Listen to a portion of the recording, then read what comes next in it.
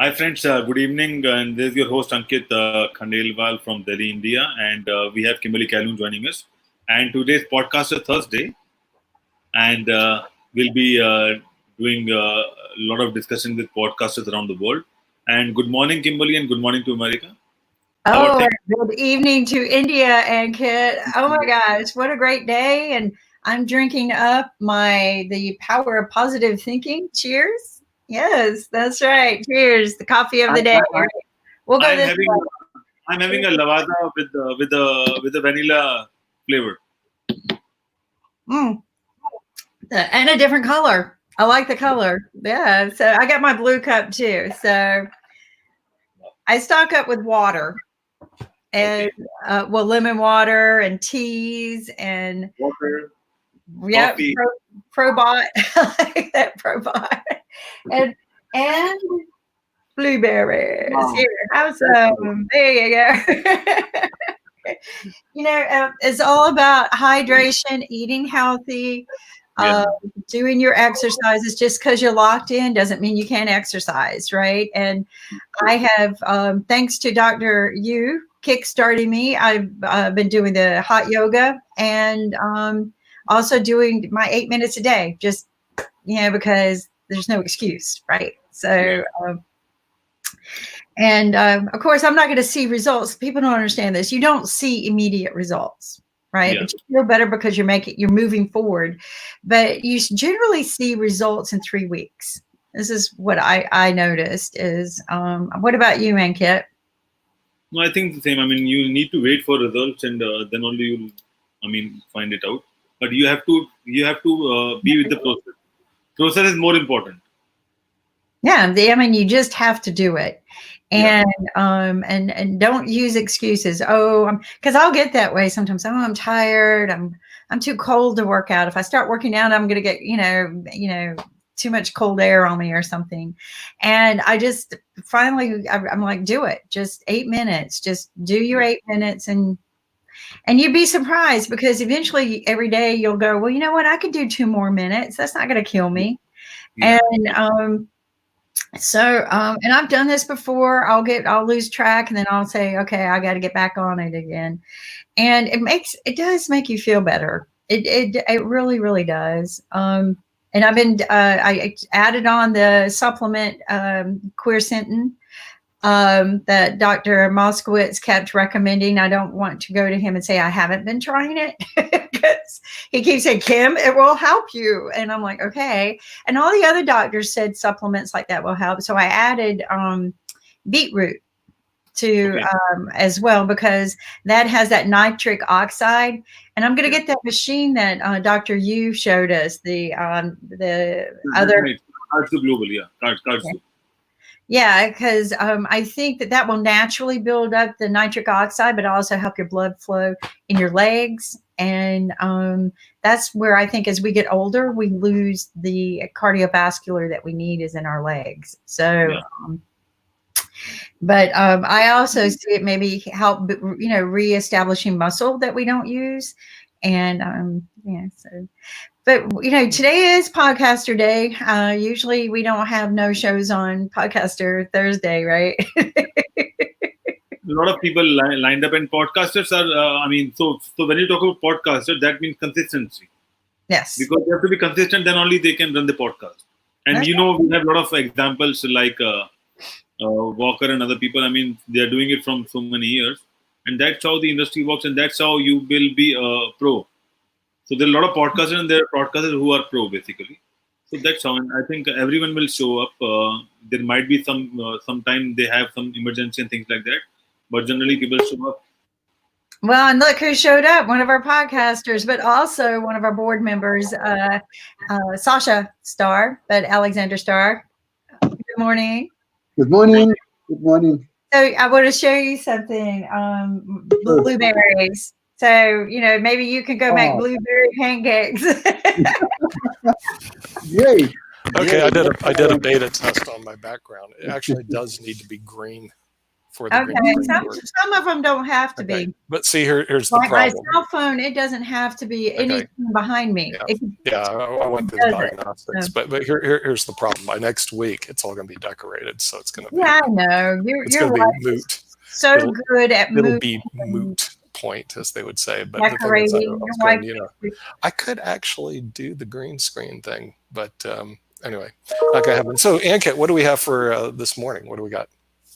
So we have a podcast lined up. The first one will show maybe in next 9 minutes. That's Really? all. Okay. And who said person in the next 9 minutes who's going to be here? I just need to check the name. So Wally, he'll be there. people show up, Nick. Like podcasters show up. And I know that they'll show up. we I were understand talking that. about it because they are used to a routine. They're disciplined. They are consistent basically. They follow the process. They're consistent, and podcasters means consistency. Right. And that's Right. why they're podcasters. Right. Yeah. No. I understand. They'll show up. I got It's that like they show up. we're starting Pod TV on Yeah. IBM TV, so it's not Yeah. podcasters, it's Pod TV. Right. Pod Right. TV. Well, but see, the podcasters, they're going to show up because the thing is, they're used to broadcasting. They have to show up on X time to broadcast. So they're used to running into schedules and scheduling and showing up. Startups, they run. They work from 9 o'clock midnight to 3 in the morning. Sometimes, and sometimes they don't work, and sometimes they get up, and sometimes they don't get up, and sometimes they show up. In a lot of cases, they don't show up, Yeah. and that's just the nature of the beast. Not realizing that that doesn't work for a lot of the world, but since they know everything, why not? You know, I mean, since they're smarter than everybody Sasha knows else. to show up. And Sasha, tell us about Chess Stars. So Sasha, We got chess stars. We got chess stars coming up on $30 Saturday. million. Very interesting. You know what? I started to put down on paper because I'm preparing a business plan, and I started to put down on paper really what it's all about. And you know what? It is nothing short of chess revolution. Today's game of top grandmasters from Carlsen on, either they have a minute, meaning that one guy beat another guy through horrible mistakes or time expiration or any other reasons. There is no aesthetic value of all their games. I'm watching now the tournaments, every tournament. There is nothing to comment on. There is nothing to learn from these games. There are very fuzzy openings. They're all practicing with Alpha Zero and learning from Alpha Zero. So the really chess as over the board game, it's all done and that's it. So where do we go from here? We have to get in chess power to people. There are 600 million people plus playing chess on planet Earth. Okay? We don't need I love it. How many in Sure. the universe?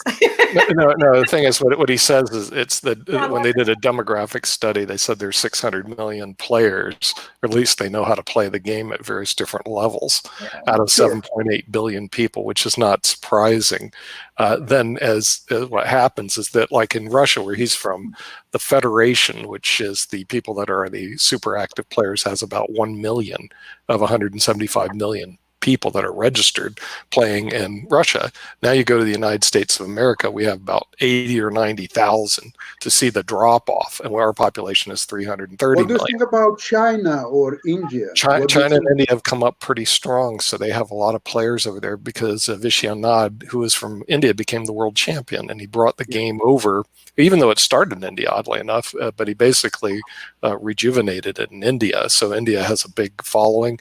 And China, what they did, there was a game, and I used to play it, it was Chinese chess. It's very similar to chess, except it's different because the moves are different. You have these rooks that aren't really rooks, and after a while I was able to beat the Chinese players because it's the same thing, you know, you start figuring it out.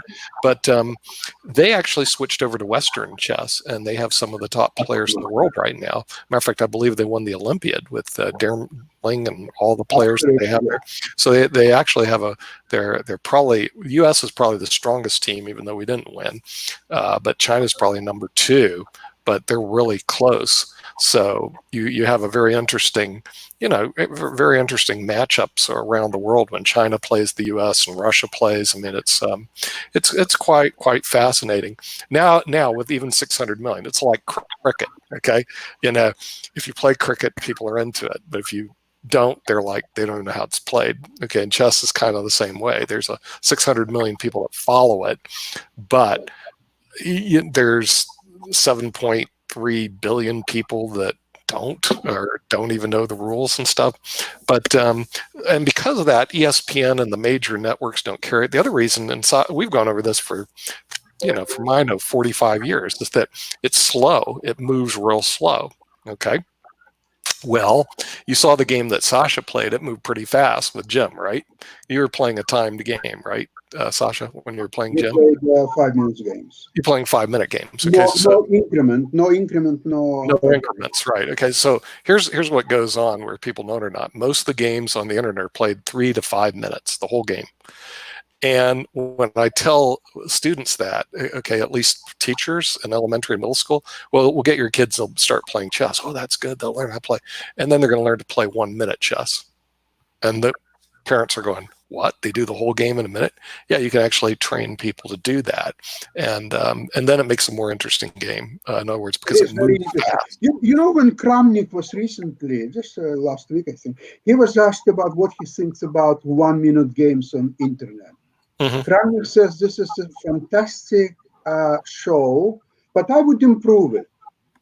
I would set up the clock with 1 minute each, but I would get away the chessboard and the pieces, so they would just press buttons, and whoever would win on time is the winner of the game. There's no need for chessboard. Yeah. Well, one minute to me is way too fast. 3 minutes, I play pretty actively on that. But Nick, I think you're missing my point. It's not a question of time control. Sure, it's a different game. My point is completely different. I want to get away chess from this few politicians, the elite grandmasters who are playing all those mindless games. And by the way, Grandmaster Sasonka. I told you about the. Sasonka, yeah, Gennady Sasonka. I think he lives in Amsterdam now, right? He lives in Amsterdam. Right, of course. And, he had great dragon variations was his thing years ago. Yes, he was playing H5 on 12th move, right? Right, H5. I'm totally familiar with it. Yep. Yes, he and Tony Miles. I used to play that, and then I gave it up after getting crushed too many times. So go on. But however, okay. He wrote this fantastic article. Unfortunately, it's in Russian, but I know sooner or later it will be translated into English. So what he is there is he's obviously saying that because chess is going online, the live tournaments, there will be either none at all, or maybe they will resume at least week and there, maybe a couple of other tournaments. But right. Generally speaking, consider that that's all over. So now, when all this Bundesliga tournament, the Spanish league, all this garbage is all out, nobody is going to travel. Mind you, even if grandmasters would agree to travel, no organizer will put any money into this tournament. Sure. Right. And without money, nobody in his right mind will play in this tournament. Okay, right. Even I would ask for $20 a game. So. Where it's all going now, he's saying that because it's all online and the cheating not only is not solved, it's apparently it will not be solved in foreseeable future.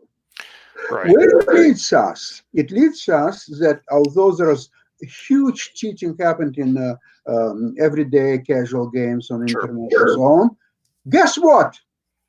It will start in elite tournaments. Yeah, how could you accuse our elite players of cheating? There were only some of them that did that, and some of them got caught. But these guys didn't know how to cheat. So I can tell you, if you're playing online, what you do is you play online, And what you do is you make sure that the game is plugged into like your cell phone, and then basically the person online is playing against a computer, and the computers are much better than the humans, and you end up winning games. It's incredibly stupid, but there are people that do that, and they actually cheat, and they play chess online cheating.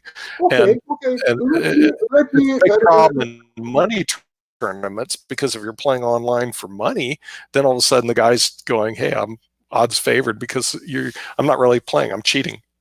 Okay, but you're talking about some $500, $1,000 tournaments like Title Fusion. Maybe $500 basically. Give it to you. All you have to do is press the computer. It's mindless. Okay. Let me offer you this proposition.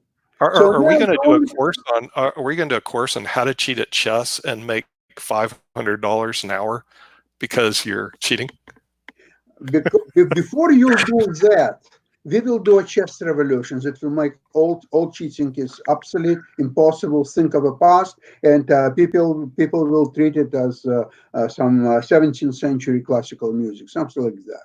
So where we are going now? So the only thing in chess right now, 90% of all content is Carlsen organized this online combination of blitz and repeat tournaments. Okay. Right. Now, there is only a handful of grandmasters is involved. In each tournament, say about 8, maybe 10 grandmasters, and the total, because he has to replace some people, he cannot do the same people all the time. So we are talking about 20 top players in the world who are making some kind of a living by playing in this tournament. That's right, about 20 people. Okay, so Carlsen will take first prize, and then some other guys close to him will take second and third or so on, and it guarantees them participation in next tournament. Okay. However, players who in 10 players tournament, somebody will get last place or second last or even 7th or 8th place. They are not guaranteed invitation in next similar tournament. So they have to do better than that. How they can do better than that? Be my guest. Computers. Absolutely. Cheat. Right. No, I understand that. But what he's saying is that if you play tournament chess, I used to do that. I call it hardcore tournament chess. And you try to make a living at it. You got about 20 people in the world because it's that can make it, because there's enough prize money to go around. Once you start getting the next 20, you're not doing that well. Not only that, you don't even get invited to the tournaments because your ratings aren't high enough. Okay, so the first top 20, these guys are doing okay financially playing tournament chess. Now realize that's totally different than teaching. Okay, a lot of the people, what they do as the ratings go down, they become good teachers because that's the only way they can make a living, because playing hardcore tournament chess is not easy. Okay, so the next 20 needs to get invited. So what Sasha is saying, and they just can't get there because it's real tough to break into that top 20 in the world. So they start cheating. That's what he's saying. In other words, they go, well, I need some enhancements. Now you can take all the drugs you want to try to improve your mind, but it just ain't going anywhere, right? So your next enhancement is, I got this little thing I'm going to put in my ear. Okay, and they do this, that's connected to a mainframe computer that somebody's running, and it's going to tell me the moves. In some cases, you don't even need all the moves. You need what I call, you get to these key positions, and you really don't know the best move. And the computer can sit there and analyze it to death and go, this is the best move, and you play brilliantly, and all of a sudden you win, yay! And then you move up into the top 20. Nick, thank you for illuminating what I know the game. I used to do that stuff. Not do that stuff. I never did the cheating stuff. So you can imagine the people who are fighting to stay in this tournament and be invited to the next one. So people who are going in the last, say, 2-3 spots. So obviously they will start to use cheating, not in every game, not in every move, but just occasionally, as much as they need to. Not every move, but you get in the key position. Obviously, it will start work for them, so they will start. It gives you that little boost, In other words, I go. Absolutely. So now, instead of being 7, 8, 9s, they're now 5th, 6th, maybe even 4th, 5th, right? Sure. Finally, some of them will start beating someone by the name Carlsen. Yeah. Right. Well, the computer would, sure, as long as they're able to get moves fed to them. Now, there will be a couple of tournaments when Carlsen is not going to be in the first three. He will be fourth, fifth, seventh. Then Carlsen will say, hold on, wait a moment, it's not fair. So also, obviously, people are cheating on me. They're beating me. What can I do to prevent that? There's only one way to prevent it, is start cheating myself. No, you can't do that. Absolutely. See, the thing is, for those people who don't know, last week, because online chess is huge, 36 million now people, if you go to chess.com, are on chess.com, currently playing games, probably about 100,000. Okay, so it's big. Okay. Now, out of 36, 35 million are cheaters, as you know, right? Well, yeah. I mean, the thing. Well, you can. I can almost tell because the way the game progresses, and I've done enough of this over years, and I'll know where the guy's cheating. Okay, in other words, I know where the guy's cheating or not, and I go, "You got to be kidding me." Okay, but sometimes if they're using a poor computer program, I'll beat them anyway, even though they got the computer program, because I can beat the computers, but as they progress up to the higher levels, I can't beat them because they can outcalculate you. It's just the way it goes. But it is an issue in. It's an issue in all sports, but a lot of sports, what they use is they use. They use drugs to enhance themselves, steroids to boost themselves up. In chess, there's nothing that I know of you can inject and all of a sudden, oh boy, now all of a sudden I see the whole game like a computer. Okay. Because there's nothing you can do that way, the method of cheating, and people always tend to find a way, is they plug things into their ears, little things, communication diodes, etc. Or what they do is they step out to the bathroom or online. It makes it even easier because the person can't see you. Do you remember Kramnik-Topalov match? The what? Kramnik-Topalov match? Yeah, Kramnik-Topalov. Okay, for those who don't know Kramnik, and the reason why Sasha keeps saying Kramnik was the world champion from Russia right after Kasparov. Okay, so the thing is, then Topalov was actually the world champion from Bulgaria, and then he moved to Spain. Both of them were top level players, and of course, then they end up playing matches against each other. Was there some cheating involved in that, Sasha? Oh, you put me on a spot. According to Kramnik, no. According to Topalov, yes.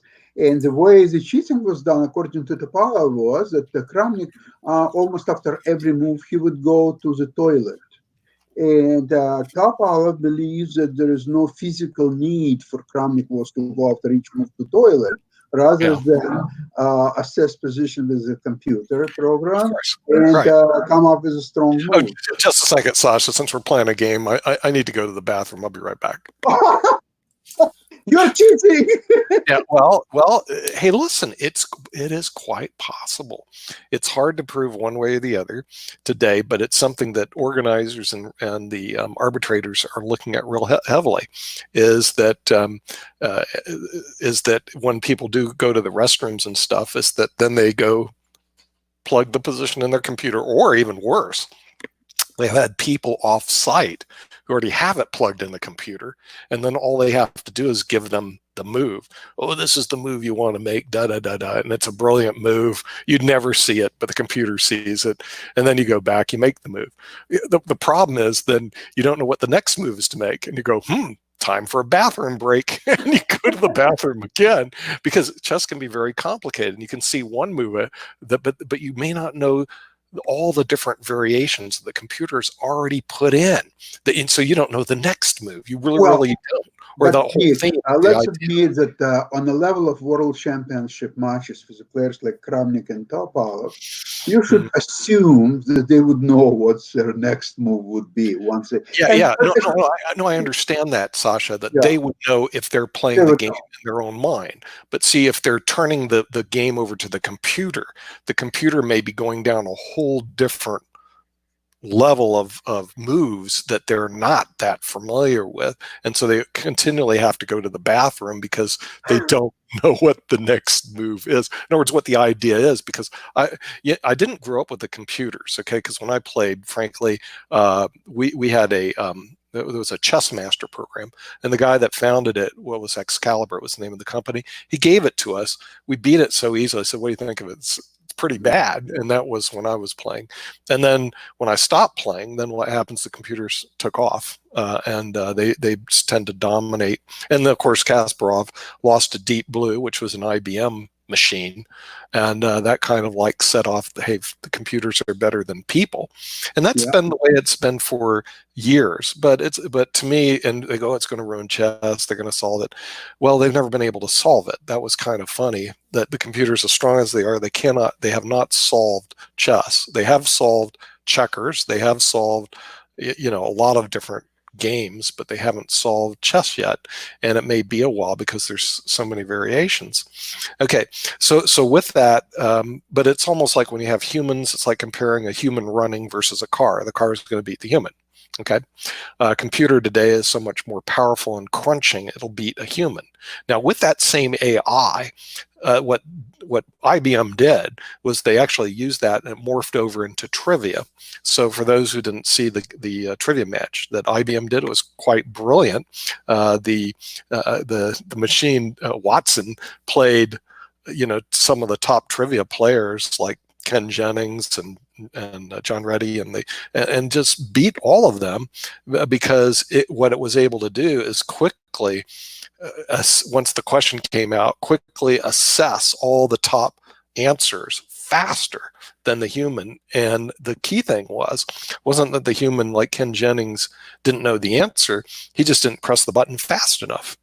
I mean, it was speed. In other words, and that was the advantages that computers have over humans, is their speed in calculating. And then of course people go, well, then computers are going to take over, humans are going to have any reason to exist. Well, realize that speed to calculation is only one function of life. They're very, very good at that. But there's a lot of things out there that today they're just still not that good at. Even on the COVID-19 issue that we've looked at, IBM, Watson said, hey, here are the top 20 things that you should look at, but still they need to go through clinical trials because everybody is so different. The computer hasn't solved, you know, human beings yet, basically, and it's going to be I need a couple of things. Number one, Kasparov was bitterly complaining after he lost this match to Deep Blue. Yes, he complained that okay, so whatever peanuts they paid him is drawn in the fact that IBM stock during this match went up $10 billion in value. Right. Okay, because of the publicity and everything what's involved. Yeah, right. Okay, number one. Number two, you are still mostly what you're referring is a live over-the-board chess game. But that game, for all practical purposes, is dead, as what I stated just about 10 minutes ago.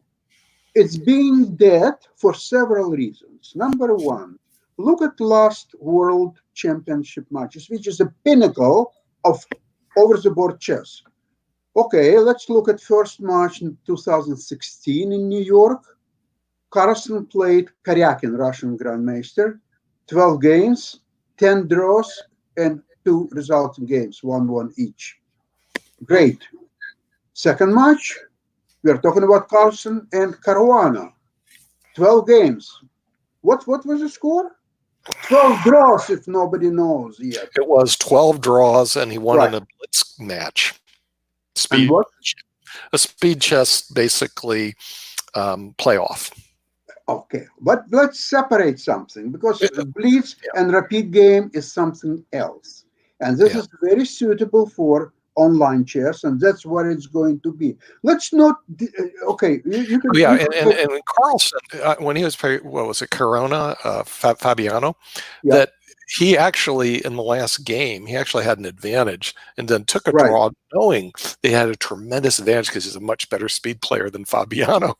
So what he did is he said, hey, I'll take this. It's almost like I'll take this into sudden death. However, let me suggest something. This is completely selfish approach to the game. He deprived millions of people who were watching the game to see the resolution of his advantage that he had in that game. Yes, and he admitted that, yeah, I had an advantage, but It was too much work to do to win. So I decided it's much easier if you take how many minutes he would spend and how much money he's paid for his minute of his time he spent on that. It's much more economical and much more productive for him just to play a few repeat games against the Caruana. Okay. Sasha, okay, if that might be true, but if you were choreographing it, okay, here's what you would do. You would say, Carlsen, take a fall and lose. But then I'll lose the World Chess Championship. That's the whole idea. Who are you going to lose it to? Fabiano, who's an American. And that brings up the American game. And then you say, okay, Carlsen, ask for a rematch. Okay? And then you can win your rematch. And then millions of dollars would pour into chess. So okay, let me ask you this. Choreographing it, but that's not what happened. Wait, Nick, let me ask you this. So now, if you look at all these games, there is no art, there is no aesthetic values, there is absolutely nothing. It's just that this guy is slightly better than that guy, that guy will win. There is no aesthetic, there is no art value in these games at all. No. So you're paying, say, a couple of $1 million to stage a match, prize fund, the lodging, the travel expenses, all their friends and seconds and wives and girlfriends and so on. So you're looking at, say, $2 million easily to spend on that. What are you getting for $2 million? Okay, let me ask you. So you have 12 draws. Okay, so it's just it's almost 100. Say for practical purpose, say 150,000 per draw. Okay, don't you think that it's a little bit overpayment?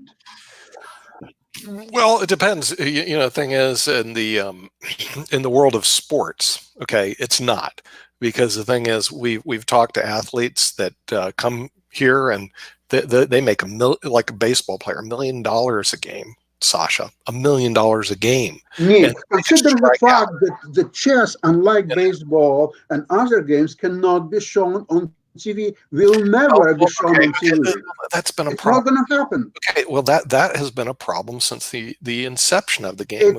It's a part of the game. Chess will never be ever shown on TV. It's just impossible. So once you can. They show it on chess.com. No. Listen, this is you got to speed it up. Yeah. Okay, you can tell me that the Earth is flat, and I will believe that as much as chess could be shown on TV. Yeah, the thing is, you have to speed it up. You can't have these. When I was playing, the FIDE rules were 40 moves in 2.5 hours each. Okay. Yeah, I used to play in the Bermuda International. Matter of fact, when I got married, I had to admit to my wife I'm a chess player, and I tried to figure out what am I going to. What a horror! What a horrible thing. Well, what am I going to do to get her to go to a tournament? Because tournaments, dragging a wife to a tournament doesn't play. This is not good. And so the Bermuda International came by, and I was going, hey, would you like to go to Bermuda? Why? Because you can spend a lot of time in Bermuda while I'm sitting looking at a stupid chessboard.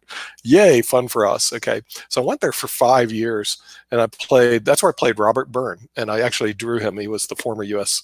Champion. Okay. And then I played Kamran Shirazi, who was like an IM.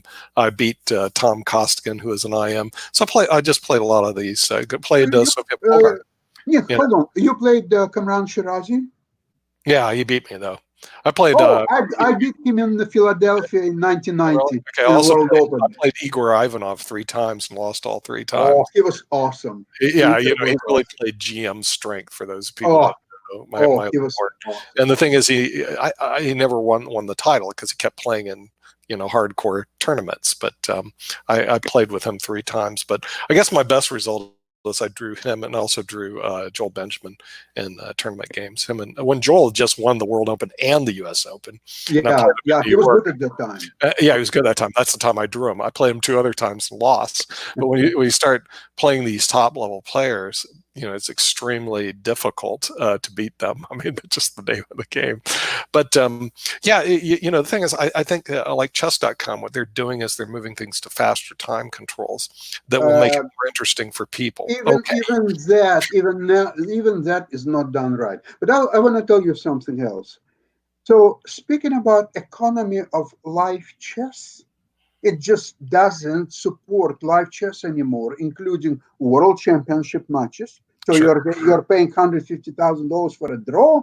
Right. And even if one guy finally has a chance to win, guess what? Mhm. He said, "I will take too much my time and energy. I'm not Right, gonna do it. right. Yeah. Come on, leave me out of this. I will not pay not 150,000 for a draw. I wouldn't pay them even $25 for that bloody draw. I don't need that. There is no art, there is no aesthetics, there is nothing to learn from that game. There is nothing to enjoy in that game. It's nothing. They're just laundering money to each other in these prizes and doing side deals with organizers or so on. Come on, Nick, you should know better. So, okay, so we got past through that. We put them all. You can complain about the draws, okay, obviously, but look I'm at not stock. complaining. I'm not Okay, complaining. And what it's I'm an saying observation. is, okay, Okay. so you put all these practitioners of this Okay, game, look, you put them soccer. in jail. Okay, so they're now in jail. You can now do, you're free now to do it. What I would like to do, I would like to give power of chess to people, to 600 million people, not to this 20, well, Oh, the 20 grandmasters. Just okay, 20 top grandmasters Yeah, 20 people. for shuffling this little money, what is there left, Right. they're shuffling in each other's pockets until they will really start cheating and they will start beating Carlsen, and then Carlsen will end up cheating himself. Okay, that's what it will all take 3-4 years, not that much. Just watch somebody like Firuza or Grishuk or somebody else. Veruza, who had his rear handed to him recently. Okay, but Firuza, let's see, he will take 2-3 times a last place. Which he But see, Firuza, here's the backstory on him. You should get them on Chess Stars if you can. Wasn't he from Iran and he left Iran or something? There's some backstory on that because they won't let him play. Does he live in Iran still today or did he take off?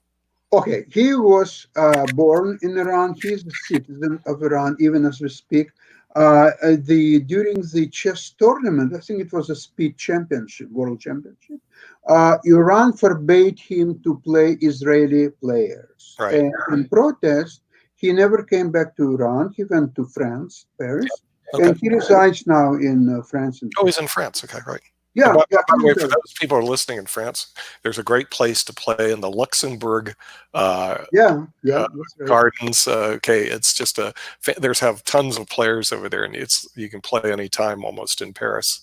It's pretty neat. So he's Iranian, but he lives in France because of the rules that the Iranians were put on. And he's a talent. He's just got a long way to go still, which he found out. He's extremely strong in 1 minute in bullet games. In bullet games, yeah. 1 minute chess. He's defeated Carlsen in a match of this one. And that was the big thing. But you know, this like repeat tournaments, like even 15, 25 minutes per game. Right. He's taking last places all the time. So he obviously a couple more tournaments is not going to be invited. And life in Paris is very expensive, as you know.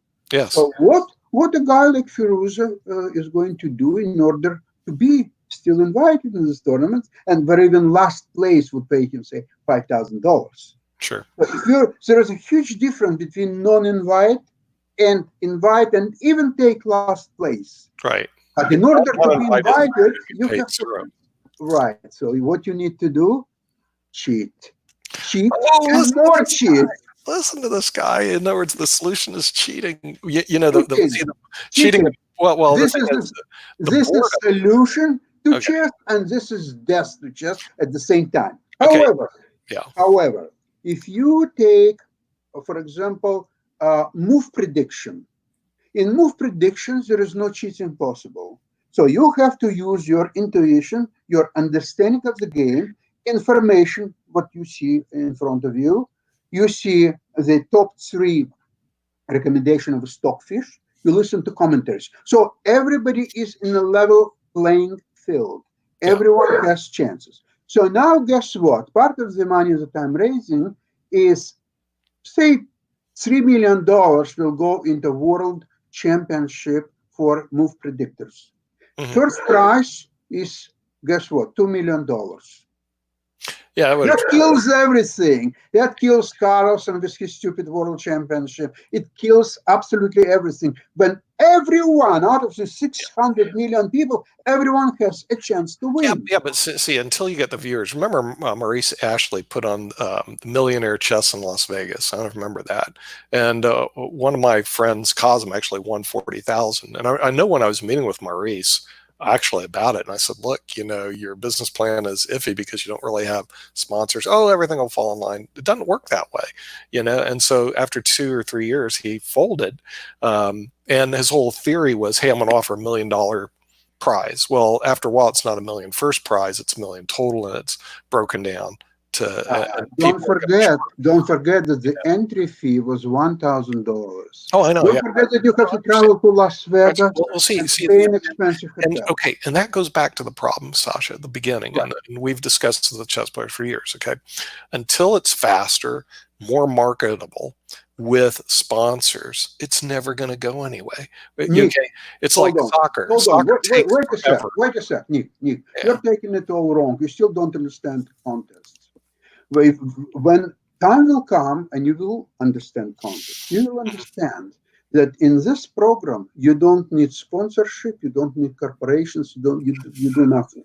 First of all, you bring hundreds of thousands of people online to participate in the World Championship, because it's just the first prize, $2 million, but there will be several other prizes. So now every player, whether he's 1,500 player or 2,500 player or anything in between, everyone has a chance to win.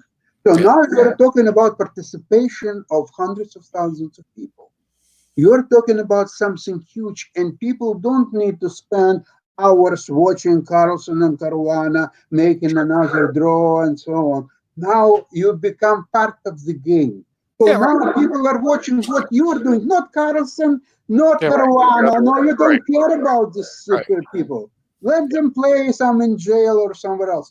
But now game is in your hands. Now you're part of the game, and you don't need FIDE. You don't need all these federations. You don't need nothing. The whole world is your playing field. The only thing is there will be, of course, qualifying tournament. And for each qualifying tournament, say there will be entry fee, say, I don't know, $9.99.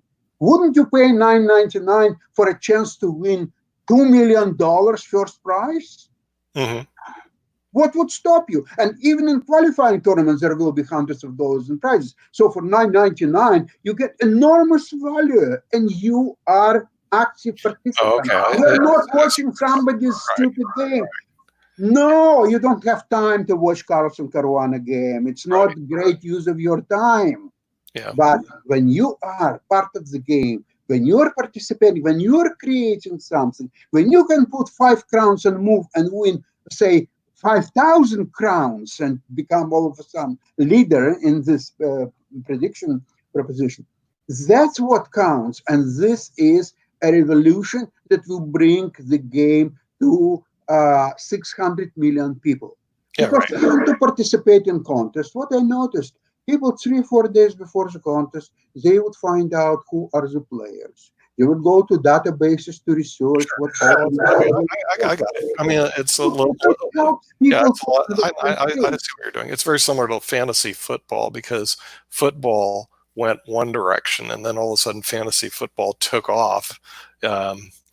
Because the thing is, people could participate and people could win prizes, etc. So you could do the same thing with chess. In other words, where somebody gets to participate on all the games by basically predicting moves. Nick, but thank you for comparison with the football, but it's not fair either, because in football, in fantasy football, yes, you are creating the team and you can win, you can lose, and so on, but you are not playing a real football. You are sitting at the computer. In chess, you have to really understand and be part of the game, because to understand what grandmasters are doing, why they're playing certain opening moves, how they're selecting their moves in the middle game, what are the situation in end game, whose strategy is better. So you really have to understand a lot of the. Now we have a situation in contests when we had 11 years boy from Vancouver. He won the contest. Maurice Ashley was playing in that contest. I think Maxim Dlogi was playing. Zirgusenov was playing. There was a strong field, like 50.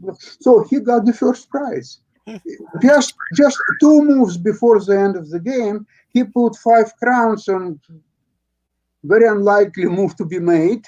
However, that move was exactly made, and he won a pool of 4,000 crowns. And Wow. after that, nobody could stop him because in 2 moves the game was over, and he took the first prize. Right. Okay, so anybody has a chance. 600 million people have a chance to win it. And it's much more educational, it's much more entertaining, and it's much more lucrative to do that than watching mindless cards and games. Right. Yeah. In other words, So finally, you can now bet on each and every move. I mean, the participation, and no matter what you're doing, makes a big difference if you can participate. And going forward, it seems to me it's going to be a bigger difference, especially with the COVID-19, because now if you have a soccer match, no one's in the stands. Okay. Right. And it's like, what are you going to do? So sports are really taking a big beating because of the inability to have people engage with other people, what most sports are. Chess, though, a lot of it's the engagements over the board or could be done through computers. So it's actually taken off a lot more than other sports have because of that. But still there's a resistance because just like cricket, a lot of people don't even know the rules of the game, Sasha. So, you got 600 million people who know the rules of the game, basically, but you have 7.3 billion people that don't even know the rules. Yes, and you know how many rules are in cricket. So what they do, they normally announce the rules 10 minutes before the beginning of the game, so people would remember the rules. Do they do that in cricket right now? Do they announce the rules at the beginning of the game? I'm joking. I've never seen a cricket match ever. Because they don't even. I never seen Russia, it. is cricket big in Russia, Sasha? Not really, no. Yeah, that's what I'm saying. There's a lot of countries that it's not big in, and U.S. is one of them. So what Russia is too cold. Speaking of the cricket master, he just arrived. Cricket master, let me ask you a question. Did they go over the rules before the beginning of the game for the fools like us who have no clue? So we have basic rules, and then sometimes we have rules for a particular tournament because the ground or the park on which we are playing, they have a different dimension. So maybe they have a rule of that tournament, but there is no fixed rule that you have to follow that. There's a standard rule which is set up by ICC, and then we follow all that rules. Yeah, but like before they televise the game, they don't go over the rules. The new rule during COVID is that whenever a bowler bowls, they used to take a saliva and then clean the ball and make it shine. So that saliva rule is out now. You can't put saliva on the ball. Good idea. Transmit COVID-19. Yeah. There you go. Yeah. But for the American audience, before they do a game, they probably, like Sasha would said, they should go over the rules of the game in order to have a little instruction video about how it's played, because the people here, we just don't even know what the basic rules are. I don't know what the scoring system is. In other words, I know, like I said, people go back and forth, and then someone wins, someone loses. But what is it? Do you get a point every time you go back and forth? I don't know. So that's called run. Whenever you run from one side to the other, that's called one run. And you have to run for a partner as well. So suppose if you hit a ball, so I have to run with you, then only we can complete one run. It's not that if people run, that run will complete it. So we have to work like a team. And as far as the rule is concerned, it's difficult to have a cricket rule within a short video because there are a lot of rules and a lot of things we manage. But once someone start watching the game, they will understand how the rules work, because there are a lot of things to keep in mind. So we have 3 formats: 2020 format, which completes within 3 to 4 hours. Then we have 8-hour game, which is 300 balls per inning, and then we have 5. And every format has a different rule, and when is the cricket show on IBM TV? When does this go? Cricket show is on Sunday. Sunday at what time? Sunday it's around 1 p.m. 1 p.m. Eastern time or Indian time? Eastern time. Eastern time. Okay. All right. 1 p.m. Eastern time is the cricket show. Right. Yeah. Because you got to translate. 'Cause right now it's in the evenings in New Delhi, so it's not like in the mornings there. Okay. So yeah, because the thing is, we wanted to get more of the Americans tuned in to the cricket show at 1 o'clock Eastern on Sunday, because I think that, it gives us a foothold of, what cricket is and, how it works in the US. I haven't found any Facebook groups on that yet, but I haven't really looked for it. I'm sure there are Facebook groups in There are cricket. so many groups here. Yeah, there are. Yeah, Cricket is a religion in India, so you can believe. I mean, everything is about cricket.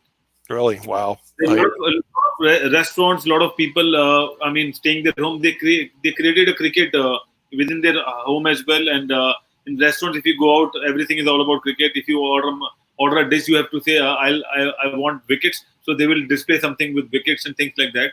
So cricket is like that only. I mean, the way you, with so much of clarity and with so much of passion, you talk about chess. That's the way we talk about cricket. Really? So do they show cricket on TV in India? Yeah. Too many How cricket. long, how long is the average match? How long in time? So there are three formats. The shortest format is around 3.5 hours, and the longest is 5 days. 3.5 hours hours? to 5 days. 3.5 hours is the shortest format. The second format is around 8 hours, and then the third format, which is 5 days, 8 hours every day.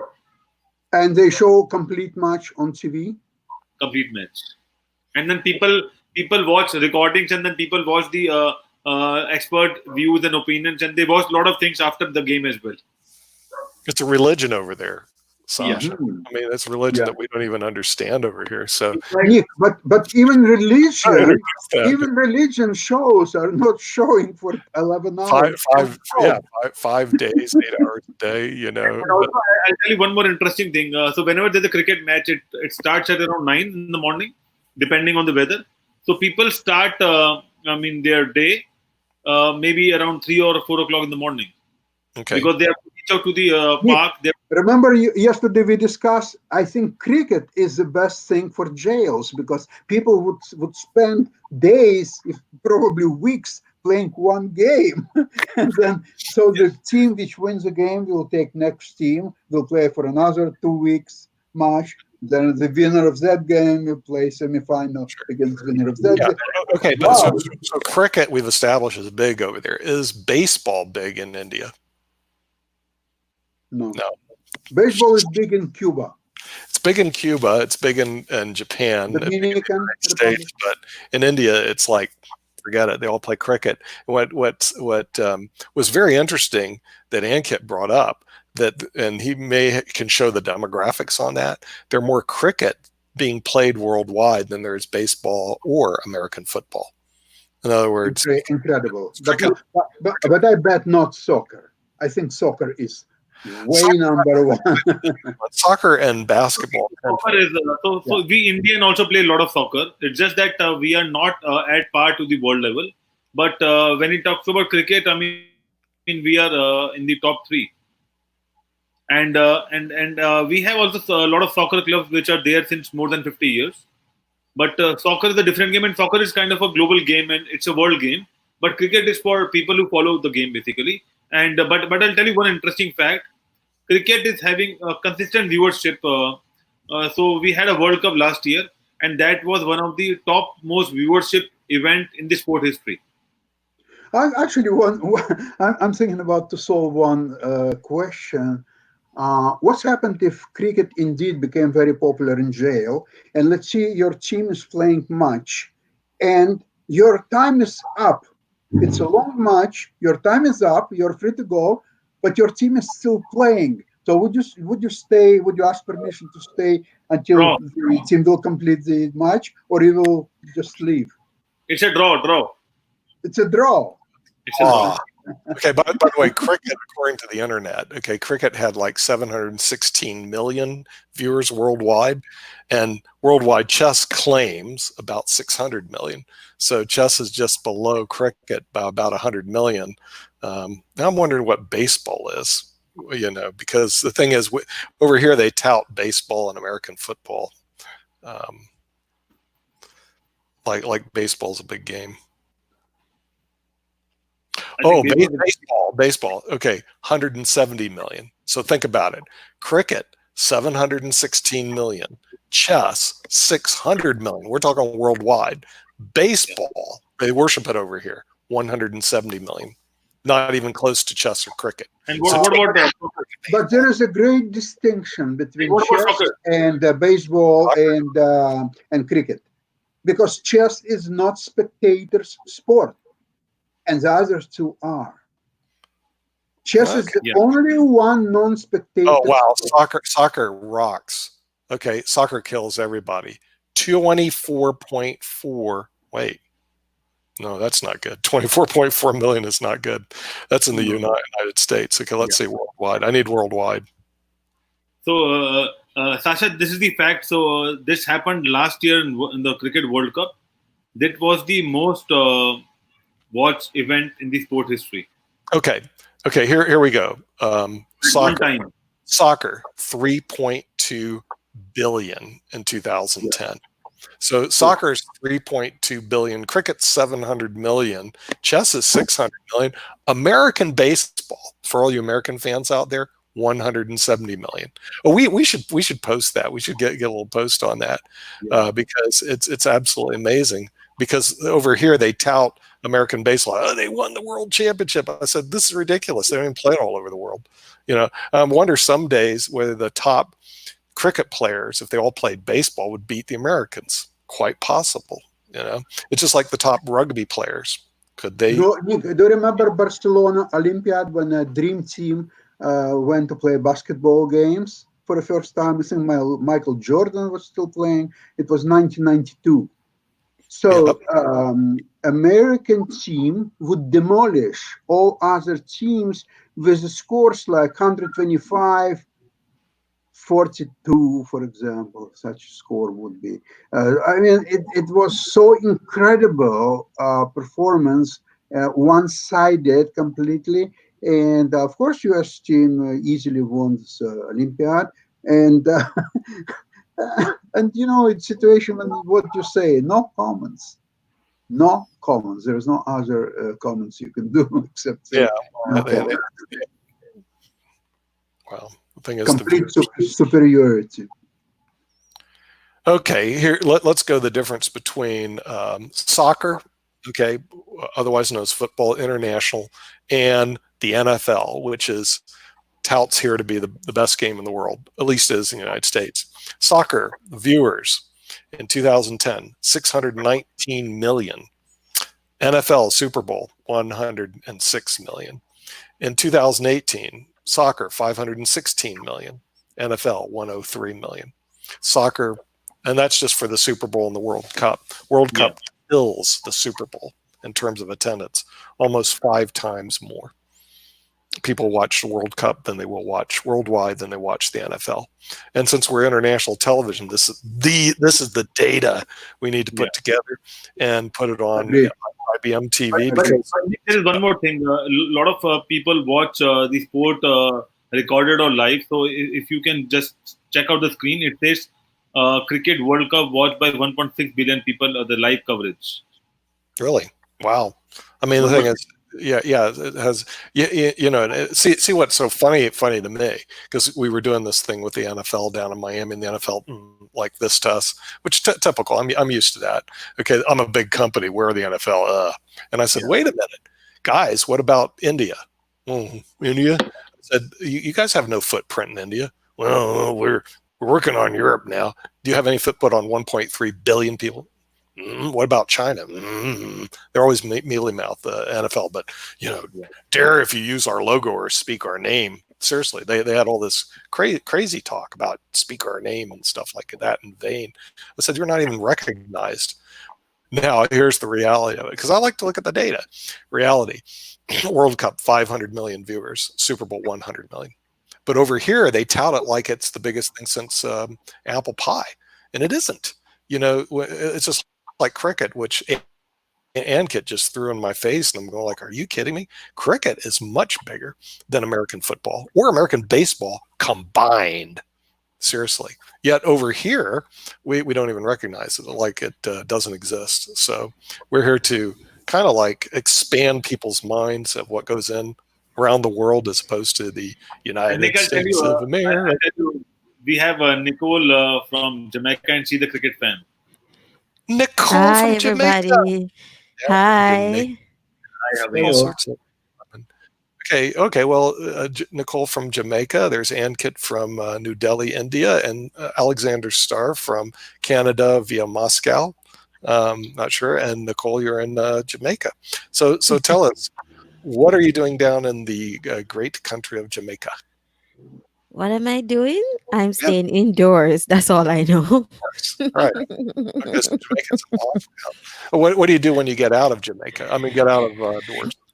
Well, I do my business, shopping and, taking care of things that are necessary right now. Mm-hmm. Do you have a podcast? Yes, I do. The Insightful Nutrition. The Inside of Nutrition? Insightful Nutrition. Inside for Nutrition. Well, tell us a little bit about your podcast. What do you guys do about the podcast? My podcast is about highlighting creators of allergy-free and alternative products, Mhm. basically. And what I do is basically talk with them about their journey as entrepreneurs, from having problems with eating certain foods that they cannot eat anymore, or they can't have access to, and creating their own products that help them and then share it with the world. Oh, really? Okay. So when you do your podcast, do you beam across the world on your podcast then? Could you repeat that? In other words, your podcast goes worldwide. Is that what you're telling us? Yes, it is. Yes. Okay. So the thing is, and tell us a little bit about your experience. Did you grow up in Jamaica? Yes, I was born and raised in Jamaica. Mm-hmm. Okay. And do they play cricket in Jamaica? Well, yes, we do. We do. Well, I haven't played cricket in a while, like 13 years. It's been a while. It's been a while. Okay. So you Yeah, it's actually been a while. played cricket then? Because of the technology, Mhm. there are not much people playing cricket now. But like the small children and into teenagers, there are actually people who play cricket Mhm. in the back of their homes, in the back of their school, and even in a big playground. Okay. Do they play chess in Jamaica? Well, in the corporate area like Kingston, they do, and Montego Bay and those areas, but not in the country area. I have not seen that. Oh, really? Okay. You're in the country then? Yeah, I'm in the country. Are you in the mountains? They have mountains there, right? Yes, they do. A lot. Really? Okay. Yes. Are you up in the mountains then? Well, not exactly. I'm just on the well, I'm not in the Beach. mountains at all. You're on the beach. I'm near the beach. Perfect. Beach. Okay. You're near the beach. I'm near the beach, walking distance. Okay. So you're in the beaches of Jamaica, So yeah, how long have you been doing your podcast on nutrition? Well, I just started on March 25 this year. Okay. So and what possessed you to do this? I was, to tell the truth, I was really, I just wanted to do podcasting, but I didn't know how to incorporate. I wanted to incorporate my nutrition background with podcasting. So the best way to do it was to kind of look back on myself, and think about what is it that I can use my story to reach people. So I looked back and I thought about, oh, I remembered cheese. I was not supposed to eat cheese and it blocks up my sinus. So I just kind of used that story to kind of relate to people and say, you know what? Say if I can't eat cheese anymore and it blocks up my sinus, my breathing and everything. So I just decided to use that and then just brought it to life. Mm-hmm. Okay. So the thing is, have you ever done pod TV like what we're doing, where you're doing a podcast, but you're also doing it through television? Ever done this? No. Okay. No. Another question, counselor. Are you scared of the camera, that thing up there? Yes. Seriously. Okay. Yes. I'm to- I'm not much of a camera person. I'm more of a behind the scenes person. Yeah. Okay. So this thing is scary. That little button that's on the top there, because you're coming in really well. I am really scared. I'm not much of a camera person. I'm more of a trying to shy away from the camera person. Oh, But you're Charlotte. so beautiful, and when people can see your expressions, they relate to you more, and you'll draw more people in. I don't Yeah. mean to beam in and out. I listen a lot. I work with the IBM team here. My name's Kimberly, and I just had to beam in to tell you I'm the same way for many, many years until I met that counselor way over there. And Well, he Sasha's scared of the camera. Aren't you, and Sasha? Sasha's on camera on Yep. Pod TV. We call Scared it of it? Pod TV. Oh! He's not shy. Hank gets scared of it, right? Oh. I'll Yep. tell you, it's better than being on stage. Is it? Wow. Oh, okay. I wouldn't Okay, even. because your audience is just the camera. Oh, really? And Yeah. so it's a whole lot better than, but I do both, and I've overcome both fears. over the Your years. sound is really good. Did you buy some special microphone for Yeah, this? your microphone's good. Yeah. Who you're talking to me? I'm talking Yes, Nicole. Yes. Yeah, I I bought a back out. I really bought a microphone this time because when I looked back at the last time I was here, I thought I didn't hear myself clearly. So this time I brought my little camera here, the Samsung Q2U this time. Oh, really? Yeah, because the microphone is coming in really well. So I was wondering if you'd been doing this for a while, because I noticed the podcasters, when they come on, they have these big microphones, and like the world is one big microphone for them, you know. So I thought, well, if you go to the podcasting group, they say you got to buy this microphone or that microphone. They always talk about the microphones and the distribution. I mean, it's a whole different world. I'm not even sure. How do you distribute your podcast? Is there some streaming service that you go through, or what do you do to distribute it? I've never used a streaming service. I just manually distribute it on my own. Really? How do you do it And manually? find out I went to podnews.net Okay. and they basically tell you all of the sites that you should distribute your podcast to. So I basically copied the link to everyone and just manually did it one by one. Really? Okay. So the thing is, Yes. and then is that how you pick up listeners? Do people pick it up and listen to it then? Yes. Oh, okay. All right. Yeah. And So wherever the people are, then that's where you should distribute your podcast to. yeah, Sasha's taking notes right now. So the thing is, Pod News. Okay, it's a place where we need to go and distribute them. See, I'm not sure if they can distribute Pod TV through podcasts. That I don't know that if they can do that, because we have audio, but we also have visual. And they go, well, it has both. We can't do both, but a lot of it's audio. So the thing is, they could do it. Maybe I don't know. Now, when you do a nutrition show, do you have guests that you bring on? Yes, I did have guests. I had Lisa Reagan from Safely Delicious, Mhm. and I will be having Charles Burns from Allergy, the app Allergy. Mhm. He was on The Apprentice, UK. So I will be I interviewed him this week. So the episode should be uploaded by next week or so forth. Oh, your shows aren't live. No, it's not. Okay, see, the problem is we're live. Yeah, I know. Okay, and I know. according to theory, we have a 3-second delay. Okay, and I'm not sure how that works, but I think Ankit can stop something bad within 3 seconds to press the right button. Other than that, it's live, and I go 3-second delay, really? Okay, so I haven't tested that 3 seconds out, but listen, 3 seconds is real fast. So if you say something bad or wrong or inappropriate, or you do something that's really bad or wrong and inappropriate, there's an absolutely good chance that we're not going to be able to stop it. But you're not never going to do that because you're a professional podcaster, right? Well, I'm not professional, but I tried my best to be professional. Okay. All right, try your best. And so, where do you see your nutrition show? How does it compete with all the other nutrition shows that are out there? What makes you different? What's your unique selling proposition, as the people in how you say Shark Tank would ask? Well, what's different about me is Yeah. that I'm an assistant dietitian by training. So people have never heard an assistant dietitian doing a podcast before. So I'm kind of bringing myself out, apart from the other dietitians who have done podcasts.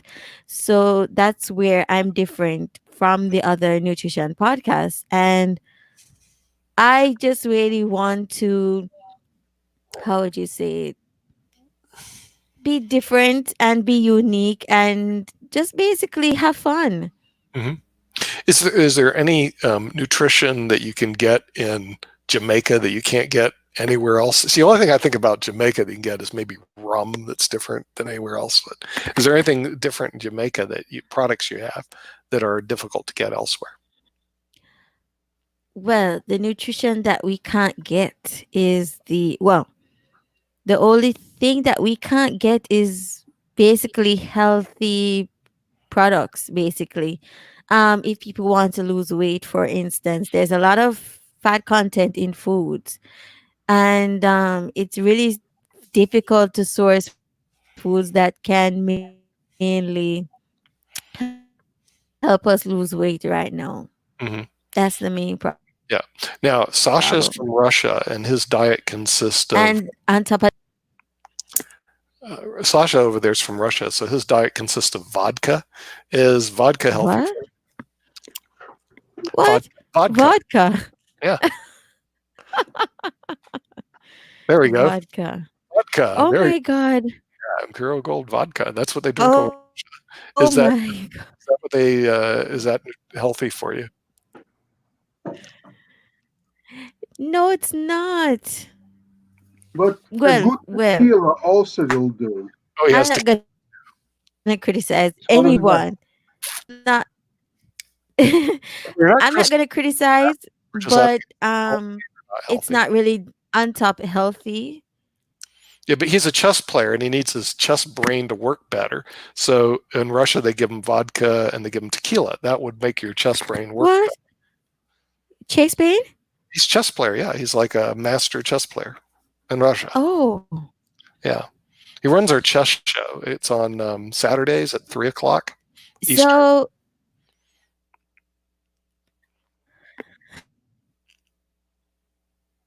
Nicole, are you there? So I want to ask what is wrong with the water? Drinking water. Well, they have vodka. Why would you do water when you got vodka? Water. But see, the problem with water is that how good is this for your brain? Okay, it goes in, it goes out. Now, vodka, it support a situation where you are now I want to very creative. You have no fear of your opponents or whatever position you may be playing and so on. So you can play on 110% of your abilities. So in fact, the best games, the more vodka you have before the game, the better game you play.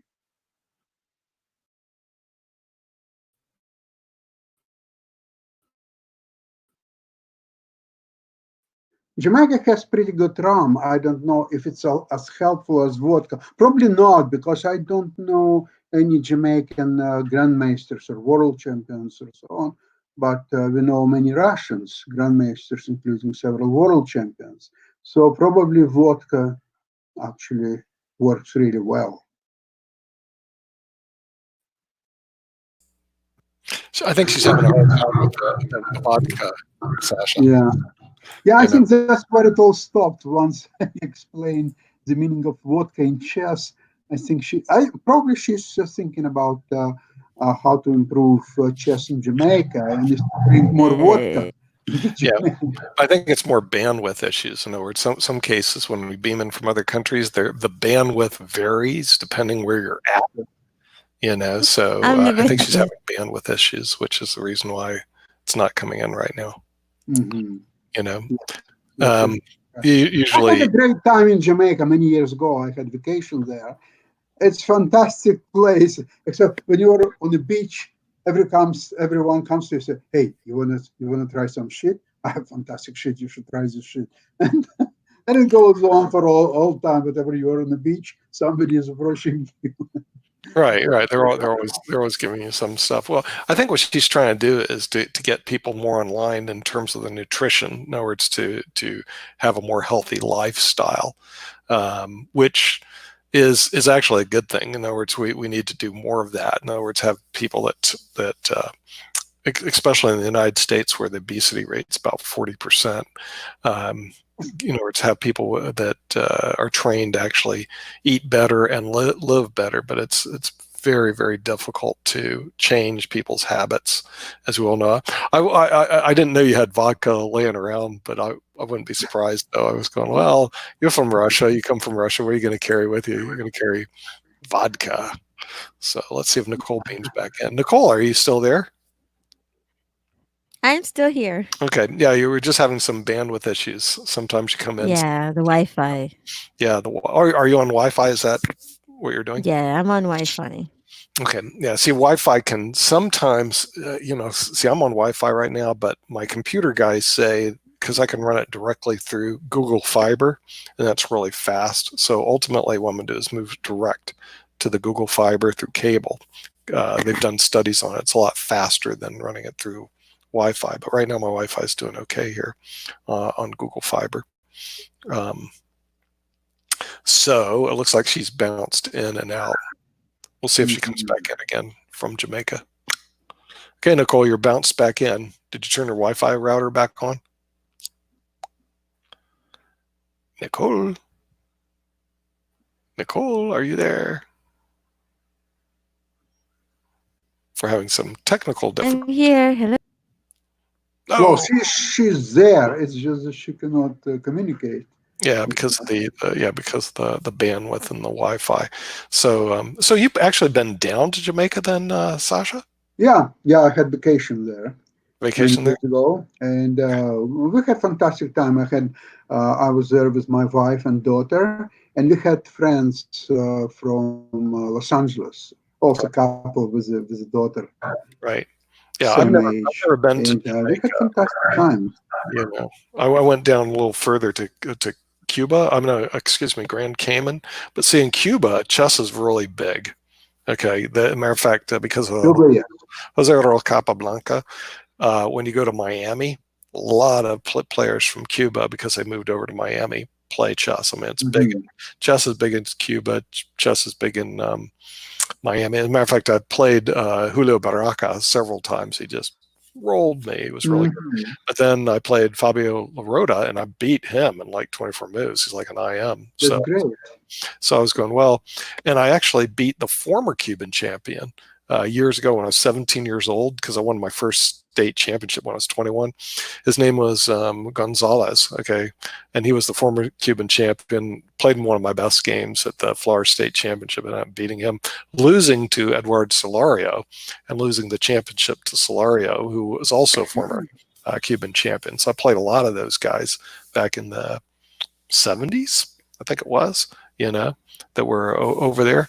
And I beat the Colombian champion, a guy named Oscar Castro, who was like a 2,600 player. I actually beat him in a Florida State championship. He's probably one of the highest rated players I ever beat. It's like 2,640 or something like that. Oh, it's awesome. So he was a pretty much a serious player.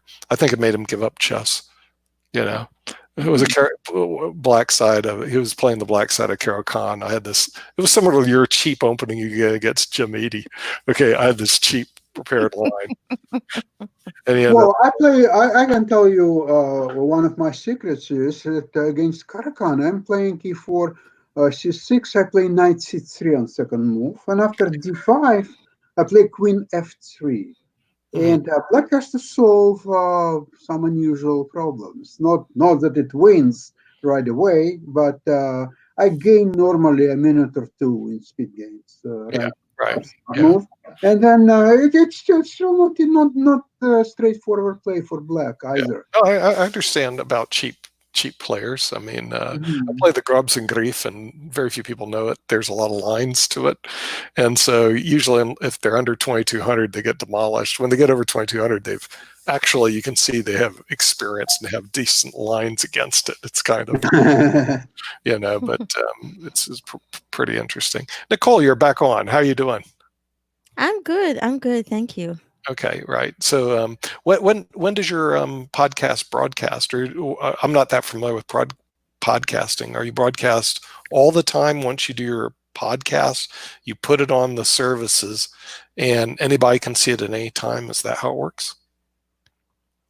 Well, I really upload an episode every 2 weeks. Okay. So there's no specific time for you to upload your podcast episode, but if you really want to be in the podcast charts, then the requirement is that you upload your episode every week. Mm-hmm. Right. Okay. All right. Right So, after. All right. So, but for the launch, you upload 3 to 8 episodes. Then after that, you upload every week. really? That's So, the requirement to be in Apple Podcast charts. really? Okay. So you actually do 8 of them, and you put 8 on. Then you run every week, and it's called Yes. Apple Podcast. Is that what it is? Apple Podcast. That's the main podcast directory. Really? Okay. No, Yes. anything about that. That's pretty cool. See, I don't think our stuff is actually recorded. So you're actually recorded, and I believe I'd have to ask our directors, but I think you're recorded, and then what happens is you're put into a history bank, basically. So, and then some of our directors will cut up the interviews and then send it to the people that are interested in these particular interviews. That's the way I understand it, but I'm not an IT guy, so I don't really know all the little details behind the scenes of what goes on at IBM TV. But I think that's what happens on that. But I think you're the first dietitian that we've actually had on our show, so Wow. I don't know that much about it. So what do? You said you're a dietitian. That's what you do for a living. What do you do when people come in to help? How do you help them? Well, I want to correct you. I'm an assistant dietitian. Assistant dietitian. Okay, what do you do as an Right. assistant dietitian to come Well, help as you? an assistant dietitian, I assist the dietitian actually in ensure that the menu is set for the patients, and I supervise the workers like the cooks, the female attendants, the porters, ensuring that everything is prepared properly, ensure that the food is free of microorganisms, and ensure that the persons who are working with food, their health standards are up. Their health protocols are in place, that they get health permits, and ensuring that everything is ensure that the food is prepared on time. Okay, all right. And I like food. I'm a very pro food, by the way. Okay, so Well, and I live in the rural South in North Carolina. So we have some very interesting food that I'm sure you would love to eat. We have fried chicken, fried pickles, by the way, and fried Twinkies. Are those good for you? that's too much fried food. Okay, too much fried food. Okay, all right. So Too the much thing is, what's wrong with fried chicken, fried Twinkies, and fried pickles? What's the problem? That's too much fat. Oh, okay. All right. Well, now we know the problem that we have down here. But I'm not kidding. That's what they have around here everywhere you go. Okay, and Oh, really? yeah, and so we have a big obesity problem in the South. Okay, the thing is, so the thing is, those fats aren't good for you. Then is that what you're trying to tell me?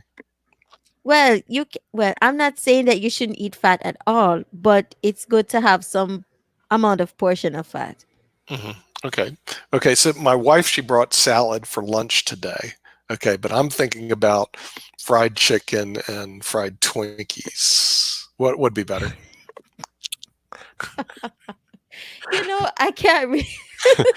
And sprinkled with a little vodka because I'm a good friend with Sasha over there. A little vodka, fried chicken, fried pickles. What's wrong with that? And Oh and she's my bringing a salad no, The only thing some you people prefer tequila. and tequila. Yeah. Okay. oh God, you're tempting me. Okay. Fried chicken and tequila. Yeah. What's your thoughts on that? Oh my God. Mm. I have no comment for that one. No comment for that one. No Okay, so comment. you're not going to sport the decadent lifestyle of the average chess player then. Well, I can't tell him what to eat and I can't dictate, but as long as it's in the moderate proportion, as long as it's moderately done, then it's okay. Well, Sasha does it usually moderately. I mean, when I've seen him, he only drinks. He brings a whole bottle. He only drinks half of it. That's moderate, right? Yeah, because you have Half to a share it bottle. with other people. Because he saves the other half for Bottle. people. He's very generous, so he saves the other half. So he only drinks half the vodka and leaves the other half bottle for other people. That would be correct, right, Nicole? Oh my God. Drink a dietitian. half bottle of vodka? Well, yeah, he leaves the other half there. Now, Before I start tequila, I drink half bottle of vodka, and only There we then go. I drink tequila. Yeah, I have no comment. no comment. You know, right. Oh my. My mind is blown right now. Oh, but he's gone to Jamaica. Sasha's been to your country I before. was in Jamaica. Yes, Yeah. he told Yeah. me. Yeah, and he said the tequila was good. Half bottle, one bad. Couldn't I find think too much it's vodka. I what think brand of vodka? Rum is very good. Oh, okay. Have you drank Red Stripe before? No, I had to bring my own vodka because they told me that in Jamaica Oh, there's not much vodka. So I brought 6 bottles of my own vodka. But in Jamaica, I found very good rum. And when I finished my vodka, I started to drink rum. And it was really good. Oh, by the way, you know what I noticed, but it was many years ago? There were a lot of Russian-produced cars, Lada. And I was surprised, how come Lada's ever make to Jamaica? Apparently, Lada was a very popular car for a while in Cuba. And a lot of people from Cuba, because they were very cheap, so they brought them to Jamaica as well. So now, I still think, I don't know these days, because I haven't been there for a while, but Ladas were very popular. Then we went to one of our Jamaican friends. We went to see the soccer match between 2 Jamaican teams, and that was really good show. They played well, and no, we had a good time there. Mm-hmm. Yeah. What year was that? It was 1987. 87. The year of the Okay. crash. Yeah. It was right a month before the crash. No, he told me, Nicole, it was 1918, but whatever. Huh? I said that? What? He was in Jamaica in 1918, but don't tell anybody. Absolutely. And that's when the Russians were making cars there. Do you guys have Russian cars over there? Is that what's going on? Well, I'm not sure. I'm not really that familiar with cars, but I'm sure that there are cars from all over the world. Okay. Here. Right. Okay. And there's got to be some unique products over in Jamaica in terms of food that you guys have. What would be a unique food product that you have in Jamaica that we don't have here very often? Jerk chicken. Yep. Jerk chicken, really? Jerk chicken. Mm-hmm. Okay. And believe it or not, very good coffee beans. Blue Mountain coffee. Yes. Yeah, Blue Mountain coffee, really? Okay. Yeah, because Blue Mountain coffee. In Hawaii, they had Kona coffee, which was pretty interesting. The mini coffee, yeah. Yeah, it was actually in the Big Island of Hawaii. There's actually mountains that go way You're up. right. You're right. Yeah. And they have a specialized coffee called Kona coffee in Yes. Kona, which is on the it's actually on the western side of the Big Island of Hawaii. So I was wondering if in Jamaica you have some specialized coffee that's over there. Just Blue Yes. Mountain coffee.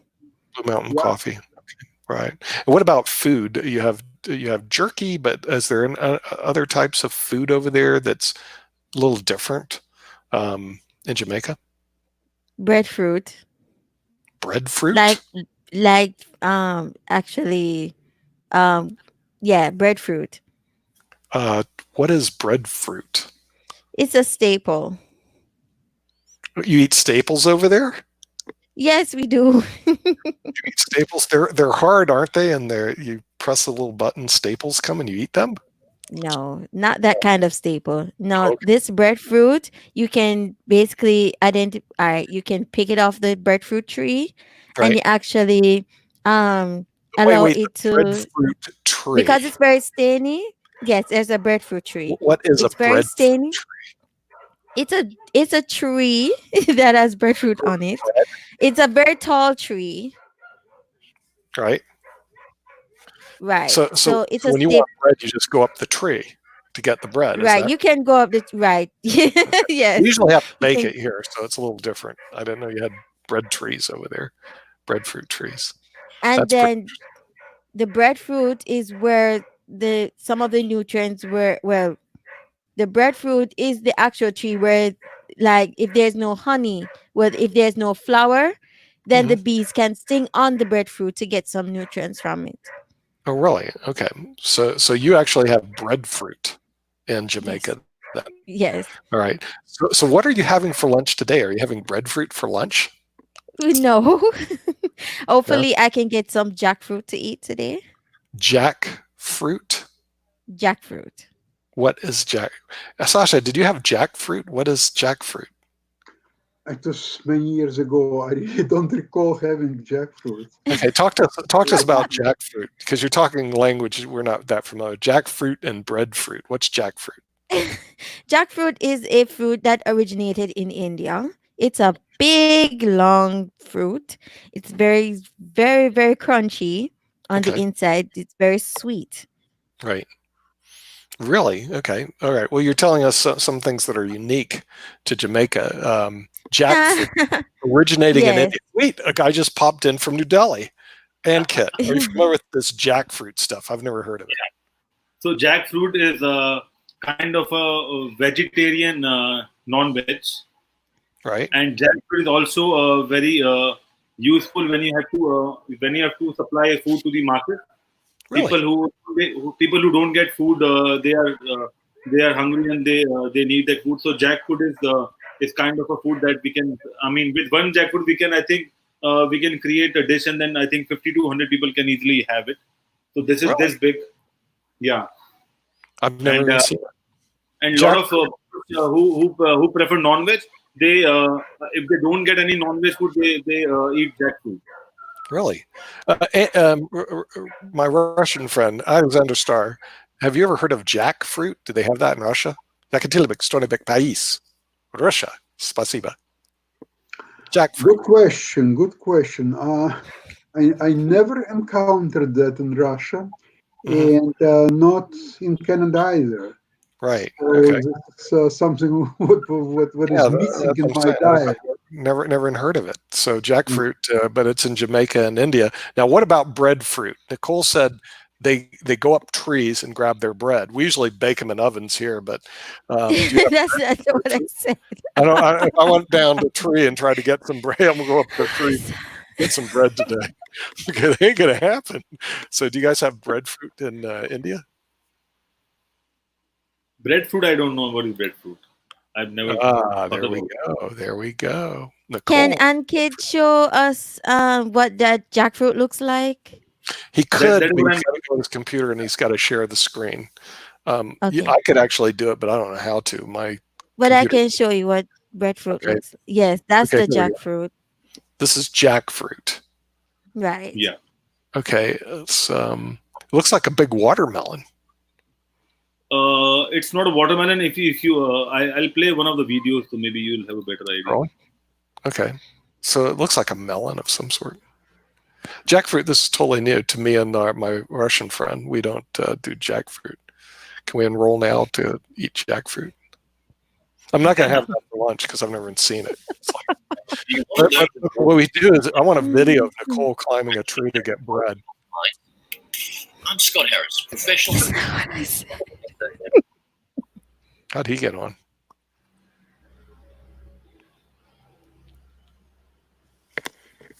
Jackfruit, here it is. For a worldwide audience who don't know what it is, like Americans and Russians. Welcome back to Rehan's Cuisines. Today we're going to be doing a quick video on jackfruit. And for all of you that have not tried jackfruit, you are missing a lot. It is an amazing, amazing fruit. This is what an inside of a jackfruit looks like. And I know I have a can here, but I want to let you know that there is a fresh version of it available in your Asian store. And if you can't find it, you can find the canned one. If you can't find fresh, at least try the canned. It's amazing. It's got a sweet flavor to it. It's just a beautiful, beautiful flavor. I remember growing up, and these used to grow on trees. And these fruit can get between 20 to 50 pounds. They're big. They're huge. And you know, I remember whenever we were going under the trees, you'd get so scared that you don't want one to fall on your head because they would actually grow, and once they get really ripe, they will fall on the ground.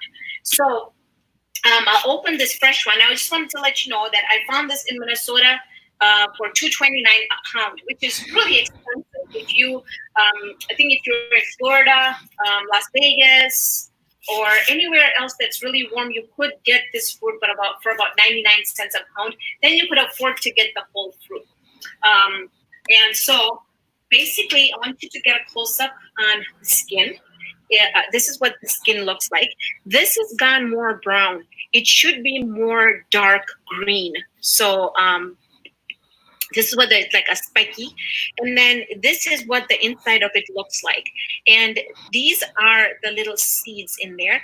Now these seeds, some people actually boil them or fry them and they eat them. So, and I've never really tried it myself, but the seeds are edible. So, and then once, if you get the whole big fruit and you cut it in half, you're gonna get this core in the middle. And so we're gonna, you know, you just want to have your knife in a little bit of a slant here. I'm going to put it down.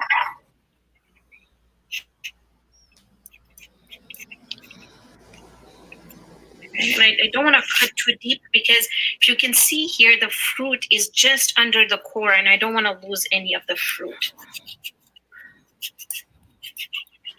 Okay. I'm trying to get this. It's just such an amazing, amazing fruit.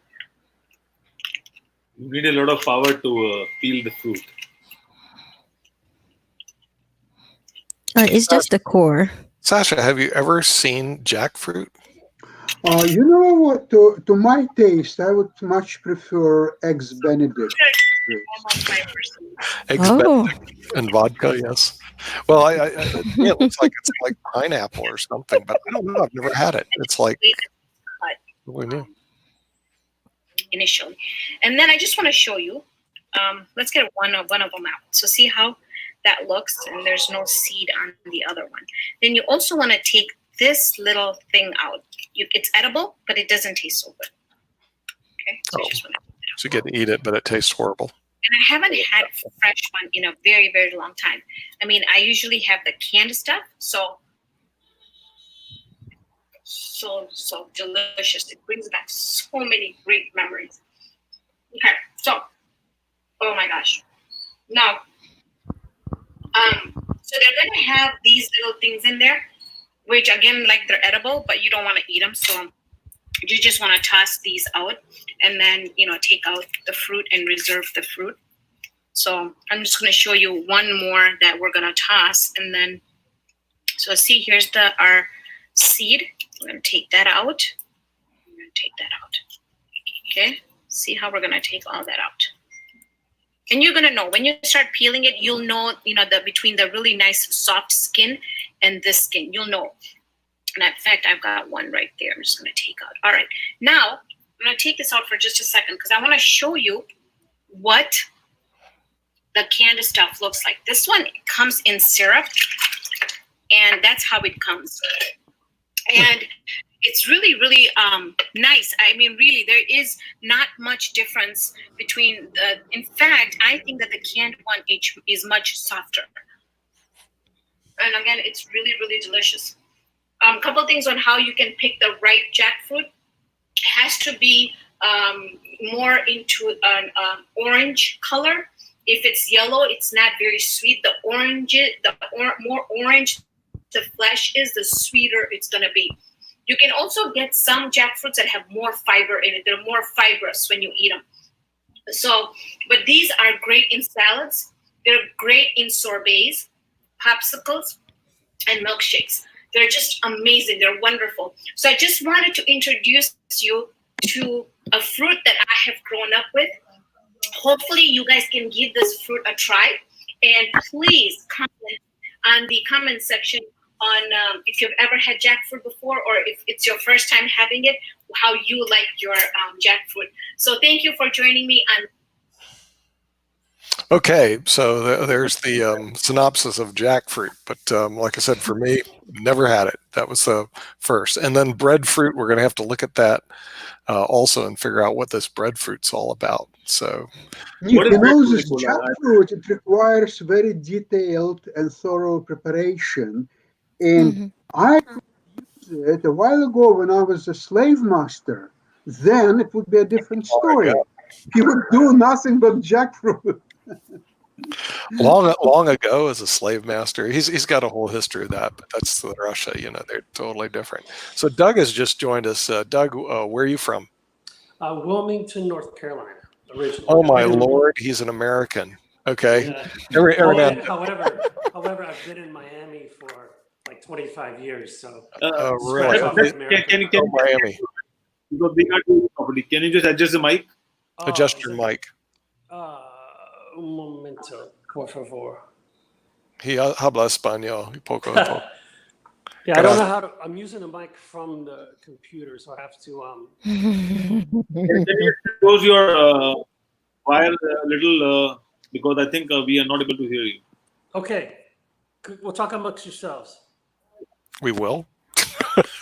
We do that all the time, right? Okay, so breadfruit is another thing that we do have to take a look at, since and see Doug's opinion on these wonderful fruits. Hey, Ankit, see if you can find breadfruit on the internet, so we can put breadfruit tree or whatever the heck Nicole does. She goes up a tree every day to get her bread, which I don't think we do here.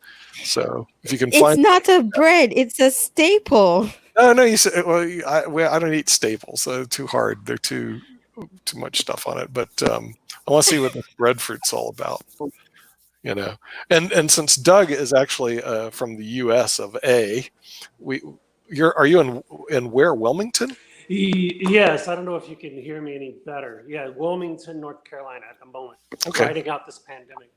Right. Okay. All right. Okay. Breadfruit. There it is. Hey, it's like a regular fruit. There's no bread there. Oh, there is bread. It does look like bread. Son of a gun. That's very interesting. So you can just get that right in Jamaica. You can go in your backyard and pick up the breadfruit. Nicole? Yeah, but you have to actually allow it to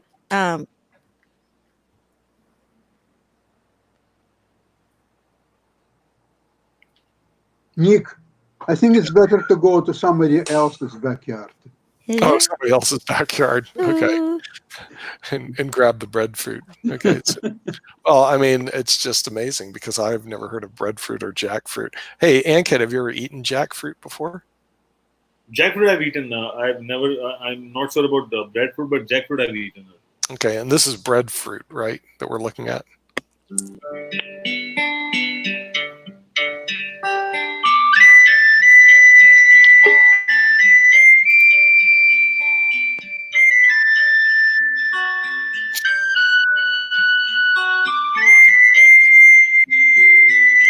you're looking at breadfruit, right?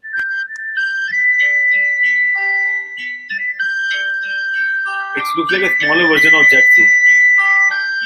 This is jackfruit or breadfruit? This is a breadfruit, Really? but I think it looks like a smaller version of jackfruit. Oh. That's what it looks like to me. It may taste more like bread. It looks like when they cut it open, there's like bread in the middle. You know?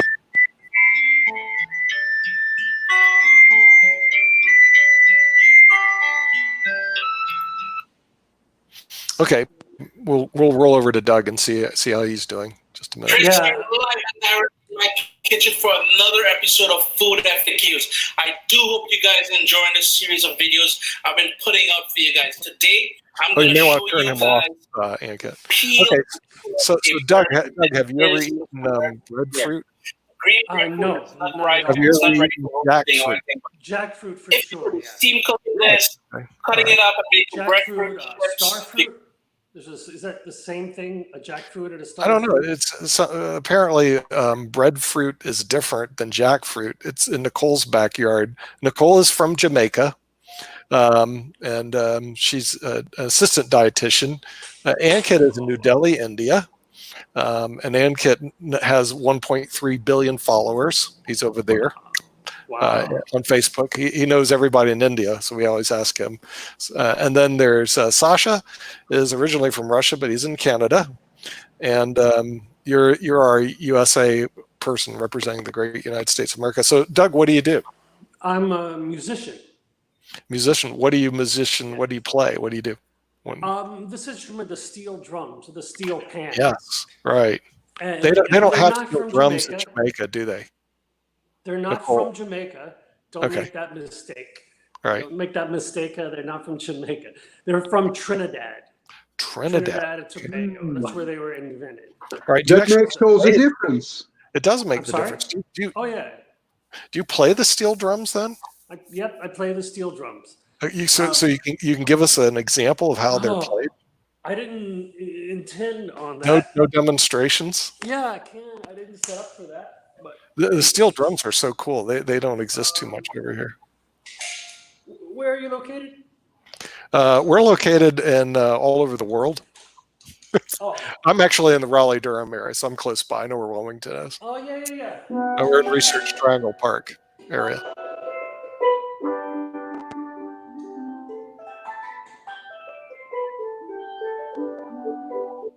Listen to that. Go ahead, do some more. That's so cool.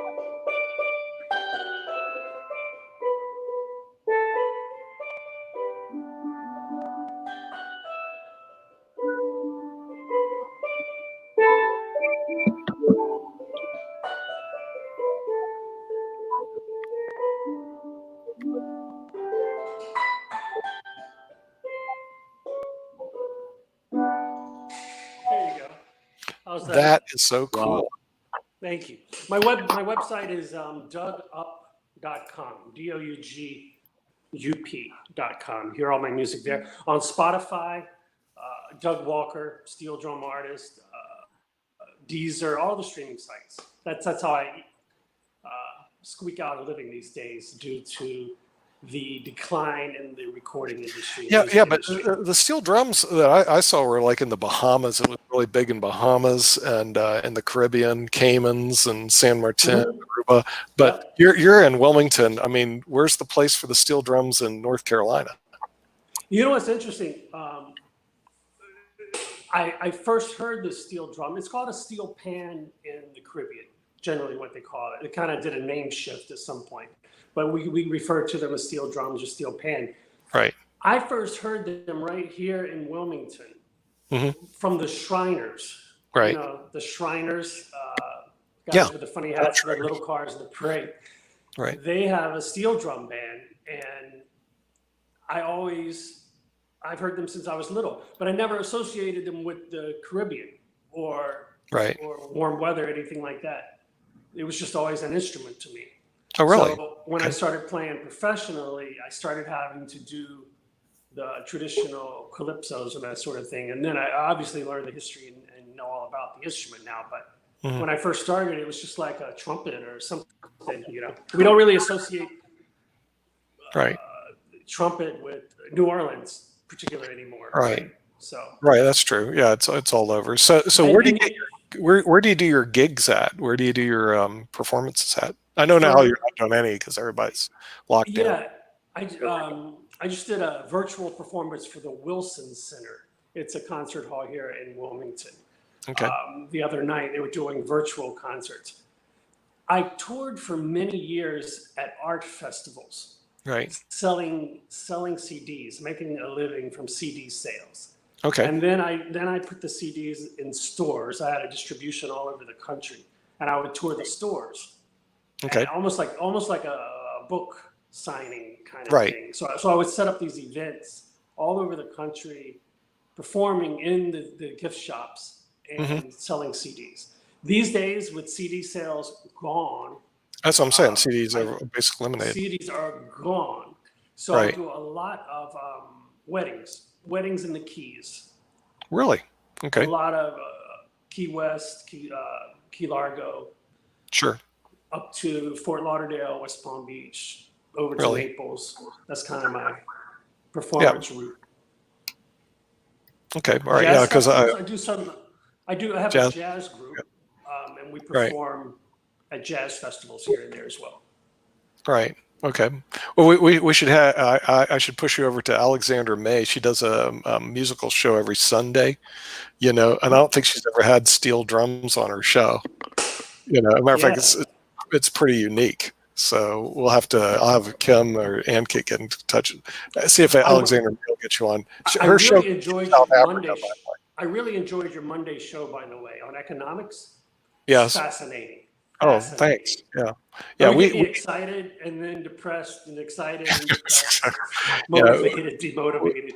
Yeah, we actually have some pretty good guests on. Usually we'll have I think then we had the guy who's the head of the business school at University of Illinois. Then we'll have the head of the business school, the dean of the business school at Yale. So we'll have some pretty good people on. But since you do music, Sunday she runs this musical cafe out of South Africa. It's actually beamed out of South Africa in Johannesburg.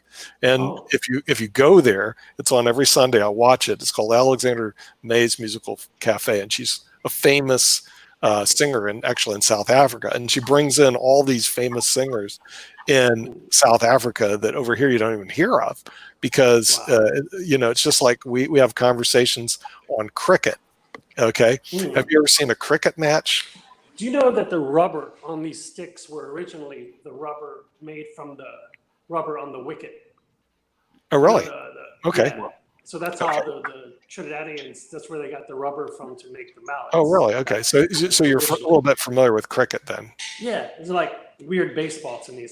Weird baseball. Okay. Now I'm going to ask you a very important question. Ankit always likes to hear. Okay. Have you ever heard of Shadow Khan? No. Excuse me? Never heard of Shadow Khan. Is he probably the most famous cricket player in the world? There you go, Ankit. Tell him who Shadow Khan is, baby. I'm doing it. Is the richest actor in the world. He's the richest actor in the world. Oh, wow. Yeah, no. That's what I'm telling you. Yeah. And he's from India. He's from India. He's well known in India, but joining us from Delhi, India. Oh yes, Dr. Sagu. Yes, good to have you here. Namaste. Yeah. Namaste. We learn to greet people namaste, because this way you don't have contact. Now in India they do that automatically. Namaste. In the United States, it's like, how are we supposed to do this without shaking hands? We can't. Yeah, but they've already figured it out there. And Dr. Sagu, good to see you again. What's going on in you're in New Delhi, right? With Ankit, right? Yeah, I'm New Delhi, and Okay, is it still lockdown over there? Are you able to do any surgeries, or what's going on over there? Yes, Nick, we are under lockdown, still under lockdown, but with a lot of relaxation now. It's a lockdown 4.0, and the good news is that we have started the surgeries also now, and we started with the non-bariatric surgeries first, and yesterday I did my first lockdown bariatric surgery, and now we have started with the bariatric surgeries as well. So all type of elective emergency and the semi-emergency surgeries we are doing. Yeah, we just had an assistant dietitian on from Jamaica, Nicole, and apparently what they're trying to do is to try to keep people from being obese. Now, down here in the South, which Doug is from, North Carolina, they have a lot of what they call fried chicken, fried pickles, and fried Twinkies. Everything fried. Is that true? Is that stuff good for you, Dr. Sagu, or what's your thoughts on the fried community here in North Carolina? No, I think we are under lockdown and we always need to take care of the food. And I don't think a lot of fat and oily things are good for the diet. And we should always take care of the diet, and we should take care of the carbohydrate, protein, and the fats constituents of our diet, and try to have a blend diet as possible as you can do. But I don't think we should add more fried things into the diet. So we should take a blind diet. Yeah. Okay. She also introduced us to jackfruit. Are you familiar with jackfruit? Jackfruit? No. Okay. How about breadfruit? Are you familiar with breadfruit? Yeah. Jackfruit, jackfruit, you must be knowing about jackfruit. Jackfruit and breadfruit. The big fruit, which generally it's called the non-veg fruit. Yeah. That I know, but the diet which we prescribe to our patients, that is slightly different. So we don't prescribe all these type of the diet. We always take care of the carbohydrate, protein, and the fat, and we take care of the constants. Even in the carbohydrate also, we keep on stressing upon the complex carbohydrate as compared to the simple carbohydrate. Okay.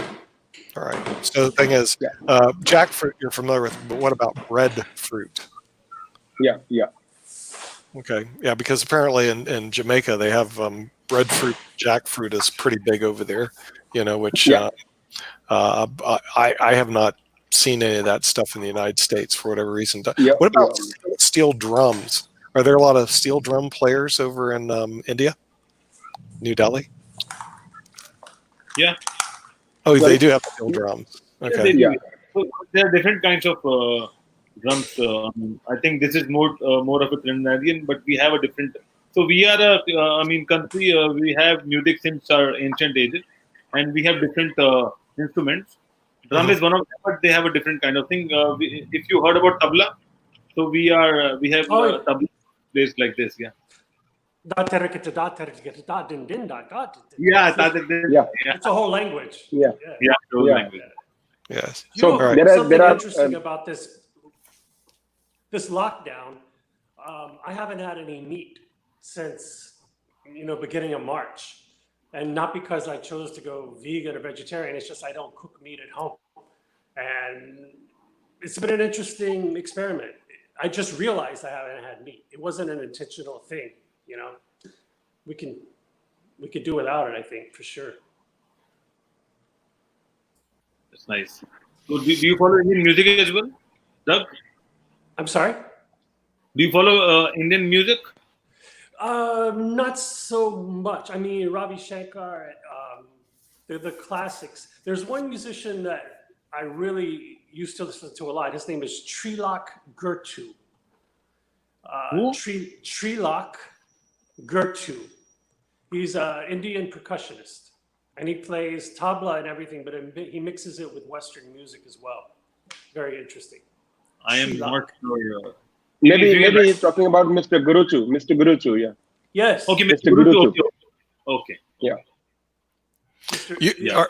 Sasha, are you familiar with Mr. Gurtu over there in Canada and Russia? No, he failed to appear in those countries for some reason. And, I don't see him in the U.S. either, but Doug knows about him. But Doug's a professional musician, so he would follow all that. And so are there? Yeah, go on.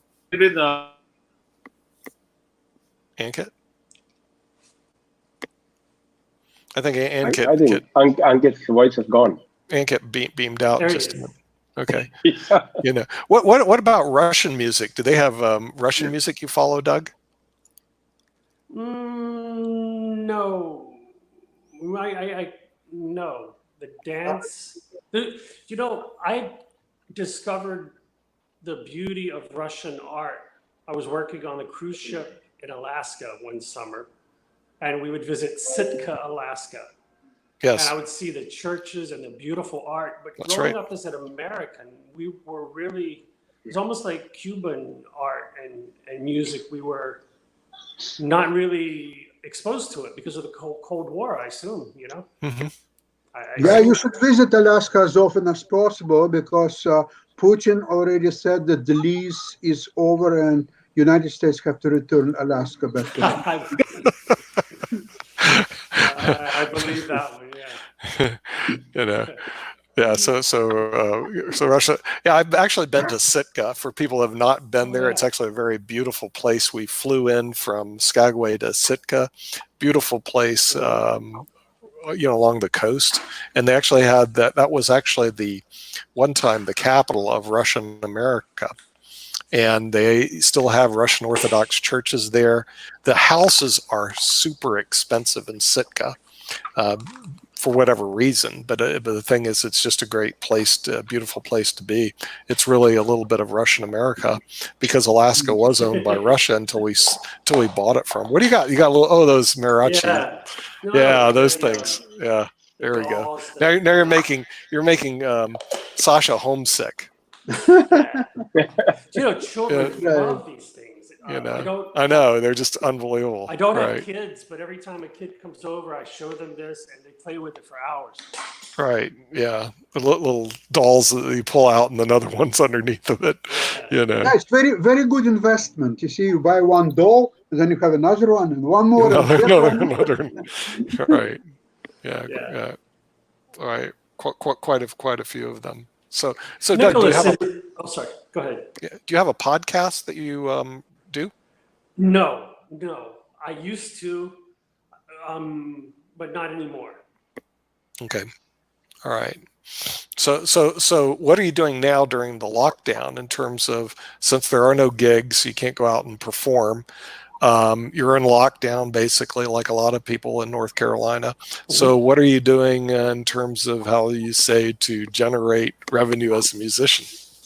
I'm also an actor, and which would be the same question, right? How do you? Yeah, same question. Right. I've done some Zoom gigs where the director, I have a home studio of camera and lights and everything. So I set up my iPad behind the camera frame so the director can still direct.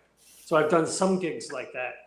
And I've been promoting the streaming as much as possible and trying to tighten that up. And fortunately, the streaming is keeping me afloat.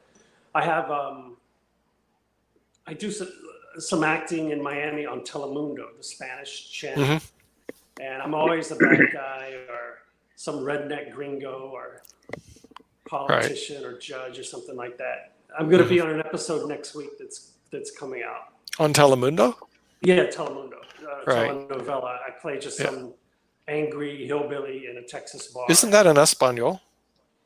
Well, I play they're trying to create a newer audience now. So they do a little bit of English, Spanish together.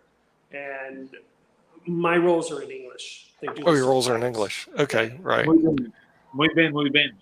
Yeah, muy bien. Muy bien. But it's amazing. The entire set of Telemundo is in Spanish. Every single person. I mean, from up top to bottom. It's incredible to be in such a non-English speaking environment in America. It's really amazing. Right. Yeah, I was going to say, and Telemundo. Ankit, do you guys get Telemundo over in India? Sometimes on this network, yeah. Sometimes. Okay, right, because it's all over here. It's like all Spanish-speaking programming. Actually, NBC recently bought Telemundo, so they're doing a lot of the. They have the access to the NBC library, so they'll redo NBC classics. They just did Ugly Betty. They call it Betty in New York, so they're doing a Spanish version of that sort of thing now. Right. Okay. I also write music for some TV and movies. I've got there's a movie called The Florida Project that I have 4 songs in. It came out 2 years ago. And just recently I did some music for a movie called Zola, Z-O-L-A. And it premiered at Sundance a few months ago and did quite well. And it should be coming out if we ever come back. So that pays some of the bills as well. Right. Okay. All right. So have you been to the Sundance Festival then? No, I haven't. Okay. Yeah, because the thing is that's right near Salt Lake City, and it's pretty big. I think Kim went there like last year, and then some of our guys go there like every year. I don't know why, but it's some of the festivals, they're just too big after a while, and I think performers are going to just get lost in the crowd, so to speak. I think they review thousands of movies over at the Sundance. I think like 1,200 of them. It's just, sometimes it's just way too much. So what are your projects you're working on right now going forward? I've just finished a movie that's released on Amazon. It's a short, 25-minute movie. It's called Just in Case. It's on Amazon Prime. I've just finished a play while we're here in isolation. It's called The Lincoln Experience. It's like an interactive play the night that Abraham Lincoln was assassinated. It's going to be a lot of fun. However, with this pandemic, I don't know if people are going to be able to show. Live theater is kind of dead right now. Absolutely. So what's this Lincoln play going to be about? How does it work? It's really great. Is it like the Rocky Horror Picture Show? It's similar. It's an interactive thing. So the second you walk into the lobby, you're greeted by like 20 reporters who are actually from 1865. So they're interviewing you. Oh, what do you think? What's going on after the war? You see our country is so divided now. They're asking everybody these questions, so it gets them involved. And even John Wilkes Booth appears in the lobby, and people get to interview him a little bit because he actually was a superstar at the time. So that whole thing moves inside, and then the actual play begins, which was our American Cousin, but I rewrote it. It's called Our Cousin the Yank, so it has nothing to do with the original. I didn't want any copyright things, and the original play wasn't that good anyway. So, American Cousin, that was that's what he was watching before he got assassinated. Right. So I did a trivia question. Different version. It's called Our Cousin the Yank. And it's a comedy, more modern, a lot of fun, and a musical. And so it takes us inside of what was going on at that time, and which is very similar to what's going on today as far as political divide. And at the end, it's a big God Bless America. Everybody gets along, and you're happy to leave feeling that if we could survive a civil war, we can survive what's going on today. Have you performed this yet? Has this? No, it's written, and I've performed the music with a piano player. So you did the score. Who did the script? I did the script as well. You did script and score? Yep. Okay. Yep. And I actually wrote it for Thalian Hall specifically. I think you probably know Thalian Hall in Wilmington, because it looks exactly like Ford's Theater. Okay. In DC. Right. So that was. It will happen. It'll happen. But the thing is, you got to wait till the theaters open. It's like here they have a theater called the DPAC. I don't know if you're familiar with that. Yeah. Okay, because my son has season tickets, so we go to DPAC a lot, but it's closed. Yeah. In other words, you can't go to any theaters. And I just got back from New York. The end of January, they have Broadway Week, where all the shows go on for half price. So we went to see To Kill a Mockingbird. We went to the New York Philharmonic, the New York New York Philharmonic, and at the Lincoln Center. And then everything's closed now. In other words, all the stuff. There's no reason to go up to New York anymore because you can't go to theater. You can't. The New York Pops, the New York Philharmonic, went to Carnegie Hall, Lincoln Center. All of it's just closed. I was going, what are these people doing? There's thousands and thousands of people that go there every day, and thousands of people that are actors and musicians that go, and Broadway's completely dead. You know what I was thinking about trying to do this with a circus model, somehow outside, like the amphitheater way, or some kind of tent. So you have halfway social over. distancing? Yeah, but for this particular play, I don't. Yeah, well, see, the problem with what you're having, it's interactive, so you want people to greet people as they come on. Okay, and so like that thing's going to be tabled till next year. Yeah, for sure. It's fun though too. Like at the intermission, Lincoln is wandering around, so you actually get to talk to Lincoln. And I want to see it. You've already sold. Hey, Doug, you've already sold me on it. Good. Because what happened is when they had the Rocky Horror Picture Show, okay, they made it interactive. It became a cult following. Okay, and it became big, really. Okay, and you also know that theater and needs to have a little jive in it. That's the reason Hamilton did so well. And Hamilton moved to $300 tickets. I mean, if you can get them, $300 to $400 a ticket. I mean, I'm going like, wow. I said, well, I'll wait till I see it in the movies. I mean, it was big because, first of all, it was promoted right, through all the major networks. It had a unique twist to it. So when you're talking about Lincoln, the way you're doing it, where people greet you at the front, Abraham Lincoln interacts with the people, I think that's going to be a big hit. Okay, that's my own opinion. I haven't seen the script or the score, but that's my thinking. Now, you're on the wrong day for that because this is Podcast Thursday. We do celebrities on Tuesday. And if you show up Tuesday, we usually have Hollywood producers that are on, and also Bollywood producers are on. Part of the reason they're on, and they have shows already running right now on Netflix and Amazon, is because they're out of business in Hollywood. They can't produce anything.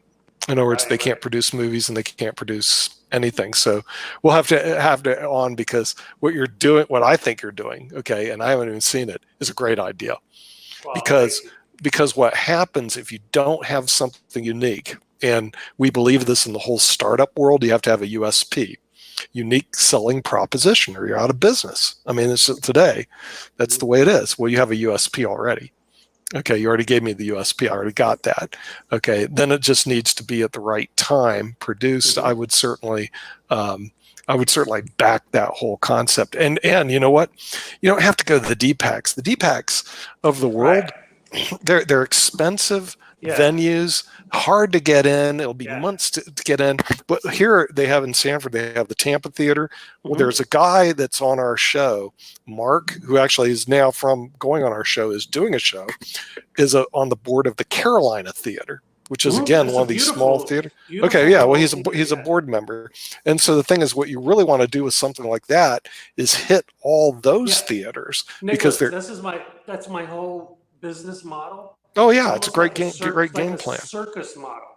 The circus model. Oh yeah, right. No, I'm totally with you on the game plan. To the Carolina Theater for 6 weeks. Do a 6-week run and then take it to Savannah, Charleston. Yeah. Because the thing is, like a Blue Man Group. Group. Exactly. What you do is you do a tour of all those theaters, but also when you do the tour of all those theaters, you get the bugs out. And people don't know there's always bugs in any production. But those theaters, like here, there's one in Pinehurst, and I forgot the name of it, but there's a theater there. It's an old theater. These are ones that were built in the roaring 20s, and they're still around. There's the Temple Theater in Sanford, okay? It's been around for a long time. And so you can get in those theaters. To go into the DPAC, remember your plan is to open up, let's say, next year, because that's when DPAC, you have to look 5 years from now before you can get your thing on the DPAC. Yeah, it doesn't excite me. I could produce a play for 1,000 people or 700. Sure, right, exactly. Easily. Right. I mean, that's like a big wedding, Of course. I could get my head around that. Right. Right. Yeah. One of the things, Nick, I want to be hi, I'm Kim. Nice to see you. Thanks for joining us. I kind of want to beam in for a second and share with you on Sundays and Saturdays, we do a lot of music. Sasha actually has a chess show that shows later in Saturday afternoon. And on Sundays, we do a lot of music all day long. And if you want, we have plenty of space for you to join us and, maybe play an hour's worth of music, because that was beautiful. I was listening to it while I was working in the back stage, and I just think that would add a lot to check it out with it. To a relaxing Sunday, or just kind of chill out on Saturday. Sure, I'd love to anytime. Okay, I will have Everybody's Ankit now. send you an access link and information about it, and you can pick what kind of suits you.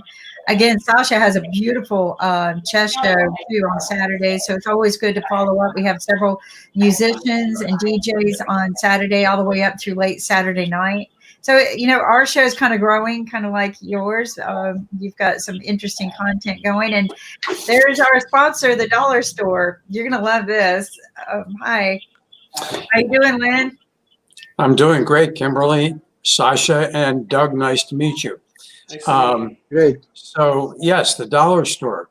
We have an online dollar store. We are promoting the Money Masters, which is the owner of IBM.TV. It's a not-for-profit that promotes financial wellness and financial education for people. I used to think, well, this is a great idea for young people, but I think right now I'm seeing a lot of old people who need financial education as well. And so we really believe in the concept. So we're giving half of our profit to Money Masters. We invite you to go onto the website. You can go onto the IBM.TV, just push the green button, and you can become a customer. We have a rewards program, so people who become customers before they even buy can get a $5 discount on purchases. We deliver to the home. That is if you live in a community that has postal delivery, which I don't, but that's okay because I like going to the post office to see some of my neighbors who I don't otherwise see. But as Kim has put up here, there's the green button. But if you happen to be colorblind, doesn't make any difference because we tell you it's Shop the Dollar Store. And it's fantastic because we have some products. Doug, you haven't been on here since we've been talking about this, but we have some products, mostly I would say the women's products that are the real good deals. Kim does. Oh, wait a minute.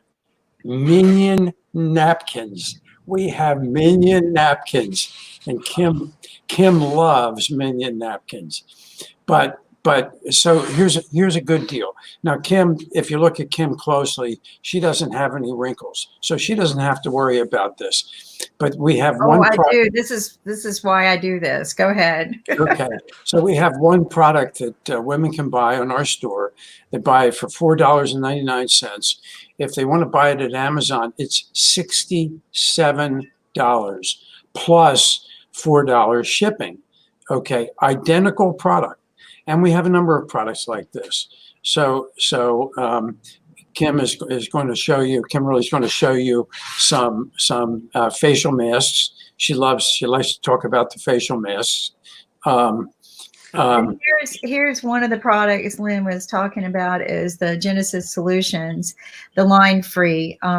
It's very, very expensive anywhere else. And here it's only $4.99 and you didn't have to drive anywhere. You saved gas, you saved money, you save time. When you save time, you save money. So all in all, you're doing good and you're not going out amongst the crowds. You're staying away from the crowds and it's delivered to your home, which is the way I like things. But to find this product on the dollar store was very exciting when you know that you can pay over the counter or at some of the larger places.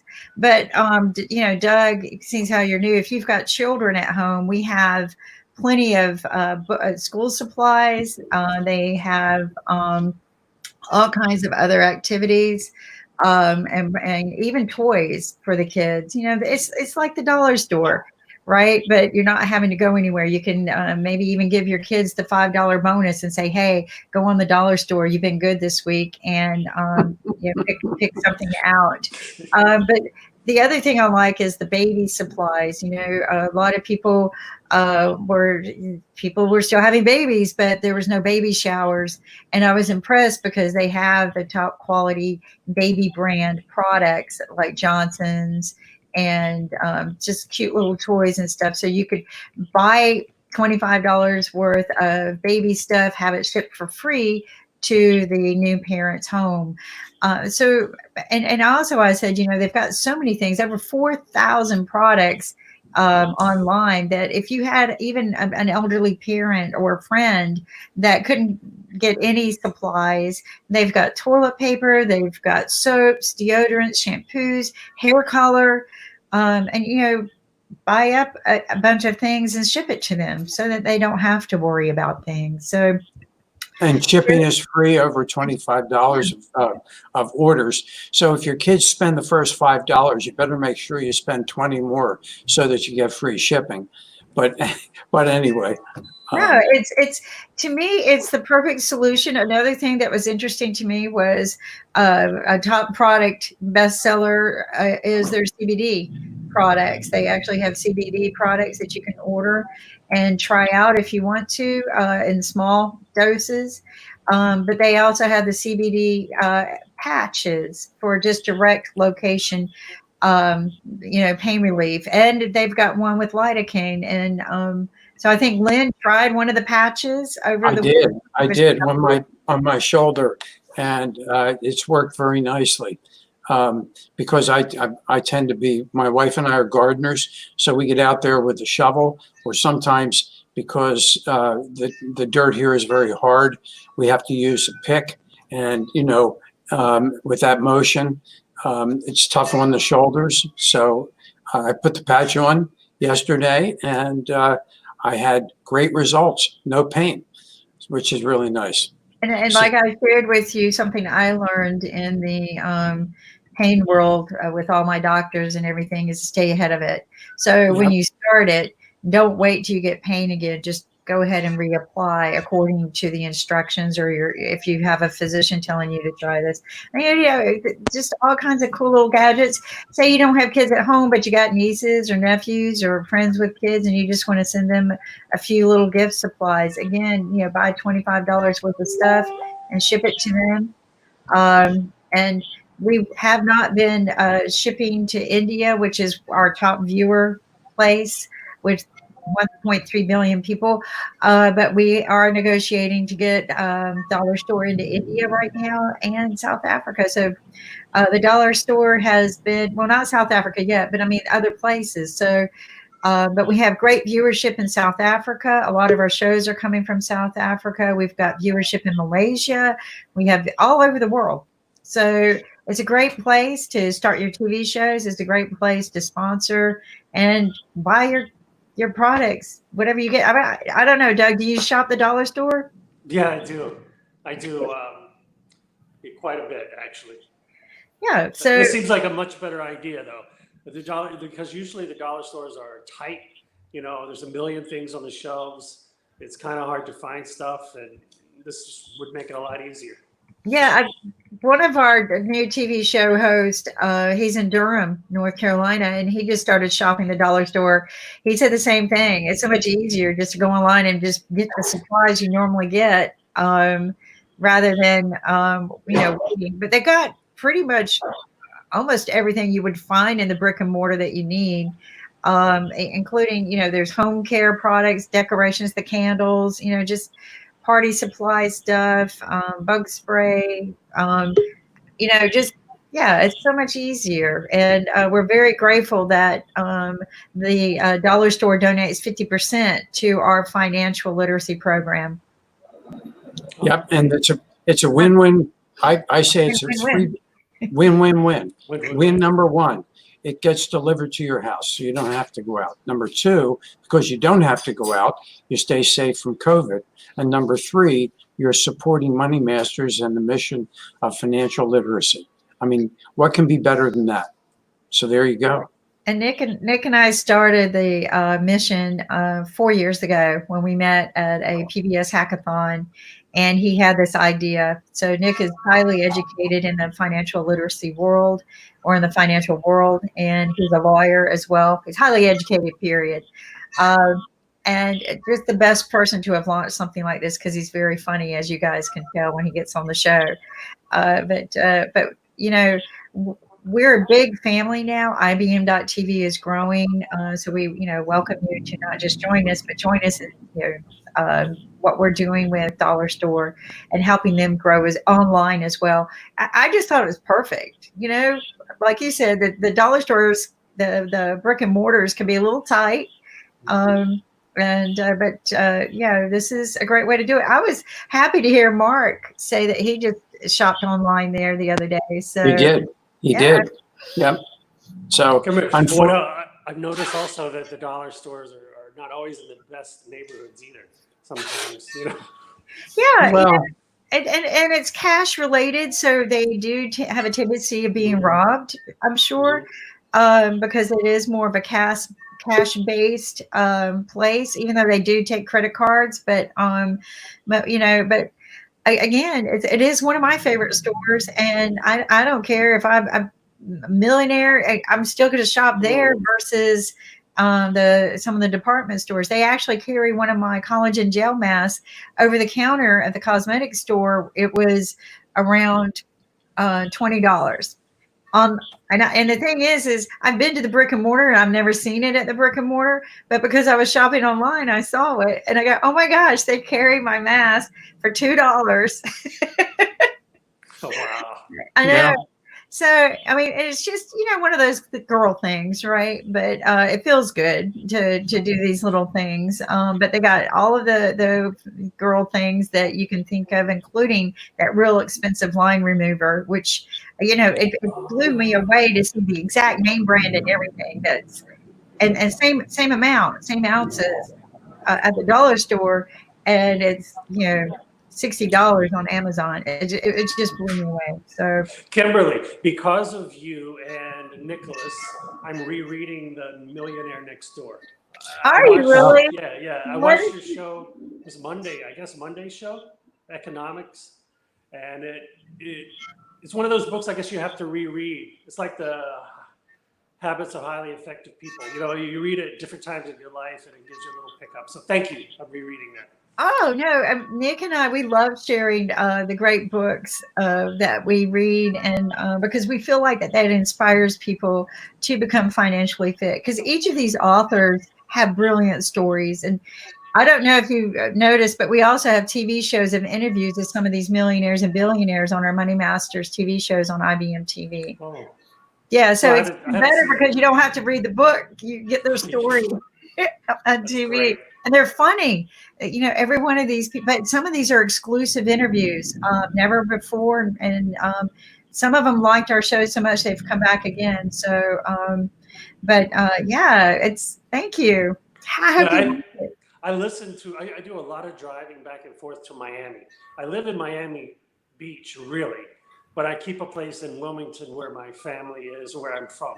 So anyway, I listen to a lot of books on my traveling. Oh yeah. And that's a great way to travel. Music, books, anything that's inspirational that keeps you from falling asleep. And I have a lot of business in Miami too. We actually have some people that we do business with down there, and Money Masters and IBM TV has been down there supporting the startup industry, really big. Oh, great. Yeah, so we go to Miami a good bit. So that's pretty interesting. What a small world. I was sitting there joking with them saying, I'm down here so often, I should get a place. But yeah, in fact, I was there for the Super Bowl. Oh yeah, that was crazy. Yeah, I flew out. I flew out just before the game started. I was there for the whole week of events that build up for the Super Bowl to cover them, because there are a lot of business events, and to meet a lot of the past, a lot of the NFL players who are business people, and some of the past Super Bowl players. So it was very, very fun. I did a performance at Bayfront Park. It was the weekend before. They had like 3 days of free events for the city. Yeah, you were there? Crazy. Yeah. I was playing my steel drums.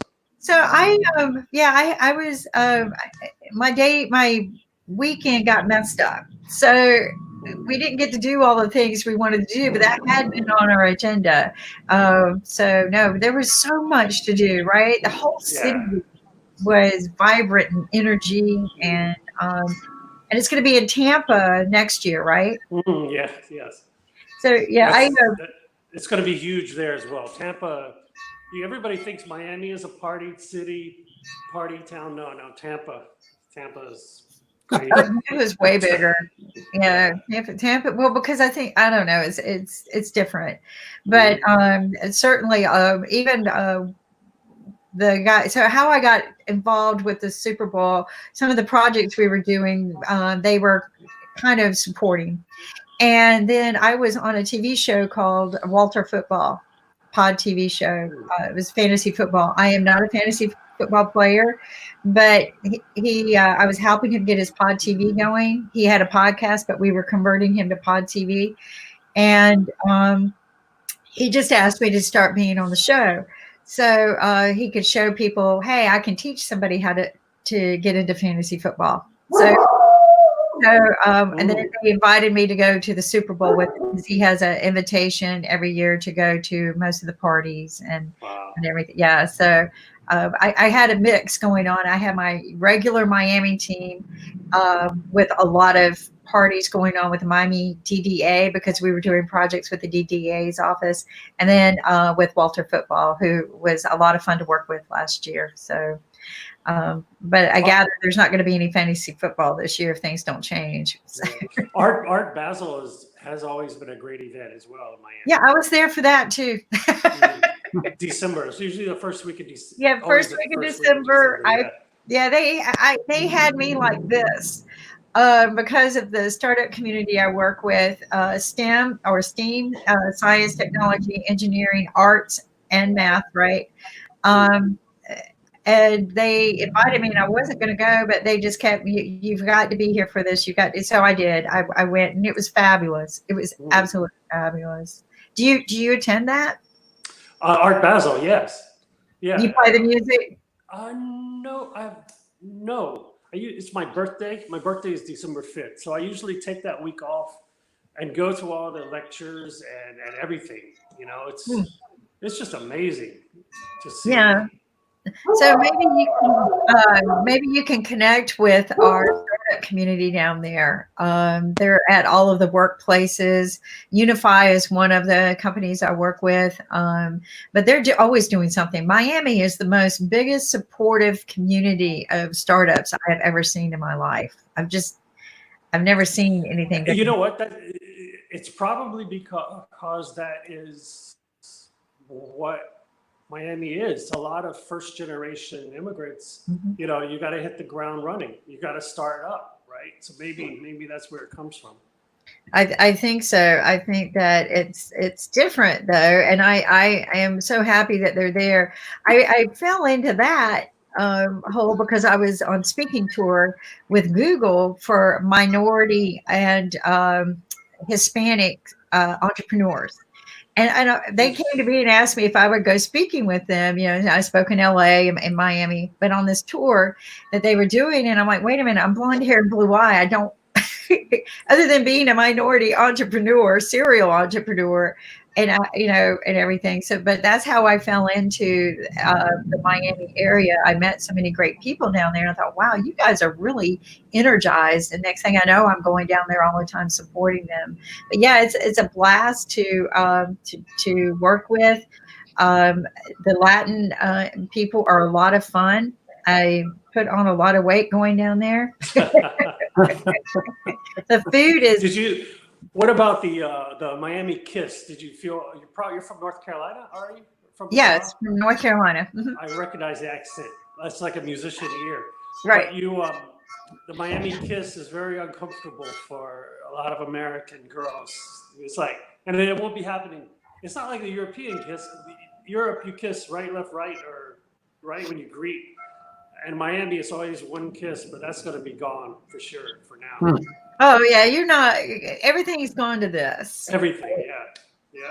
And this is what I tell people. You know, namaste can also mean many blessings for a brighter future, right? You're offering your blessings. It is going to be different. That's what I was telling people. I was used to different ways that people greeted me over the years. You know, there's always that, really close friendship where you kiss each other on the cheek, like you said, or just the handshake itself. And it's odd that you bring that up because a fellow newscaster happened to be outside of my house just before the official shutdown. I shut down early because the school across the street became contagious. And I had read the reports that it was airborne. They were saying it wasn't because the word was aerosol, but aerosol is airborne. So, but the news people were out there. So I walked out there, and we had already started talking on this TV show and the board of directors. And so we had already started establishing this habit. So when I went out there to meet him and his crew and just say, hello, what's going on? He puts out his hand and says, oh, no. Yeah. I almost did it. But it's hugging the family, right? I was thinking, I haven't hugged my mom in weeks, It's a little bit strange, but you don't want to, you don't want to infect them, right? You don't want to infect the older parents and people, because they know for a fact anyone over 60 odds are going to die. And she has leukemia. They're compromised, right? So you've got a compromise. So anyone with a compromised system, including children. So if you have a very compromised system, it was interesting. Can die. To step on you, but this Kawasaki's disease that's coming out that a lot of kids are getting from. Right. I had that disease when I was 11 or 12. Wow. In Wilmington, North Carolina. I got it. They had no idea where it came from. And I was a couple of weeks in the hospital. And all those things happened. My skin peeled, my fingernails grew off, and my toenails at the same time. It's like I molted like a snake. But anyway, I've told people for years about this Kawasaki's disease, and they think it's like the start of a joke of some sort. But it's it's real. And I've never met anyone with it. I've met people with similar symptoms, but never anyone who is. So thank you for sharing that with us, because you're a survivor, right? And as freaky as it was, did the nails grow back? Yeah, no, they grew off at the same time the new ones were growing in. If you smash your finger and you see the new one in? Same thing, except all 20 digits at the same time. It's crazy. And of course, my heart swells. That's part of the problem. So I was on heart monitors the whole time. But I had a strawberry tongue. Your tongue turns bright red. Is that weird or what? I You should write I thought it was a cherry slushy or something. You should write a really cute little kids book about your experience. Like a little cute kids book about your experience, because not many people have shared that experience. But we also have another guest on, Ben Coates, who was also, I guess, a Moogie's Media. Let's find out what he does. Hold on just a second. Hello, Ben. Namaste. Hi, Kimberly. How are you? How are you all? Hello. I recognize that accent, but tell the world, where are you from? Yeah, the United Kingdom, a place in the Midlands called Telford in Shropshire. Wow. And how is it in the United Kingdom today, Ben? Same as it has been for the past 8 weeks, really. A bit of walking, a bit of exercise, and do what you can via Zoom and WebEx and all the video conferencing calls. But it's about at the moment it's health versus wealth, isn't it? At the moment, so we're all in the same difficult position. There's nobody out there that's not in that position. Yeah, it's interesting you say health, because the governor of New York had such a profound speech, that we can recover our economics, we can recover, our debts, but we can't bring somebody back to life, right? So let's think smart about this. We'll fix this problem. We're going to work as hard as we can to make sure nobody goes hungry. They know people are going hungry, but they're working night and day to make sure that things pull together. But his speech was so profound. It just brought tears to my eyes that nobody else really preaches that. But thank you for sharing that with us. So United Kingdom, has it been a lockdown for a lot of weeks? Well, firstly, just before you carry on, the New York governor has had a lot of coverage on the UK, and he's been absolutely superb the way he's conducted himself. So just thought I'd add that. But yeah, the UK at the moment, we are in lockdown. We are experimenting, I feel it is the right word, in lifting the restrictions slightly. So we can go out exercising a bit more. We're encouraging people back to work. But the issue I've got is that my work's in the event industry. It was the first to go, and it's the last to come back, if we're honest. And Yeah, and on the podcast, and on the podcast the other day, we had a coverage conference from the events industry, and it was we're all guessing. The problem is there's no guidance at the moment. I don't know what it's like in the States, but in the UK there's no guidance on events. It's almost guessing, and that's okay because we understand why that's happening. But if it's happening because and we can't make an income, then really we're in no position to look at moving businesses forward, or even if we're going to keep the businesses or pivot. So there's some interesting things, and one of the things I have truly enjoyed about our TV show is all the wonderful people we have spoke with since March 14th on the TV show. And previous to that, we were talking with them for about 2 to 3 weeks. Well, actually, a whole year. But I mean, during the COVID situation, we were able to see this coming. And I shut down probably 2 weeks before the U.S. did because I just panicked a little bit and said, this is going to be really bad.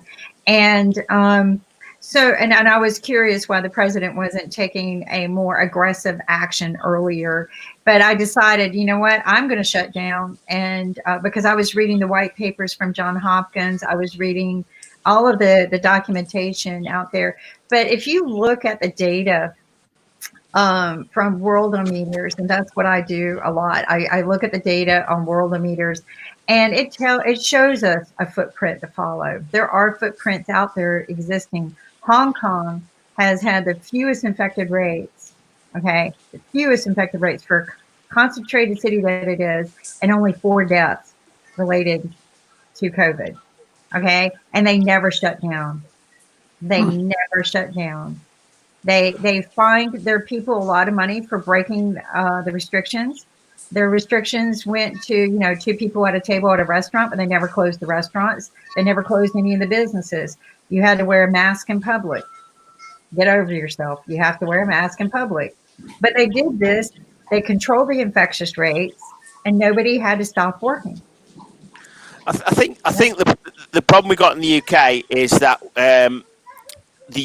we've just had an election. We just had an election where the Conservatives really did take over a lot of parts of the country that have always been Labour, and Labour then lost Jeremy Corbyn, who was very much his own man, and kind of got the unions all together. Now the unions are back and they're stronger, and they're taking a massive effect on the economy because they're saying we've got to get back, but it's got to be perfect. Now, we're not going to get back to a perfect world. We've got to be honest. The economy is not going to be perfect. We've got to make the best of the situation. Any death, of course, is unwanted and a very sad situation. But we've gone completely the opposite now, and it's closed the economy. I listened to Tony Robbins' podcast the other day when he got 4 or 5 specialists on. The rates that we're being told are incorrect because we're not being told about the ones that aren't being seen. And that makes mobility rates then a lot lower, doesn't it? So, no, it doesn't make the mortality rates lower. It actually makes our infectious rates higher because if you notice, the more you test, the infectious rates go up. Why do they go up? Because we're testing people. If you stop testing people, guess what? You don't know who's infected. So the only way to get a handle on this, I believe, is to do daily rapid testing, right? Just like you would if you were diabetic. The early detection means what? Early treatments. Early treatments mean fewer fatalities and potentially fewer people having to need the ICU, the ventilators, and the hospitalization. And isolation means earlier isolation of the situation. So rapid testing to me is the only way to do this. If you test positive in rapid test, then go to the PCR test, right? You need a COVID certification process. Take the PCR, isolate yourself, take the PCR test. If you test positive, lock down and do symptomatic treatments until you're better. Early detection is going to be the only way because the problem with this was the day you're infected, you're contagious and you are infected for 14 days before you have symptoms. So for 14 days, people can really contaminate a lot of people. And they proved that with patient 31 in Korea. Patient 31 in Korea, she infected well over 10,000 people. well over 10,000 people in the chain. So no, I agree with you in a lot of ways that the numbers are very, very inaccurate. The other way, and we detected this early on before anyone else even considered it, was that when the test results were being read, they were 10 days late. It took 10 days to get the test results. So I panicked almost on the show going, oh my God, because it clicked. The test results are running 10 days late. We probably really have 50,000 people, not 10,000 people, right? Because we're 10 days behind the status report. So there were a lot of things that went wrong because people weren't thinking, they were panicking. They didn't look at the fact that the reports that they were reading were 10 days late. And so their decisions were based on the results they were reading that day, as opposed to what the real results were. I think that there is a, the media and everybody else was hyping up that they were misreporting COVID, that they were just calling everyone who died in the hospital died with COVID. And they can't do that. The person had to be tested positive with COVID before they could stand that they died with COVID. And yes, I do believe if somebody was brought in and they've always had a heart disease or diabetes or kidney disease, but if they were brought in with COVID and died while they were in with COVID, then yes, stamp it with COVID. That's to me the realistic way to do things. But there's a lot of things. But if you really take a look at the data, which this isn't why we had you come on the show, but I want to share this because this is interesting to me. We're currently over 5 million viruses worldwide. And actually, since they have reenacted entry in some places, we've noticed the curve go back up again on a global basis. When you look at the death rates currently, and this report is updated every day, we're at 331,000 deaths. So if you go down and take a look, and this is Worldometers, this is where everyone gets their data from. The USA, out of the 5 million, we're 1.6 million infected, and out of the 300,000, we are 95 of those deaths. Go over here is where you really want your data to look at to see how better a place is doing than other places. Is you look at it per million, right? And so if you take a look at the infected cases per million versus the deaths per million, you can see what countries really got it under control. You can also look at, the US just hasn't done it. They just can't get it under control. UK, sometimes they're kind of late with reporting, but today they were on time. So you can see that that yesterday, because this is done daily, yesterday they had 2,615 new infected cases and 338 new deaths. So if you look at it on a per million basis, it's not exactly the best. So yeah, we need to get it under control for the world. Again, I go through here, Nick and I, our producer, executive producer, and Ankit, and all of our team, we go through here. We look at, oh, look, Pakistan's only doing 5 deaths. If you scroll way down, I also look at what the countries were doing, right? Did they close down? Did they continue operating? How much did they continue operating? So we take a look at some of these things. Honduras is not doing the very best, but if you look at Greece, that's not so bad. Senegal, Bangladesh, Cuba, but we have board of advisors who come on from Hong Kong, and so we get a daily report from them. And if you look at 0.5 people per million deaths compared to the rest, it's interesting. So the footprint's out there. Data provides the facts for the footprints, and I don't understand why the government isn't doing this and talking globally like we do on this TV show, because talking globally helped me prepare in ways I can't imagine. And one of the ways was one of our board members go, oh my God, he's from Australia. And they locked down 2 or 3 weeks before we did. He goes, I went to the store and there's no more toilet paper. There's a run on toilet paper. And we're going, And everybody's making a joke about it. And I go, Storm, people are preparing to lock down for long term. So I go and I stock up for long term, right? You stock up on batteries, stock up like you would for a storm, toilet paper and all the things that you need in the pantry. I'm from North Carolina. We get prepared for the hurricanes and the ice storms. So I think there is a footprint. I think the government, like you said, there's a lot of campaigns, political campaigns going on out there, and they're using it, unfortunately, to their benefit as opposed to the benefit of the people. So, Ben, I got on my soapbox, and what I want you to do is share with us what kind of podcast. Whoops, wrong one. Where's the NCAT when I need it? Hold on. So hold on. Ben, share with us who you are, what you do, what your movies media is. So my name's Ben. I'm from the UK. Moody's Media is an event media agency and a content creation company. We generally, in normal times, whenever they were, we are out and about covering shows, because event organisers are great at pre-show and they're great after the event. But at the event, they've got a lot of other things to contemplate. So we take that out of their hands, and we do all the media on site, so people can see what's going on.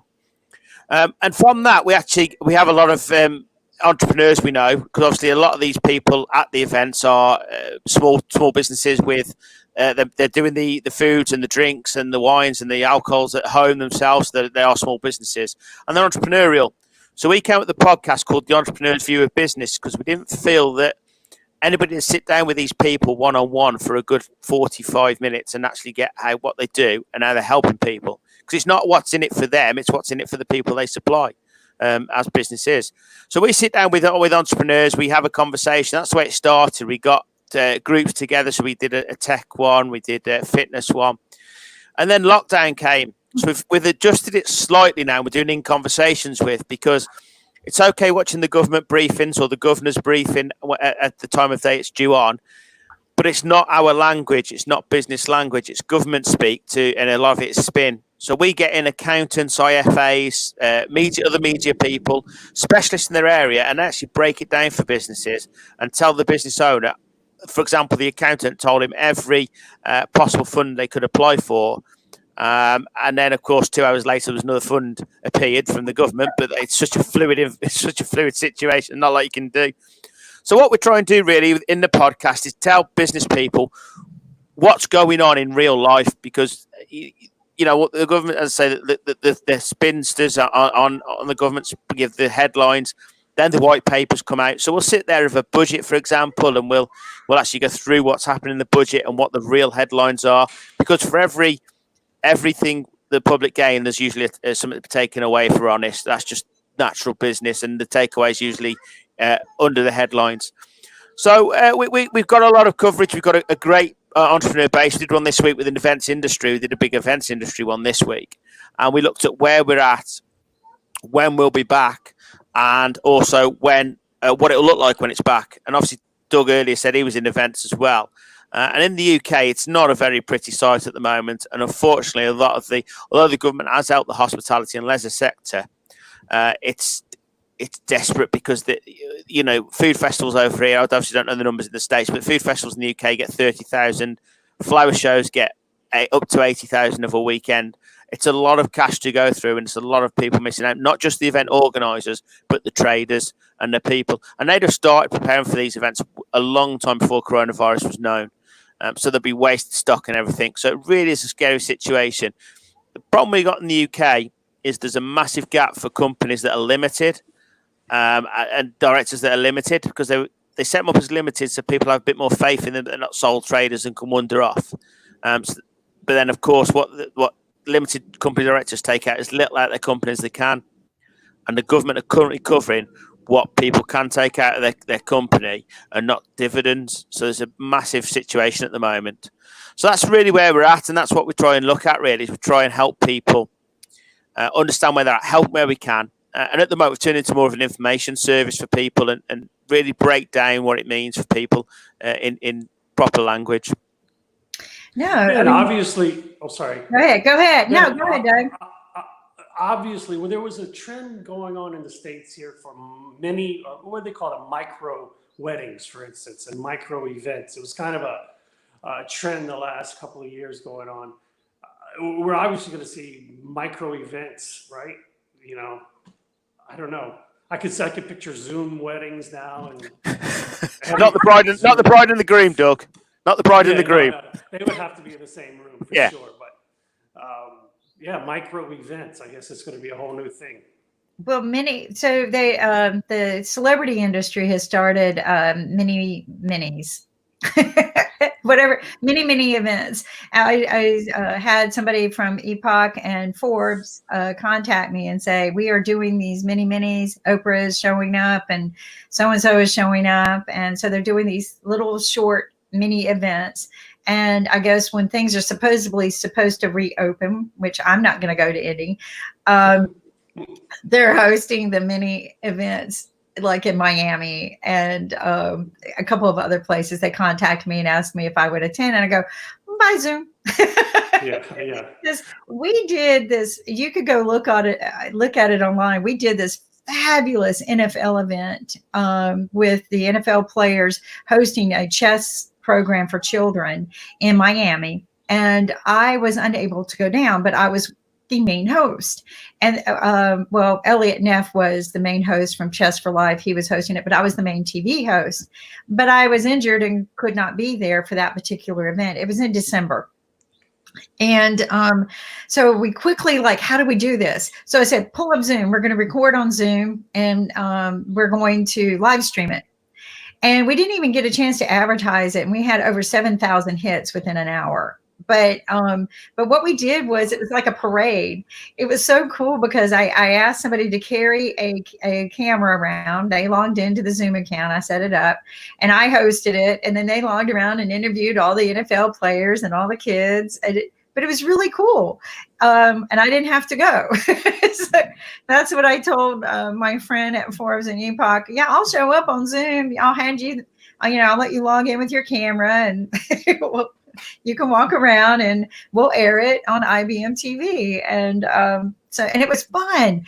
I had people call me from everywhere, and they said, oh my God, that was so cool. It looked like a parade, right? Because they were just going from place to place talking. But we're going to have to get creative, right? We're going to have to become less contacted for a while. I joke with everyone that fashions are going to have to go back to the hoop dresses. That's how we're going to keep our distance, right? I think back in the day, that's why those dresses were important, was to help prevent spreading diseases, right? They made it a fashion trend so that the women would wear it. But I think we're going to have the glove industry. I know it's probably not the best thing to wear gloves because you're just spreading it, but I think women's gloves are probably going to come back. Exactly. Audrey Hepburn. I was just golfing gloves, Yeah, I was just watching her. When I growing up, we would wear the white gloves. That was a big thing. I actually had to wear the white gloves when I got to hold the not the Heisman Trophy, the Super Bowl trophy this year. And I didn't know it. They made me put on white gloves, and that's the first thing I thought of, right, was because they protect the trophy. And so I think that we will change our trends, right? I tell everybody I'm going to go for the Darth Vader suit personally. Science fiction wrote our future trend, and it's got the hood so it doesn't get on your hair when you go out into public, and it's got that resistant material so when you go home you can just spray down with whatever and put it in the laundry room locker and just go about your business, right? What about airplanes? Darth Vader scared to death to get on an airplane right now, or train or subway. My son is stuck in New York right now. He moved up there just before this happened, and didn't have all his stuff either. He just kind of went up there to get kind of settled in, and then he was and has nothing. But yeah, that was his main transportation. He has no car, right? So how do you get around? You can't. No, Uber's gone. Nobody's going to pick you up. So, the other day, I have this old classic car I like to drive and tinker with sometimes, and I broke down here in Wilmington, North Carolina, and I had to call AAA, but I couldn't get in the tow truck with the guy, right? Because of COVID. I couldn't call an Uber or a taxi or anything. I had to walk like a mile and a half to my condo to get my bicycle to then ride to the shop where he was taking and this was at night. It was crazy. Yeah, and you would think that there would be some kind of emergency essential means of transportation for people, and we just haven't worked that out yet. Is it the same problem, Ben, in the UK? We have one of my clients is actually does driver training for trucks and coaches and buses, and the problem they've got is that, of course, they're in a very small cab, so there can be no social distancing whatsoever. And they're getting no extra government assistance. And of course, the problem is that a lot of the examiners are from the older generation, naturally, because they're more experienced and and they've studied. So they can't go back because they're shielded at the moment. My guy can't do. So there's no point in doing the training, because there's no point in doing training without an end result, as is natural human thinking. So the vehicle industry over here is actually suffering a lot. I do. The recovery trucks industry is definitely another subject where needs to be a lot. They're not in the UK. They're actually not putting them in the cab. They're taking them, but they're sitting in their own cars. They're towing, so they're not actually lifting the vehicles up and then having the families in the cab.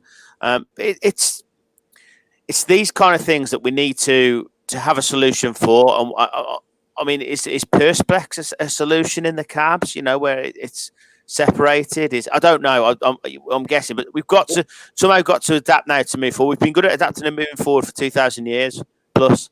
Yeah. But this is now probably the biggest move forward in the shortest amount of time we're going to have to do. We're going to have to start making some. We made some knee-jerking decisions that kind of hurt all of our economies. In some ways, we didn't knee-jerk fast enough. So now what do you do, right? And I told someone, as an entrepreneur, sometimes when you start knee-jerking, sometimes you got to keep knee-jerking a little bit so that you get it right?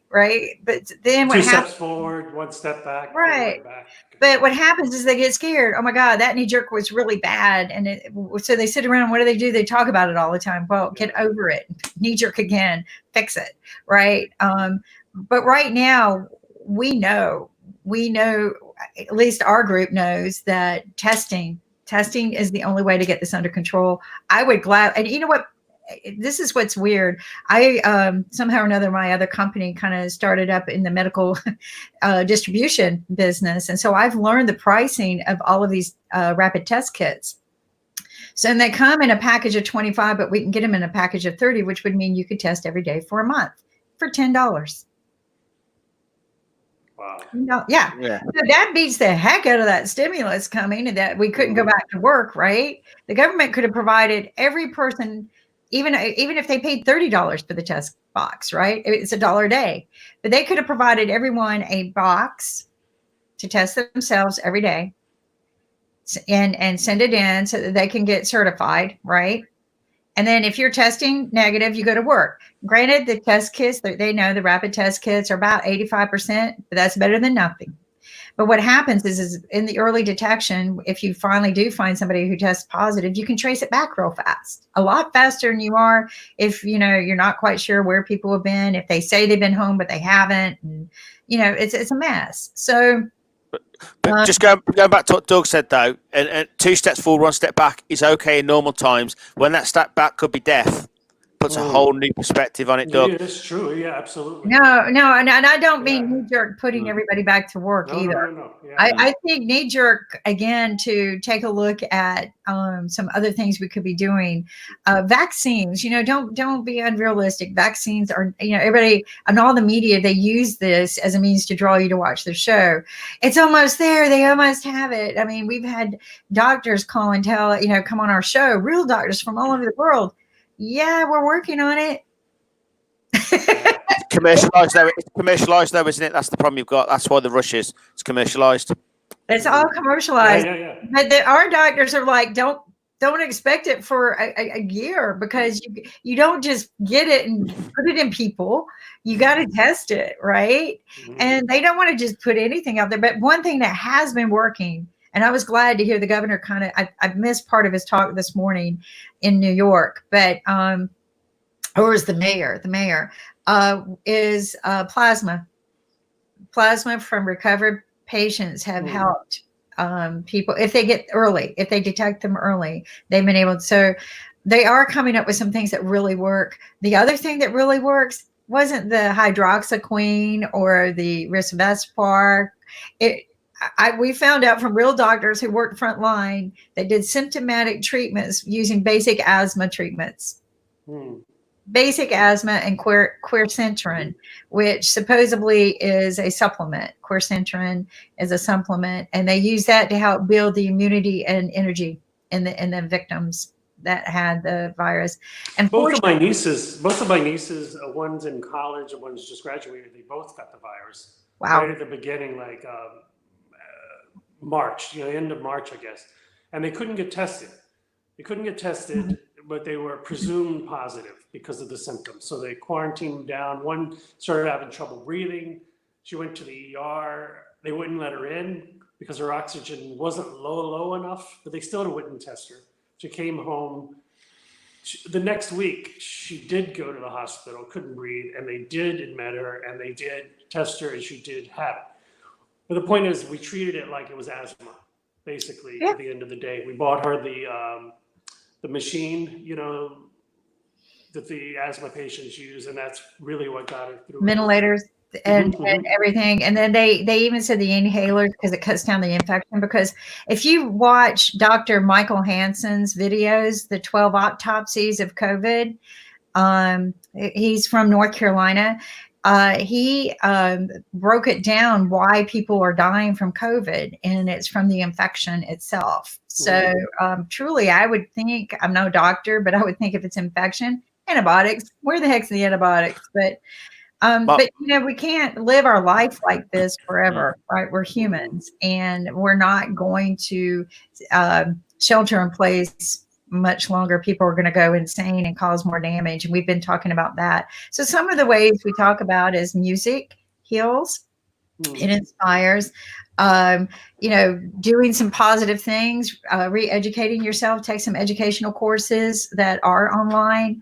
The event programs that you're talking about, Ben, don't disassociate yourself from these things just because they've stopped the gatherings in big places. Go to some of the online events. I got asked to go join a sporting event last night at 10 o'clock at night here, 10:30. It was 10:30 here. It was in California. And I said, oh, what the heck? I haven't gone to bed. I was on my way and I'm going, I haven't gone to bed yet. Let me see who's there, right? And I beamed in just to see who all showed up. And so I've never done so much networking as I have now and met people I never would have met without the lockdown. You do have to take advantage of it, and your glass has to be half full. But I mean, my brother caught the virus. He works at Asda, and so he's a key worker, and he does permanent nights, and he got it. And the problem I had was he lived on his own. He didn't live with his partner. They lived separately, and his partner had a little boy who had severe asthma, so he had to stay isolated. And until you get that first text of the morning, I didn't do any work until I got the first text of the morning, if I'm honest. I did bits, but when's my brother going to text? When's my brother going to text? It's not nice at all. And that affects the economy and the work rate as well, because you're worried about the loved ones that you've got. It is all related, but we do need to, as I say, of course, and on about quizzes and music, of course, people should be listening to podcasts, shouldn't they, as well? And Ben, when I was referring to 2 steps forward, 1 step back, I was referring to business, like trying to earn an income. You have to try something, try 10 things, and maybe 2 of them will stick, something like that. Yeah, I've definitely adapted, Doug. I'd say in conversations with and things like that. And I'm also doing a lot for clients coming on to me now, because especially I've got a big HR client on board recently because they need to promote what they're doing. So I've been managing their media for the months. So that really was a good contract. Yeah, we're entrepreneurial. We have to survive. We've built businesses once. We can build them again, and that's the positive outlook. But as I say, it's not easy. But the thing about this, and it just this kind of thing, not in the coronavirus states, but the economy refreshing does happen very often, and the strong do survive, and the weak do go. So in that kind of, and please don't take this the wrong way, but in that kind, it's just a refresh of the economy in that respect. It is, and they're talking about that refreshing and restarting the economy. But the thing we don't want to have it impact people who, like you said, the weak. Entrepreneurs have an unusual persistence, resilience. Okay, we just do. We're those guys that you knock us down, we're going to bounce back up again, like that stupid song of the Trolls, right? I bounce back up again. So you got to sit there and worry though about the people who can't. Yeah. Even though, because that doesn't mean they weren't good workers, right? But there are a lot of people out there who were excellent workers who have lost everything and they can't see the light at the end of the tunnel. And that's what I tell people is maybe they were prepared to weather the storm a little bit.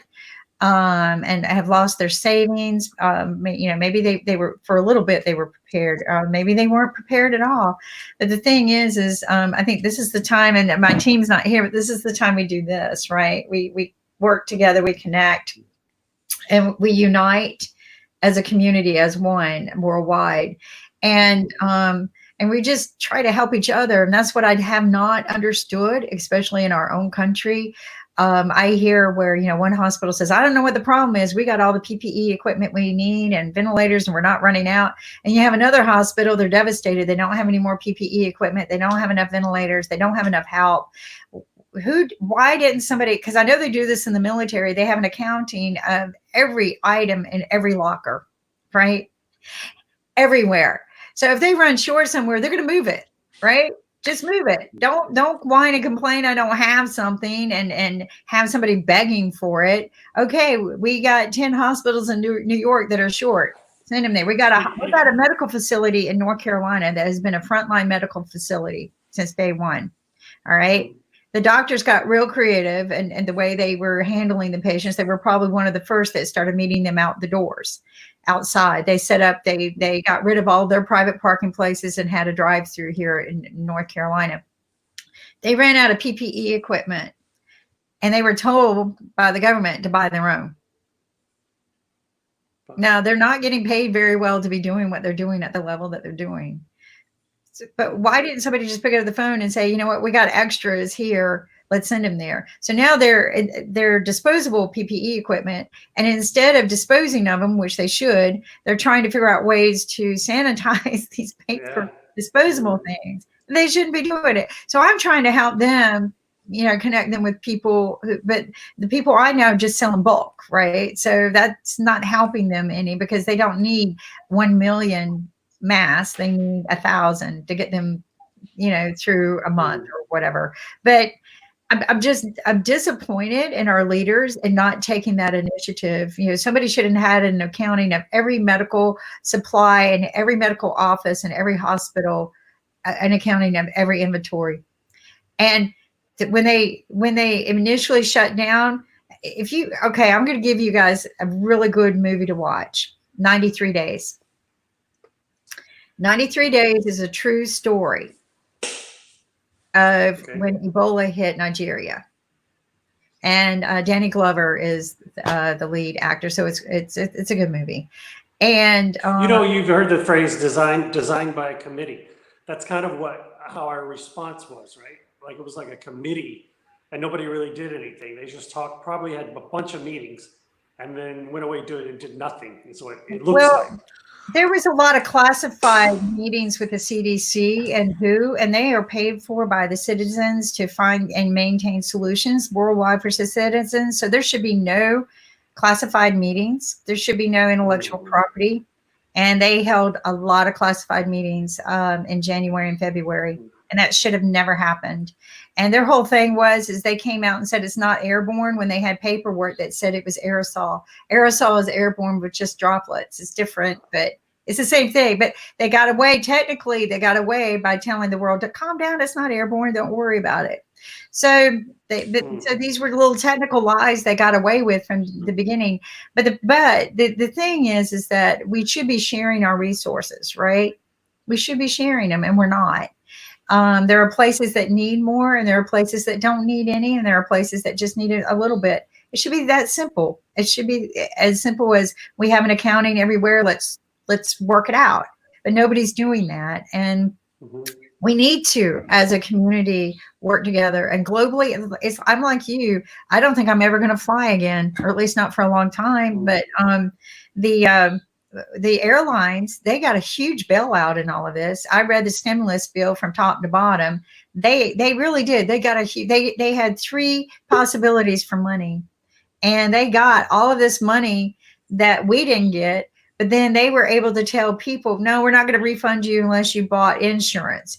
And even if you bought insurance, we're going to make you buy a new ticket in 3 months from now. Well, 3 months from now, they may not have needed that ticket, or they may not need to travel. So why didn't somebody set up a system just to somehow or another give them some sort of money back or point? They should have gotten their money back. If the airlines got a bailout, they should have gotten their money back. So absolutely.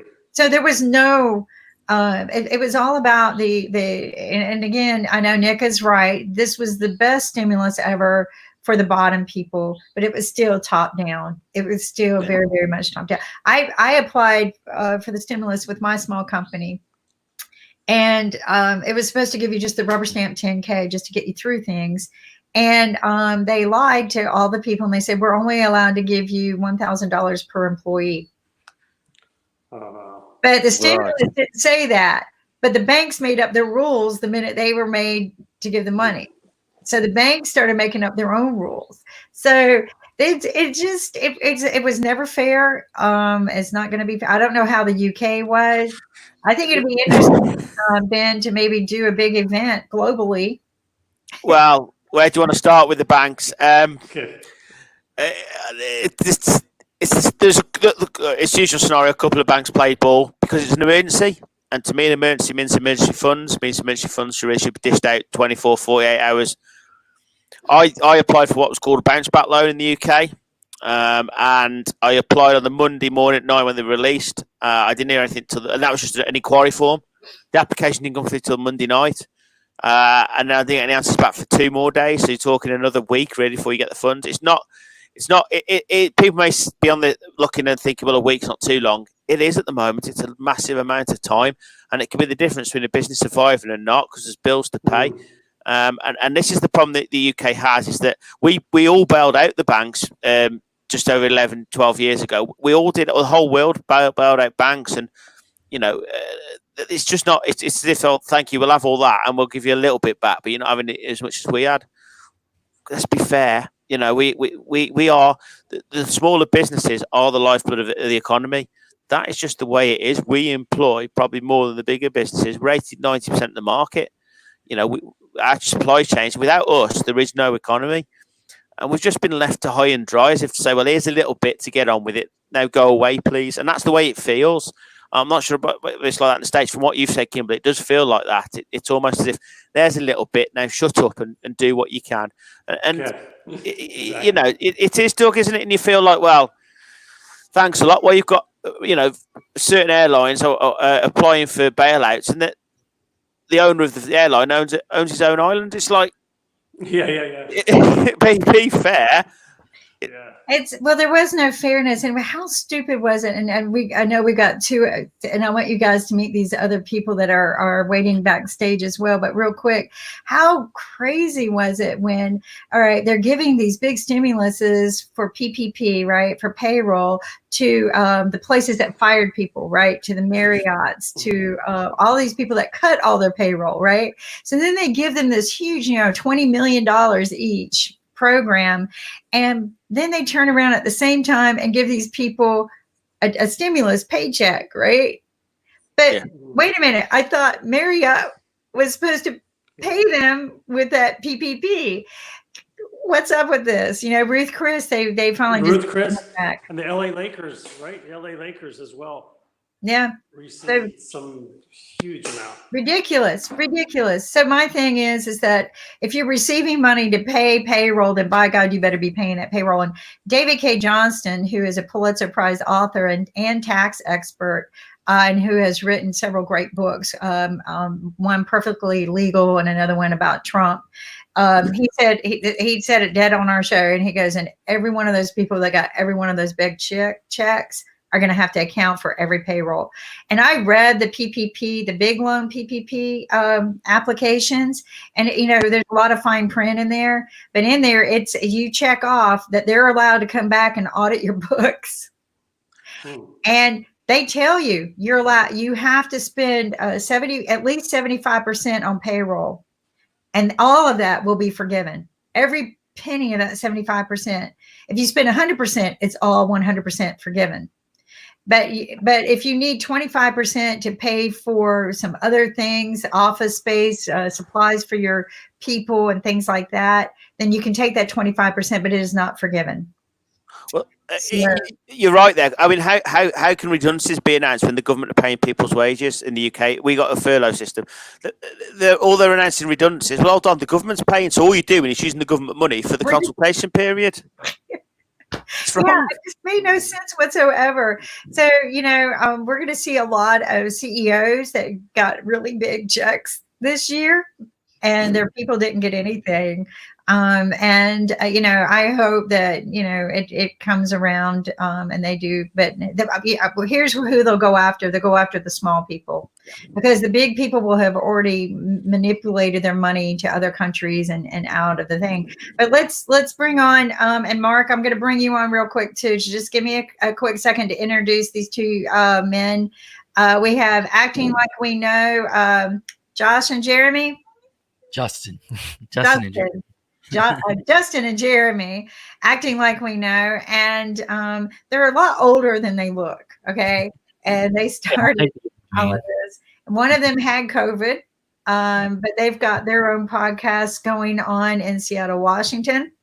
Yep. And then another person who actually just started a pod TV show with us called Radio Talk on IBM TV is Mark Lee, and he's from Durham, North Carolina. So, Mark, we have Doug Walker, who's actually in Wilmington, and he does a lot of things. He plays the steel drums and does a lot of things in the Durham area, I think, too, with the music, and he does theater work and everything.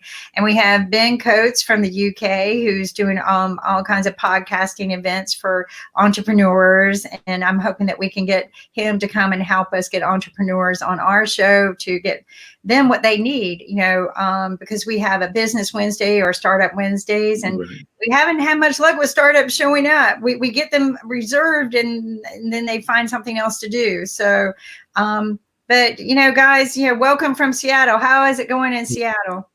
It's rainy. Yeah. We haven't had rain in a while, so it's kind of nice to see again. Yeah. I was late last night. I was on a Zoom call with Lee Steinberg. You know who he is? I've heard the name. The Jerry Maguire of football. If you ever saw the movie Jerry Maguire, that is him. He is the reason why football makes the money it does. And the football players, he instituted all of that.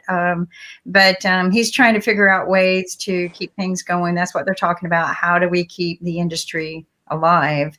But what has been your topic of the talk show this week? Well, we just released another episode today, this morning. But before it was the previous episode, we have a segment where I quiz Jeremy on, so we take 3 news stories and then he has to guess which one's from Florida, just because Florida has all that crazy news. So I pull it from different states and then he guesses which the craziest one is from Florida. Oh, that's interesting. That sounds fun. So many different things that we can help introduce people to engage your mind, right? That sounds like fun. So how did you do with the crazy picks? I usually get it wrong. So, do you remember what the 3 stories were? This is Mark speaking. Oh, let's see. One of them was this crazy lady, just ended up this guy woke up and she was grabbing his testicles, and she was mad. It was crazy. And then the other one was this lady got pulled over and she had a bow tie of meth in her hair, and she got pulled over with a stolen car, and the cop noticed it. And that was from Arkansas. And then what was the last one? I can't. It slips my mind. But yeah, it's just Florida has constant crazy stories that we can always have content with, so it's just never ending. So much content. No, Florida's always had. Carl Hyacin was one of my favorite writers. Carl Hyacin, and all of his stories are about South Florida, and they're unbelievable. There's always some guy selling illegal handicap stickers for your cars. This is that kind of stuff. Just go. Well, he really does. Doug goes to Miami a lot, so he has a place in Miami, and he lives there as well as in Wilmington, North Carolina. But how interesting is that kind of show? If you want some good, really crazy, funny stories, go hang out with EMTs at the bar. Oh, I bet. After they've pulled a couple of shifts, because one of my inventions is for law enforcement. And so I get to hear a lot, and part of what my law enforcement is for the next generation 911 dispatch. And when you hear some of their stories, some of them, they're very serious, right? But some of them, you're like, how on earth do people get themselves in that situation? And they have to, they have to be, eloquent about everything, right? They can't just sit there and just fall apart laughing.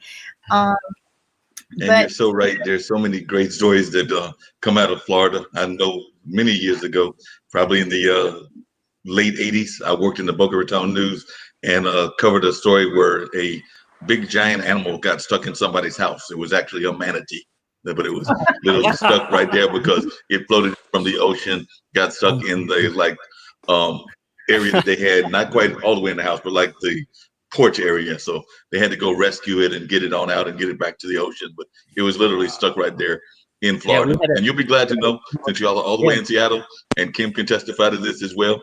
I think Doug can as well, because I think it's all over the area. We're getting a lot of rain too. I think we've had, we're on 4 days now? 4 days of straight of rain. So we're having like some Seattle weather right now. So we can relate to what y'all usually have. It's from Hurricane Arthur, I think, or something like that. And it blew in. I'm glad it didn't blow in very hard because, when we get a soaker like this, the 100-year-old trees tend to go boom. They do. They just, the roots just get loose and they fall over. And we've had them fall into our house many years ago and onto our playground. And so we've had quite some devastation out here when the hurricanes bring the winds on top of the rain. So hopefully it stays rainy. I'm finding new habits to do. It was one thing to be shelter in place because I live out in the country. We could go outside, get some fresh air, do some gardening. I had that habit down to get that little bit of sunshine every day, and that's gone. So because I don't like to go stand in the rain. So I'm finding new things to do inside, but I'm domesticatedly challenged. That's why I do these shows. And that's why I work and have other businesses, because I'm not very good in the domesticated world. But we know what's been going. What's some other things that you've got going on?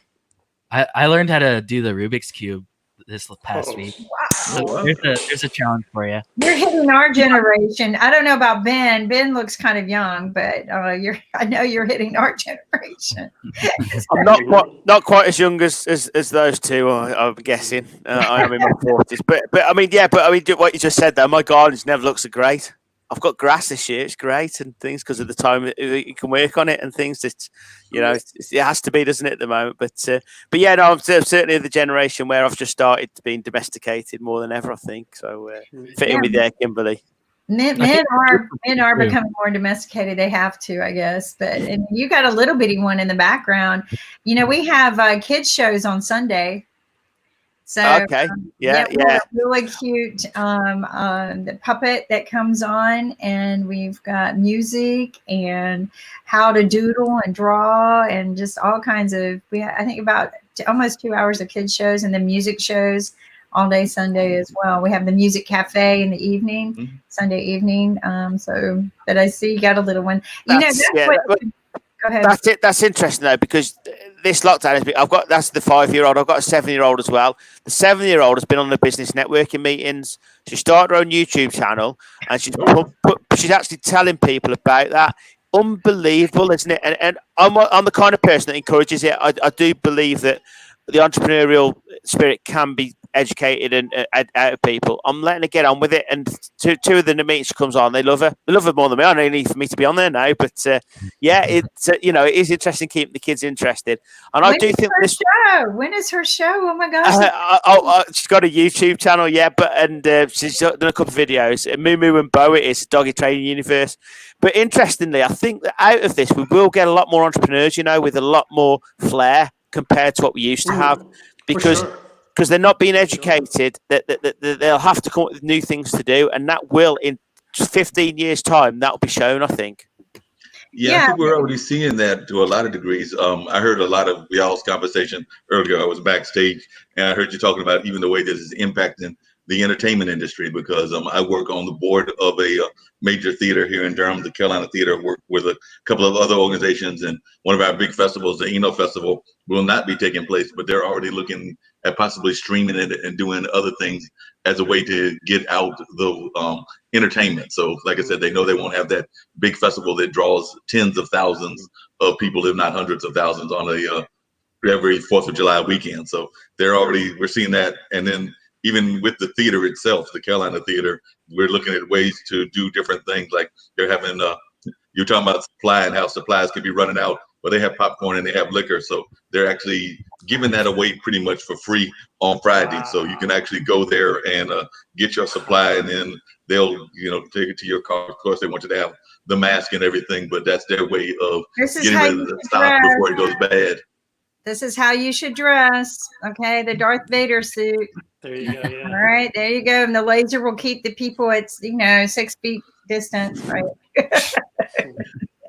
Yeah, it's really interesting because they've been talking about how they're even going to contain people. Like, let's say 1,000-seat theater would have 6 feet one way, 6 feet in your back, and 6 feet both in other ways. So, like I said, 1,000-seat theater becomes I think about a 150-seat theater. But I was talking to a good friend of mine earlier this morning, and he was telling me that he just got the contract to get the apparently it's a NASA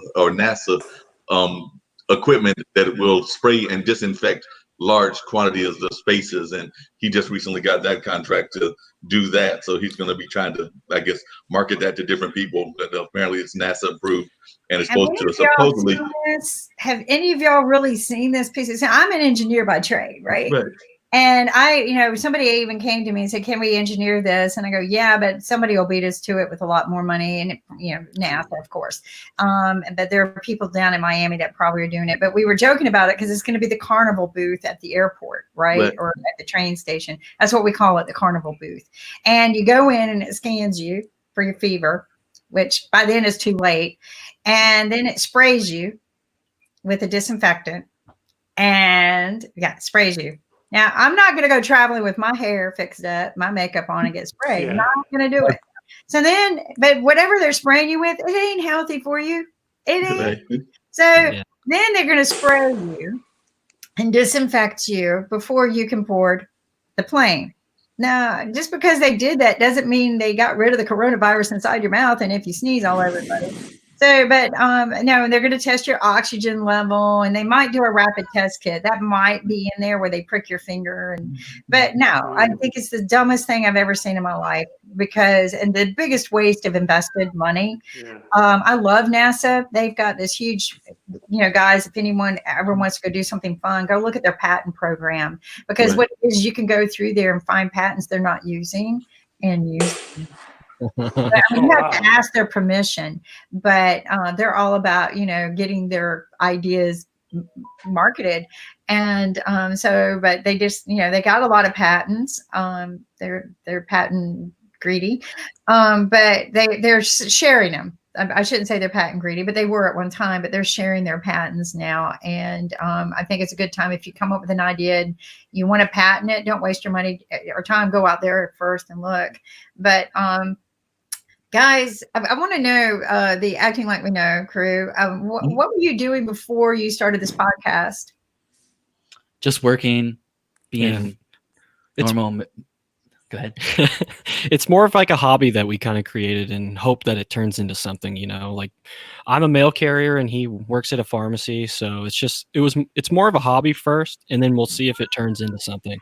But it's just. We love doing it, and like we said before, is we can make people laugh. That's the goal. And I'm going to have to take time to listen to your podcast. But what we like to do, just like Mark, I don't know if anyone knows it, but Mark started his own Pod TV show on Mondays at 2:00. He airs the radio show on TV.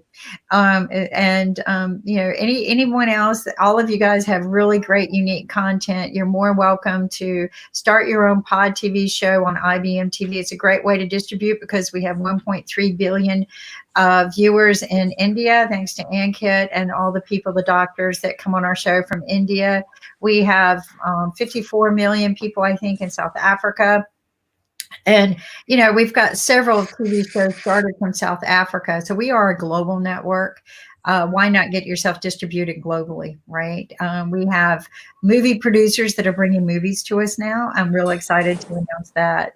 But what we need is content that makes people, inspire people. We have financial literacy content, but we need a news type stuff. But what we need is things that inspire people to grow and do things. Even your own TV shows inspire people to get up there and say, hey, I can do that too. It's not easy doing a radio talk show or a TV show.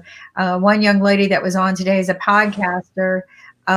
She said she wouldn't like to be on TV, that she's very happy being the radio voice. And, but there's something to having that one level, like pod TV, you can still listen to it and just be like a podcast, but there's something engaging about being able to see the person, see the expression on their face, or like my buddy Walter Football, who I was on the TV show with for fantasy football. He had like it was so funny. I used to love it. He's got this big microphone, the big ball microphone, and he sits right in front of it like this, right? So he's got the big ball microphone. But my favorite part, he was always dead on. His stats and reports and analytics are always amazing. But I used to love when he'd pull the big gulp and take a sip and put it back. And he'd been doing this for 20 years, right? The radio part, and he started doing, I think, the YouTube part maybe a couple of years back. But it's not easy getting used to the TV.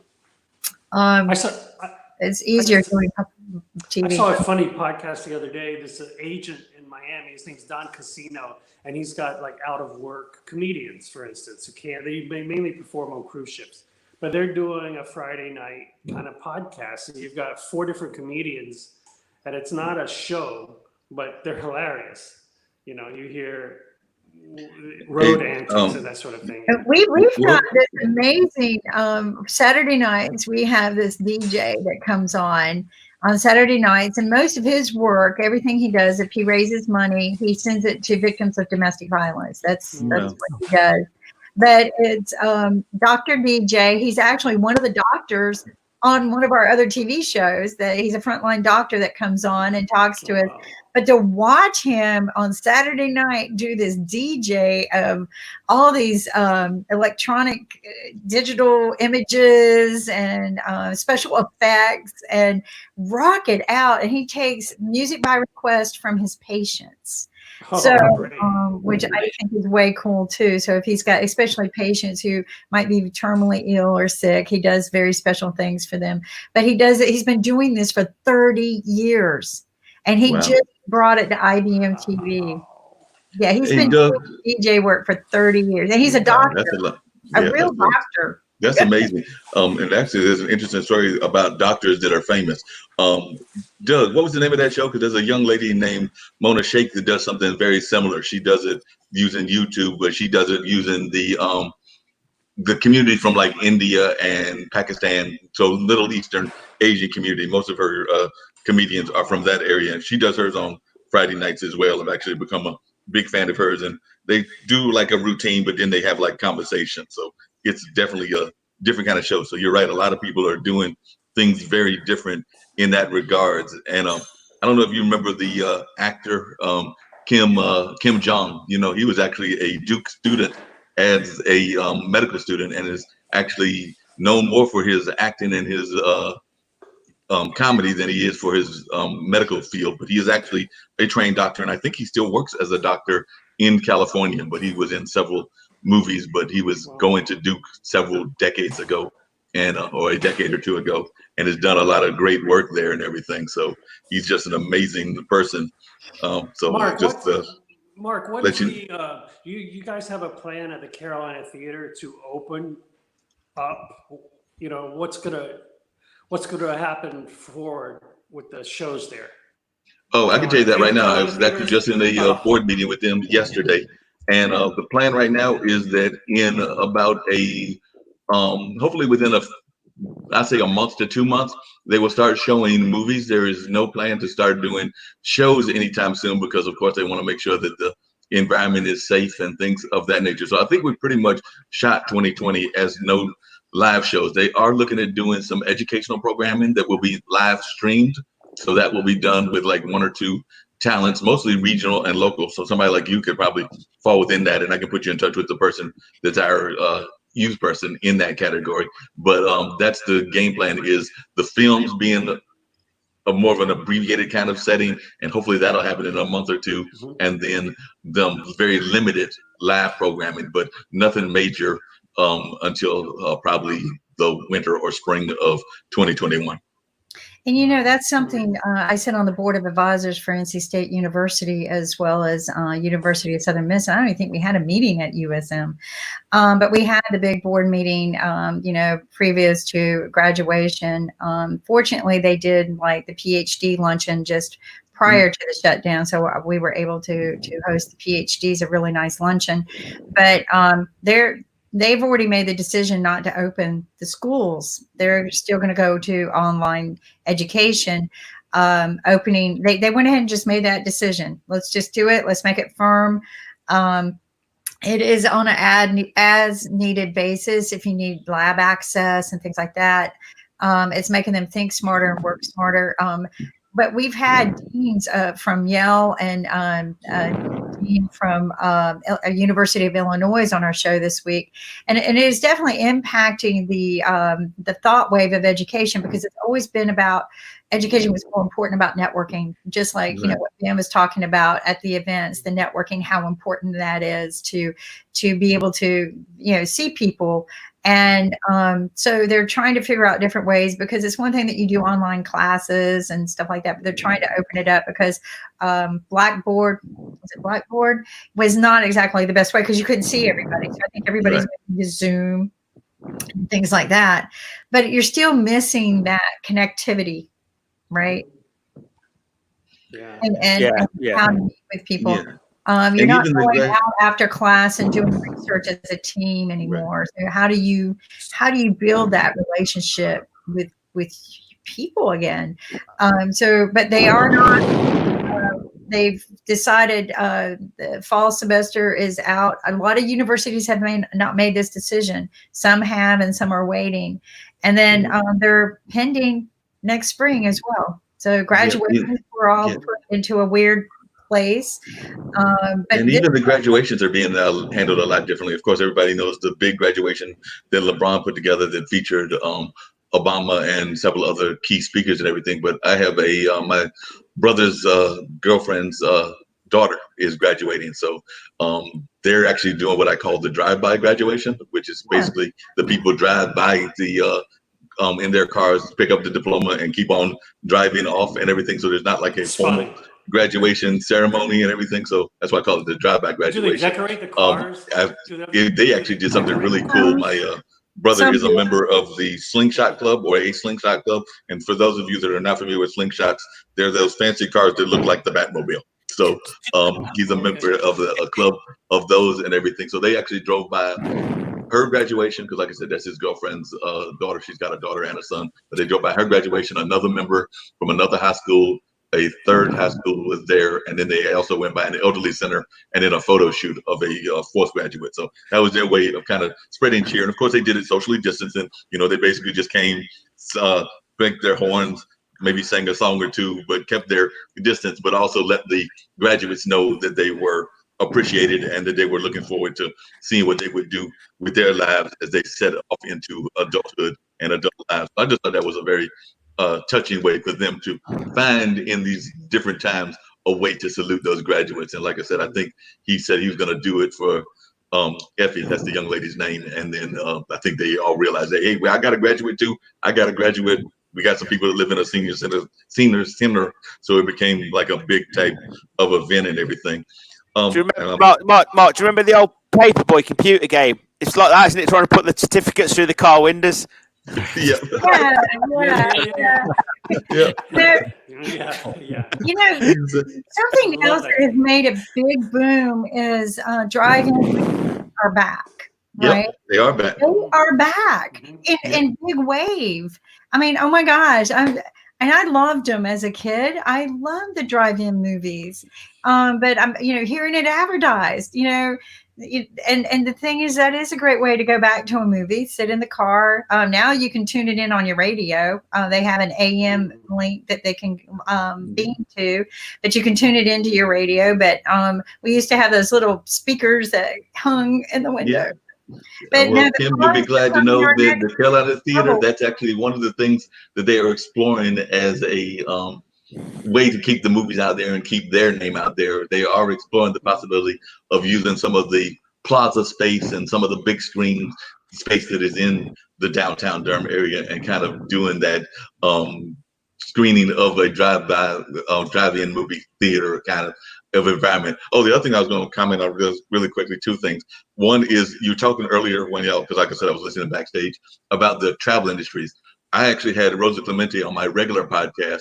She's a longtime New York activist and an activist for Puerto Rican independence and wants that kind of thing to go on in Puerto Rico. But she was talking about how one person on a cruise, pretty much, I think she said 56% of Puerto Rico has been infected. And it was all because of one person that got off the cruise ship. They have narrowed it down. They found out it was one person got off that cruise ship. I think they were from, I want to say she said Italy, but it could have been one of the other heavier infected countries earlier. And they infected more than half of that island nation. Well, think about how many people they infected on the cruise ship. But see, back when it first began, there really, because there wasn't true transparency from our CDC and WHO and from even our leaders, when the CDC and WHO did try to ring the bell, our leaders still were not honestly transparent. People had no idea. They were not. And here's what's weird is we started watching it back in December, a team of mine and I down in Miami, and we were actually getting the hand sanitizers, right? Like crazy, because we're like hearing about it in other countries and we're like, what's going on in China? So I even reached out to some of government officials that I felt like would have had access to the information. And they go, oh, don't worry about it. It's in China. It's not going to make it here. The president's going to close off travel to and from China. We're good. And I'm like, okay. It was a big screw up on WHO's part on that. Yeah, I think CDC too, because they had classified meetings. This has all come out now. They admitted to it. They've had a lot of classified meetings that they were not sharing the information publicly. But again, these are public health officials. There should be no classified. There's nothing to hide from the world. Nothing. It was Kim, I've got good news for you. I've got good news for you and IBM TV. I've just got to put you in touch with the people or whoever's in charge of our advertising. But there's a young lady here in the Raleigh-Durham area who has a minority woman-owned, so two areas that I know you're a big fan of, distillery. And that distillery is now switching over to hand sanitizers and will market hand sanitizers. And I've already told her about IBM TV. So she's very much interested in advertising her Southern Wicket, that's the name of her company, Southern Wicket's hand sanitizers to us and everything. So I'll put you in touch with her, but she's very much interested. I was telling her about IBM TV and she was like, they sound like they're right up my alley, because she knew that you as a woman business owner were one of the principals. Thank you. Yeah, thank you very much. It is very rare. I mean, Oprah, of course, did it, but it's very rare for women to climb the ranks in the media industry. But what did you have to say, acting like we know? Oh, I was just saying that a lot of distilleries are actually doing that. I know Buffalo Trace, the whiskey company, they're doing that as well. Like, it's just a lot of them are starting to help out. You know, it's like, well, it's kind of like what the government did during World War II. They asked GM and all these other things to make parts and stuff. You know, it's just we should step up and help out our nation. Yeah, Boeing converted their factories to produce more ventilators when there was a huge demand for them. I don't know what the demand is right now. I have not seen any reports on that, but absolutely, yeah. There were a lot of companies. You know, Magic Johnson. Do you know who he is in the NBA? Yeah. Oh yeah, of course. So yeah. So I bet you don't know this. He just donated 100 million to the SBA to help small businesses that did not get the stimulus from the 2 trillion that they just gave. Wasn't So- it out in like a week or something like that? What? Or like a bunch of, wasn't the funds that the government allowed? Wasn't it out in like a week or something? Because a bunch Yeah, of people. because they didn't do it like they were supposed to. They gave it to all the big people. So all the big people got 20 million, 30 million, and all the small companies didn't get anything. And the minority companies did not get anything at all because they're not generally qualified by SBA or banks. So a lot of the minorities who were struggling to begin with didn't get a dime. So Magic Johnson, this is what he said. You have to be a minority. You could not have gotten any money from the previous PPP. And he had all these little rules. And he went to a bank. He went to one of his partner banks. And he said, I want to, because SBA truly comes from a bank, right? So so that's what he did. And thank you, Magic Johnson, because I applied. So Actually, I have to say something real quick. I have to go work. So Justin's going to take over for us. But thanks for having me on again. And Thank it was you. nice to see you guys again. Hope all is well. Thank you. And I hope you guys join us and maybe bring your show, even if you pre-record it and bring it to IBM TV, because I think I find you two very, very nice. So Thank you. Yeah, so go work, make that Thank money. Yeah, go make that money. And while you're thinking of Florida people, think of Carl Hyson. He's a writer, a detective writer, but a lot of his stories are set in Florida. So he does some really good stories. I can't remember if he's still living or not, but he's an amazing Yeah, he's still picture alive. writer. He still writes. He writes Yeah, we'll for the check Herald also, Miami Herald. All right. Thank So- you. Yeah. And just, what we'll do is we'll train you guys on how to do the pod TV thing when and you can do it where you don't always have to be together. But I like your background, so that's pretty cool. But Gotta anyway, represent. yeah, so you're the representative, huh? No work today?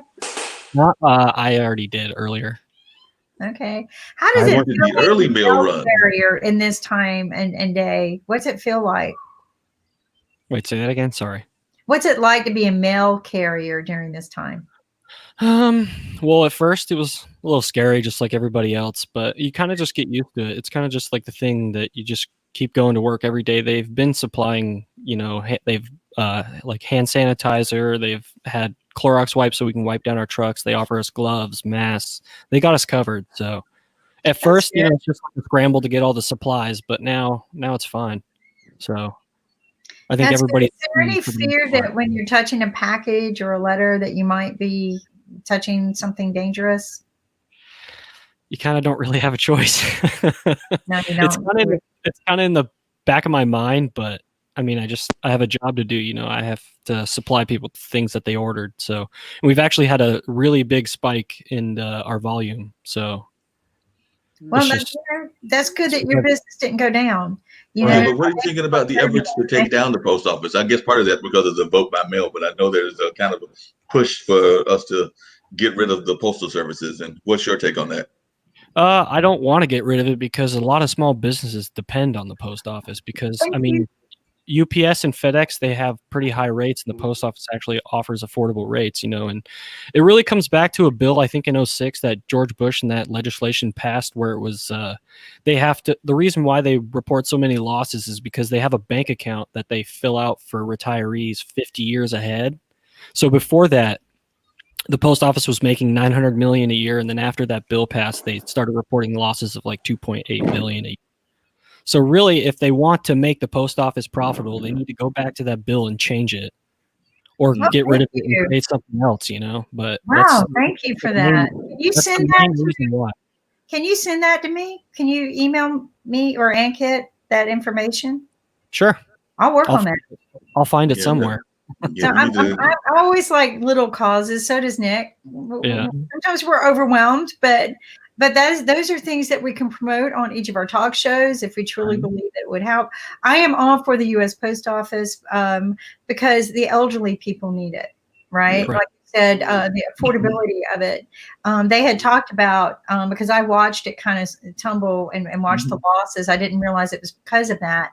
But my concern was that they were talking about reducing how many days you deliver, but how does that help people who have to do legal paperwork, right? Our legal paperwork has to be time stamped, usually by the post office. The post office is the most official time stamping system in any legal factor whatsoever. It holds up in court. Mm-hmm. And so if you cut our days to deliver things, we won't be able to meet statute of limitations, period. Because you think everything's done online. Only lawyers are allowed to do the filing online. They may allow you to register, but only and read, but only lawyers are allowed to be able to submit paperwork, replies, and answers. Anyone else, they have to do it via mail. Right. Or drive down to the courthouse and file it, which is a waste of time and money. So I was opposing the post office reducing days, but all of a sudden Amazon came around, right? And I think that kind of saved you guys a little bit until they started getting their own delivery trucks. But you know, Amazon came around and said, hey, people need things delivered at home. People really got into this shipping, delivering, and you know, and so Amazon, I thought, kind of rescued the post office a little bit for a while. But send me that bill. I want to know more about that. And yeah, we supply the medications in the mail too as well. And the thing with Amazon is they have their own city drivers, but they rely on us to deliver to every single address. So more rural areas, they send all their packages through us. Yeah, I mean, definitely more than the last mile, right? we have that guys, connection. I have to take off. Okay. I'm mate. Doug, join us mate. Thank you. Bye-bye. Thank Glad to see both of you, Doug and Ben. And I hope that you come back and play the drums for us on Sunday. I would love to. Okay, line it up. I would love to have my own podcast soon. Good to meet you all. Thank you very much for the hospitality. Yeah, thank you so much for joining us. No problem. Thank you. Cheers. Bye-bye. All right, goodbye. Namaste. Namaste. We'll see you Sunday, I hope. Yeah, Namaste. Anyway, so Ankit wasn't feeling well today, so and I feel well. Sorry to hear that. Nick beamed in and out, and Nick is in the middle of moving, and so he was in his new house for part of today, and now he's going back to his old house, and it's an hour drive between, you know, back and forth, and or a little over an hour. So, but he's trying to be fully moved by May 26th. So he's still in North Carolina, but not in the part of North Carolina where he was currently. Yeah, he moved closer to the airport because we were traveling a lot, and but we also do a lot of work in downtown Raleigh when we get together.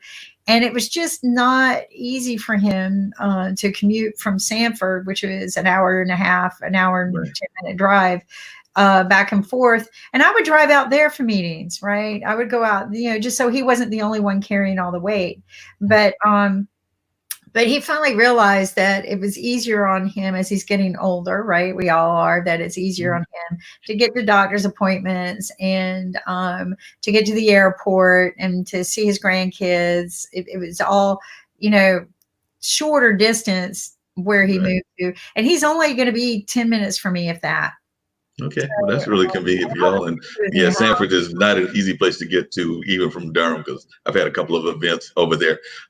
Just while I'm thinking about it, and I know you got to wrap up the whole show, you will be glad to know that on both of the podcasts that I did this week, the one with Rosa Clemente, and I had a bunch of other guests, as well as the special edition with Nadine Hack, a topic that you have brought up several times came up in the conversation because I was thinking about you, Kim, and that was that whole idea of whether a third party can actually succeed. And I think both of them said that they wished a third party would succeed. Both of them agreed that the Electoral College needed to go. And the other thing that they had different opinions on was Rosa apparently was a Green Party candidate way back when, like maybe about 2 or 3 elections ago.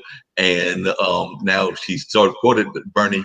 She's got some issues with Biden. So I think she said she's going to write in Bernie's name instead of going with any of the 2 main candidates. Nadine, who's a longtime activist, did not like that idea. I thought that was more like your kind of attitude of being a true independent, but Nadine was kind of wanted it to be either Democratic or Republican.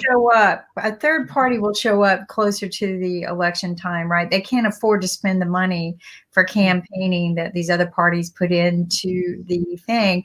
But I think what we need to do is strongly promote a third party applicant to get rid and disband the, we discussed this the other day, and I don't know if you know this, but that many years ago when the elections just started, the vice presidents and presidents did not run together. Right. It was part of the Constitution. They ran independently, and what happened was the one who got most of the votes became president. The one who got the second most votes became vice president. The one who got the third most votes became House Speaker. Because why? The House Speaker replaces both of them if they get killed, right? So that's how it was done in the original Constitution. It was not designed for the president, vice president to be teamed. No, yeah, definitely. But the acting like we know guy, I want you to think about what you just said. That meant that if the true election had happened the way it was supposed to be, we would have had a Hillary Donald ticket. Can you imagine Hillary Donald in the same White House? Oh my God, they would be fighting. Yeah, we did talk about that. So Ankit has live and let live, right? One of them would have been dead or both. I just truly believe that they would have killed each other, if not physically with words.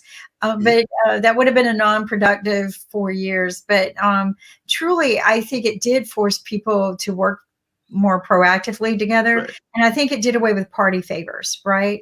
If you knew that you were going to be forced to work with just somebody, well, back then they really didn't have parties, right? We talked about that as well. Yeah. So George Washington was not a party. George Washington was a human. Right. So, but we got away from that and everything became parties, and this electoral crap's got to go too, because we don't get the people's voice. We do not elect the people's voice. And that is wrong. That's wrong. And the other thing that you said earlier when you had the other guest on, and I was listening in the back for about 30 or 40 minutes, is unfortunately the world, and I agree with what y'all say about the world united. Unfortunately, the world doesn't get united because we let politics get in the way. Because one of the things Rosa was talking about was she remembered when we had that big hurricane in Puerto Rico, and she was talking about how they were actually offered assistance by some countries that we may not like, but they were turned down because there are a U.S. property. So actually, Cuba, Nicaragua, a bunch of other people that technically are not in our, are opposite political from our way of the world. They were actually offered everything from doctors to medical supplies to equipment, but because of the way that we divide the world, they were not able to get that supplies, even though they were thoroughly offered it. No, and it's totally understandable that that things like that happen, but we need to focus. We need to find a unity that is globally driven. And I think we're finding it here on IBM TV. Oddly enough, we get people from all over the world that do panel talks with us. Right. And we all talk about the same thing. We all talk about, why aren't we doing this? And some of these people are leaders in their community. Right. So these are good, healthy conversations that it's got to start somewhere. This is what I don't know if we're going to be that voice, but it's got to start somewhere. Right. And I do know that certain people don't like what I'm doing because I'm saying things that they don't really want the people to know, but I don't care anymore. And, we need to have these conversations. What? We need to have these conversations with each other without getting in each other's throats. Well, and the thing is, they will shut somebody down real fast if they feel like that person's gaining traction. Right. And we see it happen all the time.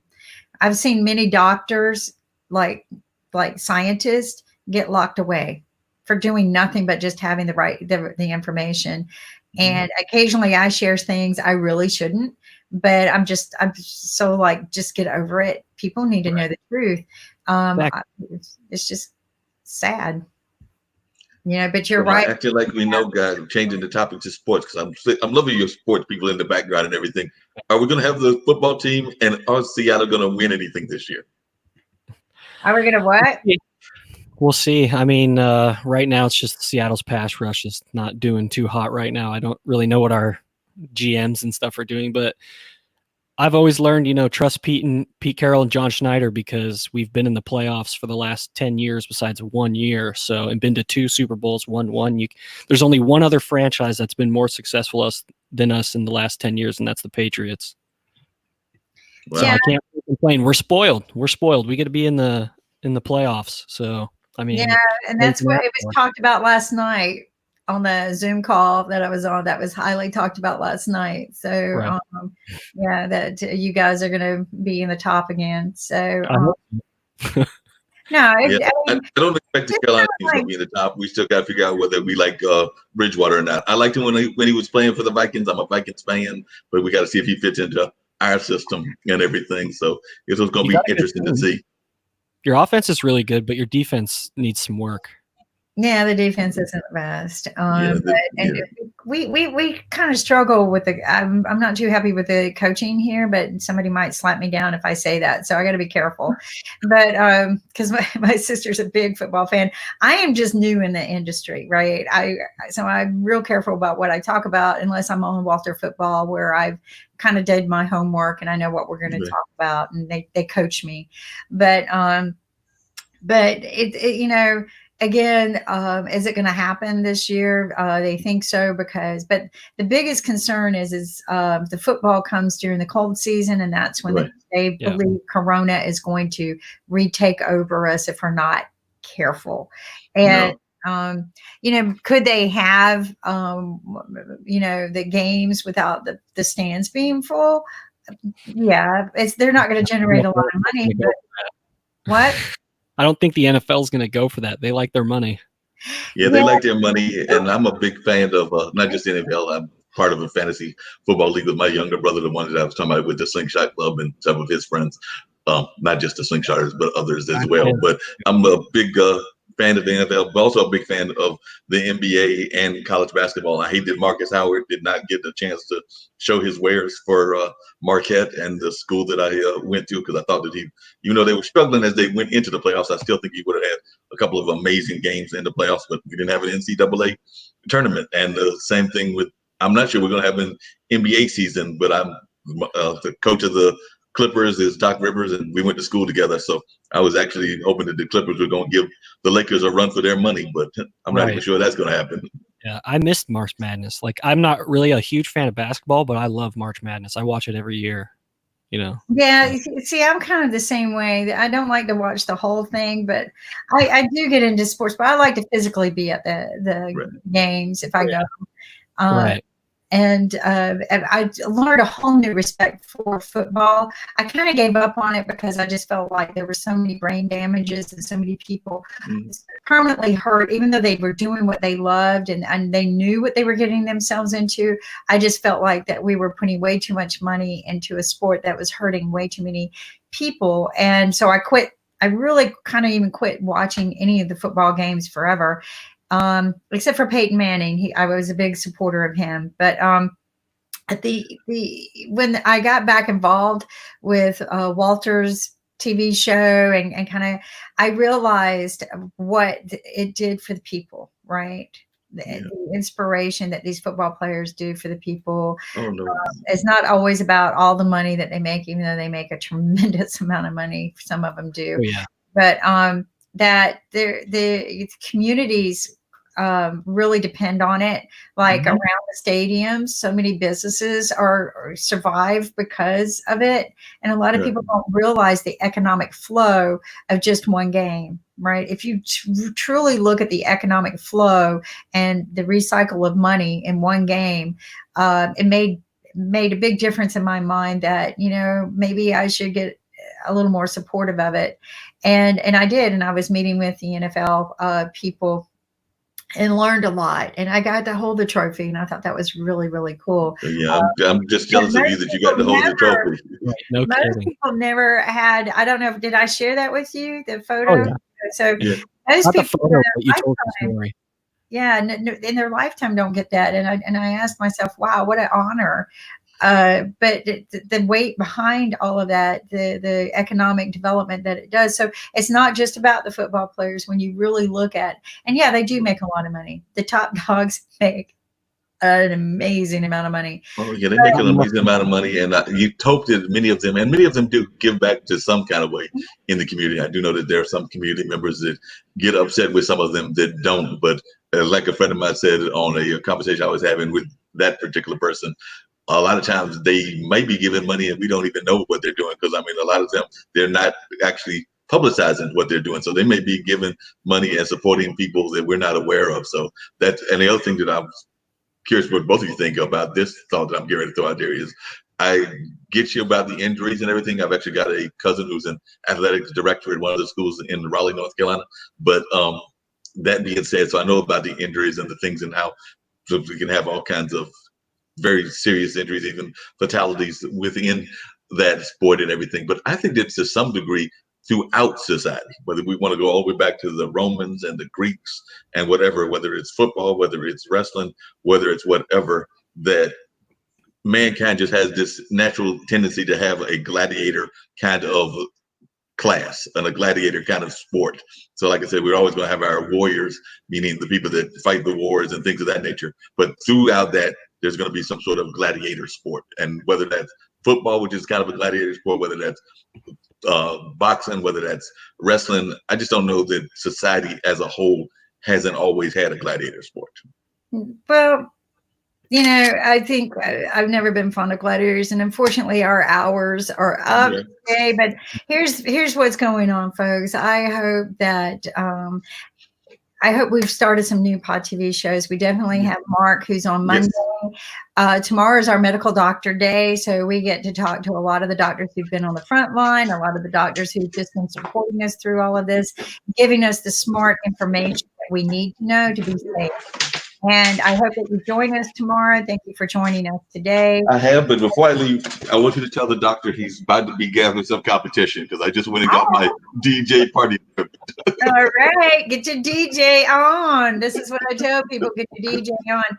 But folks, you know, this COVID thing will leave us, but what we want to do is make sure that we inspire you to become more, be smart, facts, not fear, and you know, become part of the bigger community, right? The bigger community, which is global, which is what I think has to happen.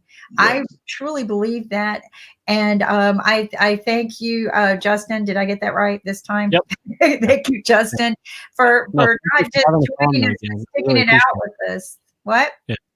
Oh, thanks for having us on again. We really appreciate it. Like, we love coming on. Last week we had such a good time. So.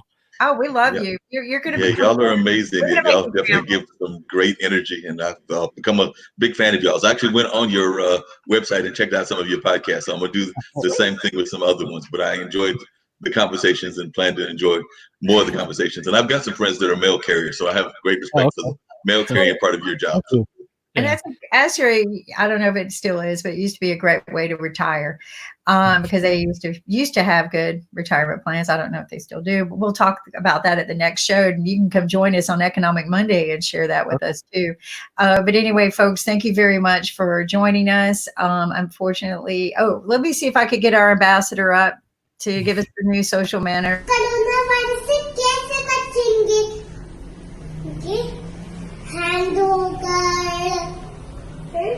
और ऐसे अपने खांसी जब आएगी तो ऐसे करेंगे अच्छू अच्छू और कोरोना वायरस को धन्यवाद हमारा म्यूजिक सुनने का.